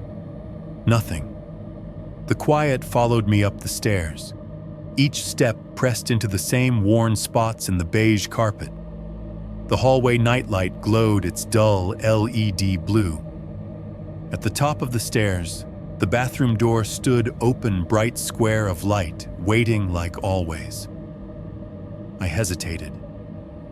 Habit made me brace for it, the subtle weight of a gaze from behind the mirror, the way the air in the doorway would feel thicker, like humidity you couldn't see. Instead, walking into the bathroom felt like stepping into a hotel room someone else had just checked out of. The light over the sink was harsh and honest. It threw every flaw into sharp relief, the chipped corner of tile near the tub, the faint ring in the bowl, the one patch of paint that was a slightly different white where I'd once tried to scrub away what I couldn't prove had been there. The mirror looked smaller than I remembered. I stepped up to the sink and laid my palm flat against the glass. Cold, not room temperature, not faintly warm from something moving behind it. It was the kind of cold that reflects nothing but exactly what you give it, a man with circles under his eyes and a tension in his jaw that had nowhere to go anymore. No fog bloomed under my hand. No shape of ribs etched itself through condensation. The cabinet did not vibrate. It didn't breathe. Under the sink where the box used to sit was just a cheap plastic bucket of cleaning supplies and a roll of extra toilet paper. I should have been relieved. In a way, I was. I turned the shower on and waited for the water to heat, listening. Pipes rattled, then smoothed into a steady roar. There was no hitch, no extra knock layered under the flow. Just water rushing up from wherever it came from, slamming against the shower head and spraying down. Steam filled the room. My reflection smeared away. I stepped under the spray and waited for the feeling that something was watching from behind the curtain, pressed against the wall right where my spine lined up. It didn't come. It was just hot water and tile and the cheap shampoo smell I had stopped noticing months ago. For the first time since this started, I showered without flinching at every creak. No cabinet door slammed open. No chest cavity fell out onto the sink. No meat dragged itself forward in my peripheral vision. It was so normal, it made my skin crawl. 10 minutes later, I stood in front of the mirror again, hair-dripping towel around my waist. I wiped a clear patch into the fog with the side of my hand and studied my reflection. "You did it," I told myself, barely audible over the fan. The mirror didn't argue. It just showed me what I was: a little thinner, a little older, eyes a notch darker than the last time I'd really looked. I turned off the light and left the door open. In my bedroom, the cheap sheets felt rough but familiar under my hands.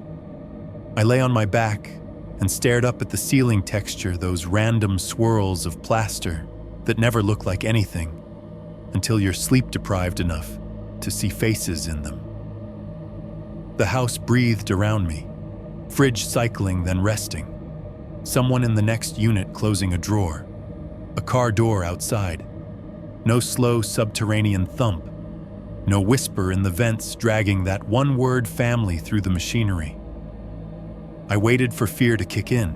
Instead, something more complicated slunk in and settled on my ribs.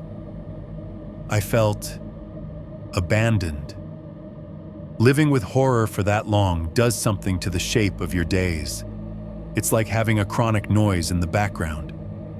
When it's gone, the silence isn't peace. It's a hole.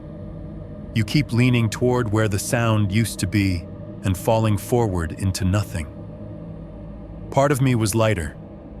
Part of me felt like I'd had an organ removed and the cavity hadn't filled in yet. The guilt sat under all of it, heavy and quiet.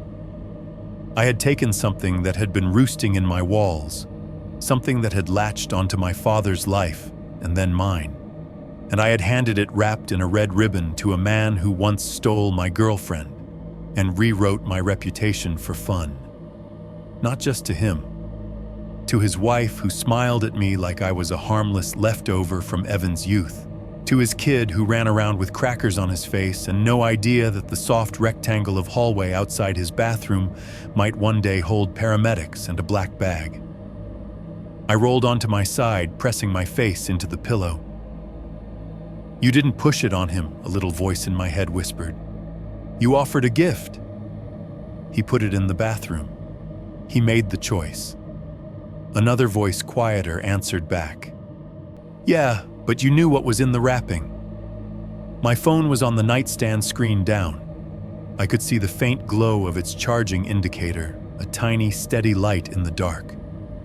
For the first time in weeks, I was actually drifting towards sleep, not that weird, anxious half-doze where every sound yanks you back awake, but something deeper. My limbs were heavy, my thoughts blurred at the edges. Downstairs, the fridge compressor kicked on again. The faint whoosh of the highway outside flattened into background. The neighbor's TV finally went quiet. I slid under. When my phone buzzed, it carved straight through whatever fog I'd managed to sink into. My eyes snapped open. My heart rocketed up into my throat, convinced at first that this was the old pattern starting again, the timing, the vibration, the way the darkness suddenly felt crowded. The room was black, except for that little charging glow. I fumbled for the phone, flipping it over. The screen burned my eyes. 3:13 a.m., the exact time the cabinet had liked best. A notification banner sat at the top. Messenger. Evan's name glowed blue. For a second, my thumb hovered, terrified and greedy at the same time. Then I tapped. His message popped up, simple and casual in the way only someone completely ignorant can be. "Hey man, random question. Do your pipes ever make like a thumping sound at night behind the bathroom mirror?" The words blurred. I blinked, and they snapped back into focus. Heat shot up into my face so fast it made my skin crawl. My cheeks burned. My palms went slick. I realized I was gripping the phone so hard my fingers ached. Somewhere under all that, my heart stuttered. Not the way it used to when it was arguing with something else in the walls. This was all mine, fast, erratic, pure animal panic. It pounded against my ribs like it wanted to climb out and run down the hallway.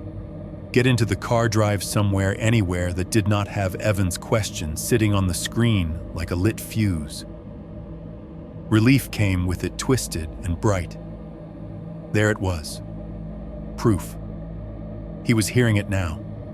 The knocking in the pipes. The thump behind the mirror. The thing in the wall introducing itself with that patient, terrible rhythm. It had moved. It had stayed in the family in its own warped way. Just not the one I was born into. A part of me relaxed in a way that made me sick to notice. The empty space in my chest, the one where the second heartbeat used to sit, filled with something cold and smooth, like the surface of water after you pull your hand out and the ripples settle. I lay there in the dark phone screen, lighting my face. Evan's words hovering in front of me, my fingers frozen above the keyboard. Several responses flickered through my mind. "Yeah, old buildings, man, they all do that. Probably just air in the pipes.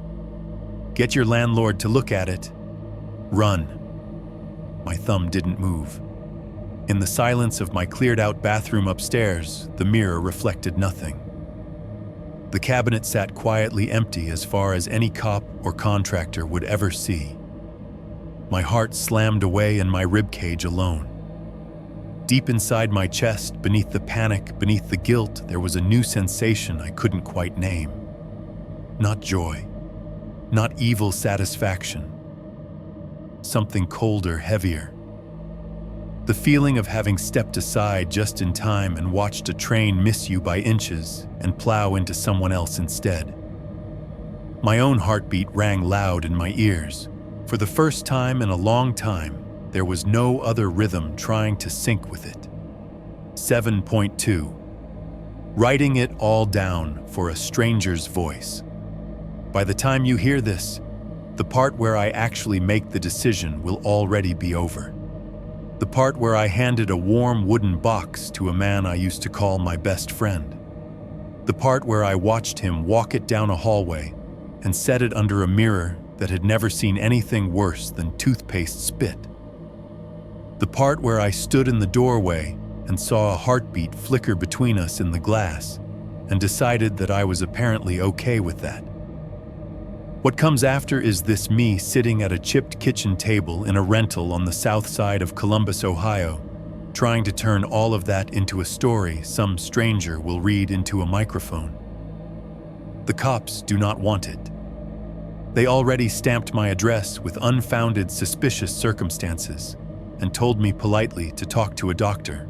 They peeled my wall open once saw insulation instead of organs and closed the book. If I call them back now and say, "By the way, I took the haunted part out and handed it off to an old friend with a toddler," they will not add that to the case file. They will add it to a different file with words like wellness check and psychiatric hold. The doctors do not want it either. My family doctor already looked at me over a clipboard while I tried to explain what it feels like to hear a second heart beating in your house. He wrote down anxiety and sleep deprivation and circled consider SSRI before sending me home with a referral for a therapist and a handout about breathing exercises.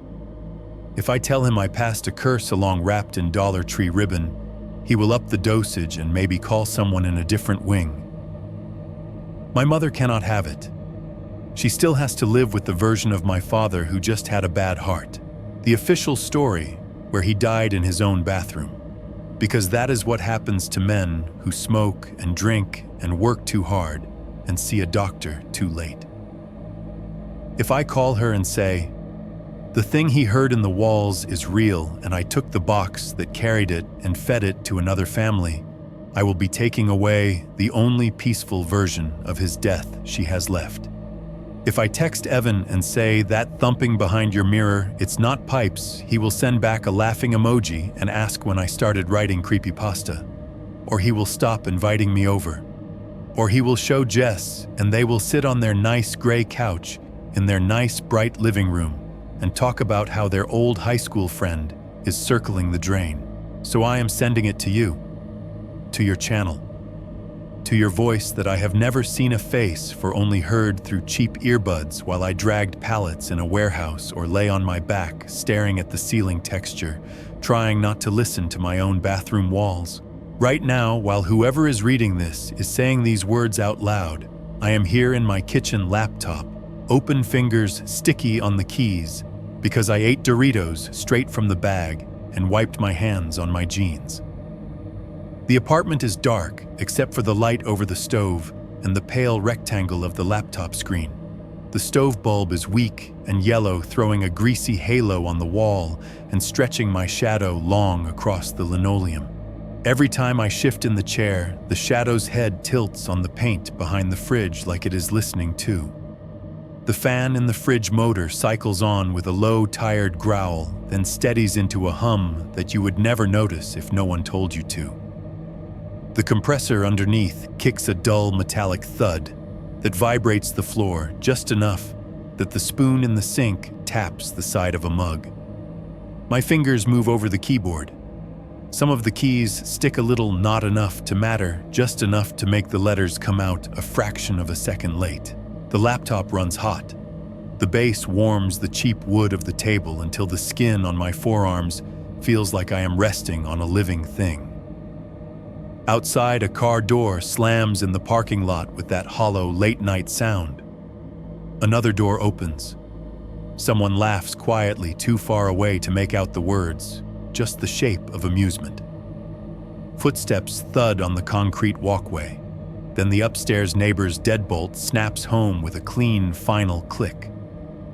Above me, through the ceiling, their TV murmurs. It is turned down low, just a soft, blurry mix of voices and canned laughter leaking into my apartment. Every so often, there is a tiny hard tap, maybe a fork on a plate, maybe a toy hitting the floor. Behind me, the thermostat ticks as it decides whether the heat should come on. The vents breathe once, then exhale warm air in a long, tired sigh. All of these noises have been with me the whole time I have lived here. Ordinary house sounds, the kind nobody thinks about until something else moves in between them. That is why I am telling this to you, and through you to whoever is listening with their eyes half closed right now. Because once you hear what they sound like with something behind them, you do not ever get to hear them the same way again. So whoever you are, wherever you are, do me a favor for a second. If you are lying in bed, staring at the ceiling in that patch of darkness between checking your phone and giving up on sleep, take the earbuds out just long enough to listen past my voice. Let the audio from this story drop a little sit underneath the room you are actually in.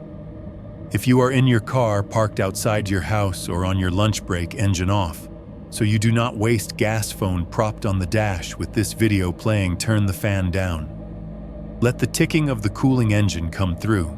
If you are in your kitchen, hands in dishwater, phone face up on the counter with my words echoing off the cabinets, pause the tap. Let the sink drip speak for itself. Right now in your house, your apartment, your dorm, wherever you call home, there is a soundscape you stopped noticing a long time ago.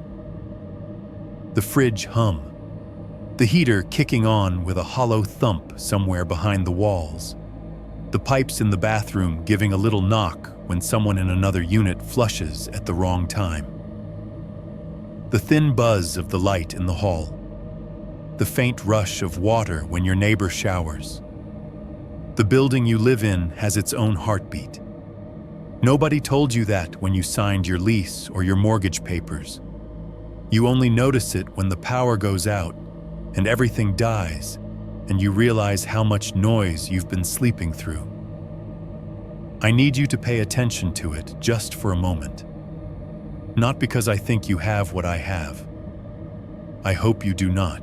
I would like to believe that most walls are just walls, that most medicine cabinets only hide toothpaste and expired cough syrup and the bottle of pills you pretend you do not need.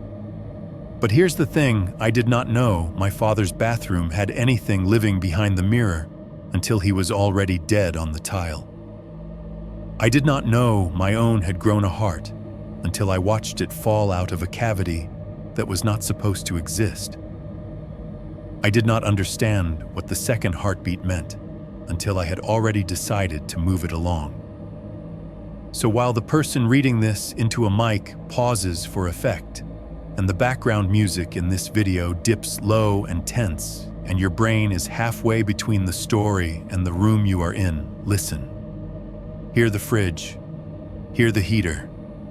Listen for that extra sound, the one that does not quite sync with your pulse. Not the little creaks and pops of a house settling. Not the one-time bang of a pipe expanding. I am talking about the patient, repetitive kind. Thump, pause, thump. Maybe it is nothing. Maybe it is the neighbor's laundry, or the building shifting, or some mechanical part doing exactly what it was designed to do. But if it is always coming from the same spot in the wall, say directly behind the bathroom mirror, if you can put your hand flat on the glass and feel something beat back that is not your own chest, then we might have a problem. The switch on the wall next to my kitchen door clicks when I turn the light off. The sound is tiny and sharp. The bulb over the stove flickers once, then dies, leaving just the laptop glow. My fingers keep moving, throwing more of this onto the screen, trying to get all of it out before the courage drains out of my hands. Every so often I stop typing and listen myself. I listen to my fridge. I listen to the pipes. I listen to the upstairs TV. I listen very carefully to make sure there is only one heart beating in this house now. I am sending this to you because I need it to live somewhere other than my head. In a police report, it is nothing. In a medical chart, it is a symptom. In my mother's voice, it is a nightmare she will never wake up from. In your voice, whoever you are reading this to people who like to be scared in safe rooms, it becomes a story. It becomes a thing other people can carry for a while. If I am lucky, that will be enough to make the next part hurt a little less. 7.3. Family and the Way a Story Spreads. There is one question I have not been able to stop circling since the night I handed Evan the box. How much of it lives in the walls, and how much of it lives in people's heads? The first time I saw it, there was nothing theoretical about it. Meat, bone, blood, the whole anatomy lesson from hell crawling out of my bathroom cabinet. It was real enough to hit with a towel bar. Real enough to spray my face, to leave damp marks on my shirt, to make my lungs burn. But after every time it showed itself, it put the room back. It smoothed the scene over, rewound the mess, left only the memory sitting upright in my skull, like a guest who refused to leave. What matters more to something like that? The physical space behind a mirror, or the space in your mind where you replay it over and over until your heartbeat sinks to its rhythm? My father heard it long before anyone cut open a wall. He stared into a mirror for years, feeling that second pulse sit behind his reflection, until one day his own heart seized up, and the paramedics zipped him into a bag, and the landlord painted over the stain. I spent months listening to it, smelling it, seeing it in ways I could not prove. Then I saw it physically once, twice, and it erased every trace but the way my nervous system jerked whenever I walked past the bathroom door. Now it sits in a different house behind a different mirror, in a nicer neighborhood, with a box under the sink that has learned a new last name. So what is family to something that moves like that? When it rasped, should have stayed in the family. I thought it meant bloodline. My father, then me. Maybe anyone who shared our DNA or our bad hearts. The people who touched the cursed object and brought it home. But I am sitting here typing this out for a voice that belongs to a stranger, knowing that voice is going to carry these words into who knows how many houses. A couple thousand. Maybe hundreds of thousands. Maybe more if the thumbnail is good and the algorithm is in the mood. You listening right now are not my family. You are not Evan's family. You are not my father's family. You are one more person who likes to hear stories about other people's bad luck while your own house hums around you. The second I described it to you, though, the half-body dragging itself out of a medicine cabinet, ribs flared, heart beating naked against tile, you saw it. Maybe not clearly. Maybe just a flash. A gross little animation your brain did without asking permission. The way it hooked its flayed fingers over the sink edge. The way the heart swelled and snapped, spraying arcs of blood across cheap white porcelain. The way the jaw swung loose on strings of tendon, that one ruined eye trying too hard to track me. You have a bathroom. You have a mirror. You have pipes that knock sometimes. If tonight or sometime this week, you go in there, late lights, a little too bright house, a little too quiet, and you flip on the switch and look at your own face. And just for a second, think of mine standing in that townhouse bathroom in Ohio. What exactly are you inviting in? I do not know how much of it travels through wood and plumbing and old drywall, and how much can hitch a ride on something as simple as a story. I just know how my heart changed after I first saw it. It was not just fear. It was a physical thing. It shifted the way I breathed, the way I stood in the shower, the way I tensed every time I heard a noise behind me. It made room for itself in the way my muscles stayed half-braced, in the way my brain never fully stopped listening. Now I have taken that pattern and laid it out in front of you, line by line, with every little sound effect it used on me. The thump in the wall, the buzz of the bathroom light, the tiny click of a cabinet hinge, the hum of the fridge that suddenly sounds too much like a distant heart monitor. You are hearing this maybe alone in your own kitchen, kneeling by your own bed, parked in your own driveway, sitting on a toilet with your phone propped on the sink. You would not be the first. You are hearing me describe the way I put my hand on the mirror and felt it beat back. Maybe your heart sped up just a little. Maybe you noticed the house noises around you for the first time all day. Maybe you thought, if I heard something behind my mirror, I would know it was just this story getting to me. That is fine. Stories get to people all the time. That is the point. I am just not sure anymore where the line is between getting to you and getting into you. If this thing needs bathrooms, it has had them a trailer off Route 19, a rental townhouse on the south side, a cleaner, newer unit up near Polaris. If it needs hearts, it has had those too. My father's almost mine. Evan's ticking away somewhere behind his ribs while he stands brushing his teeth above a box that used to sleep under my sink. But what if it needs something else now? What if family does not mean bloodlines and lease agreements anymore? What if family for it is anybody who carries a clear enough image of it inside their head that when they stand in front of their own mirror and hear a noise in the wall, they think of that image before they think of pipes or neighbors or old buildings? What if every person who finishes this video and then walks into their bathroom with the story still echoing faintly in their ears is another little point on its map? Not a full nest. Not yet. Just a place where the pattern is right. A skull-shaped hole in the drywall of your imagination that it can feel when it stretches. I do not know how sound works for a thing like that. I know how it worked on me. I heard it in vents, in forklifts, in fans, in the bump of a pallet hitting concrete. If it can ride a knock through a wall, who is to say it cannot ride a voice through a speaker? The laptop in front of me buzzes softly on the table. The fan inside whirs, pushing hot air out through plastic vents. The charger cord hums faintly if I press it to my ear. While you hear this as polished audio with background music and cuts and maybe some stock footage of empty bathrooms and flickering lights, I am here in the raw version, a cheap keyboard under my fingers, a sticky G key, the taste of old coffee in my mouth, the glow of the screen making the rest of the room look like a photograph someone forgot to finish. The fridge kicks on again. Upstairs, someone flushes. A car door slams outside and drives away. My house is still quiet in the way that matters. No second heartbeat. No whisper in the vent. No pressure at the back of the mirror. For a moment, I let myself believe that means I am free.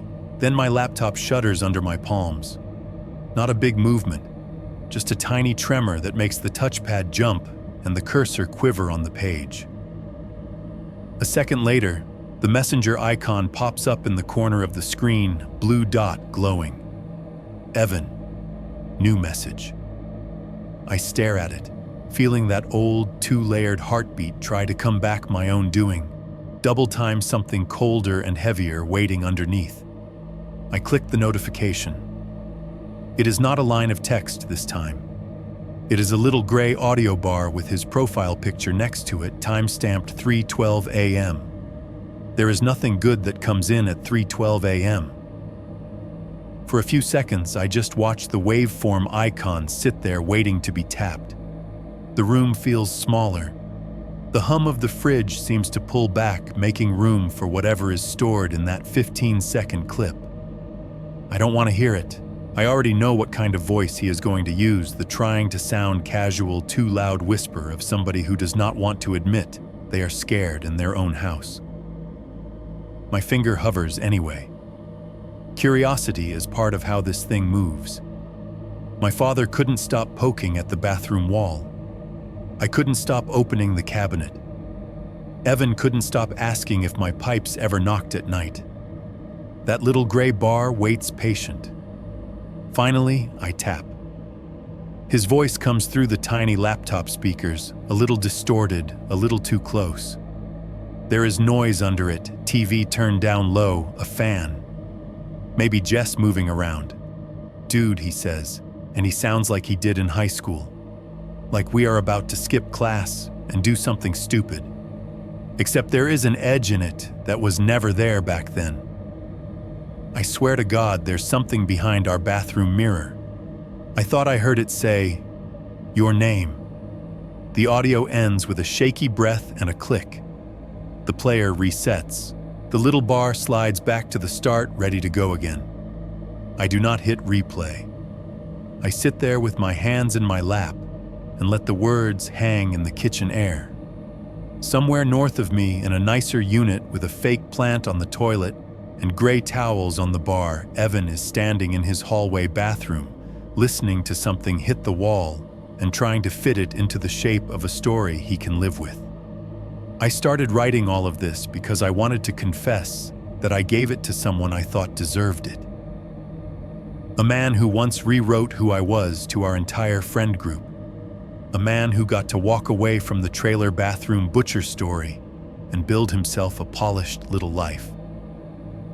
I am finishing it because I realized something worse while I typed, "If he ever scrolls the YouTube late at night, finds your channel the way I did, clicks on a thumbnail about a true horror story from a Columbus townhouse, and recognizes my voice, that thing in his wall is going to learn something new. It is going to learn that it does not have to wait for someone to steal its box again. It can find its way into a lot of bathrooms just by writing along with a story. So if sometime in the next week, while you are brushing your teeth and the house is quiet, you put your fingers on the mirror to wipe away a streak and the glass feels a little too warm, do not thank me. I am only the one who opened the cabinet."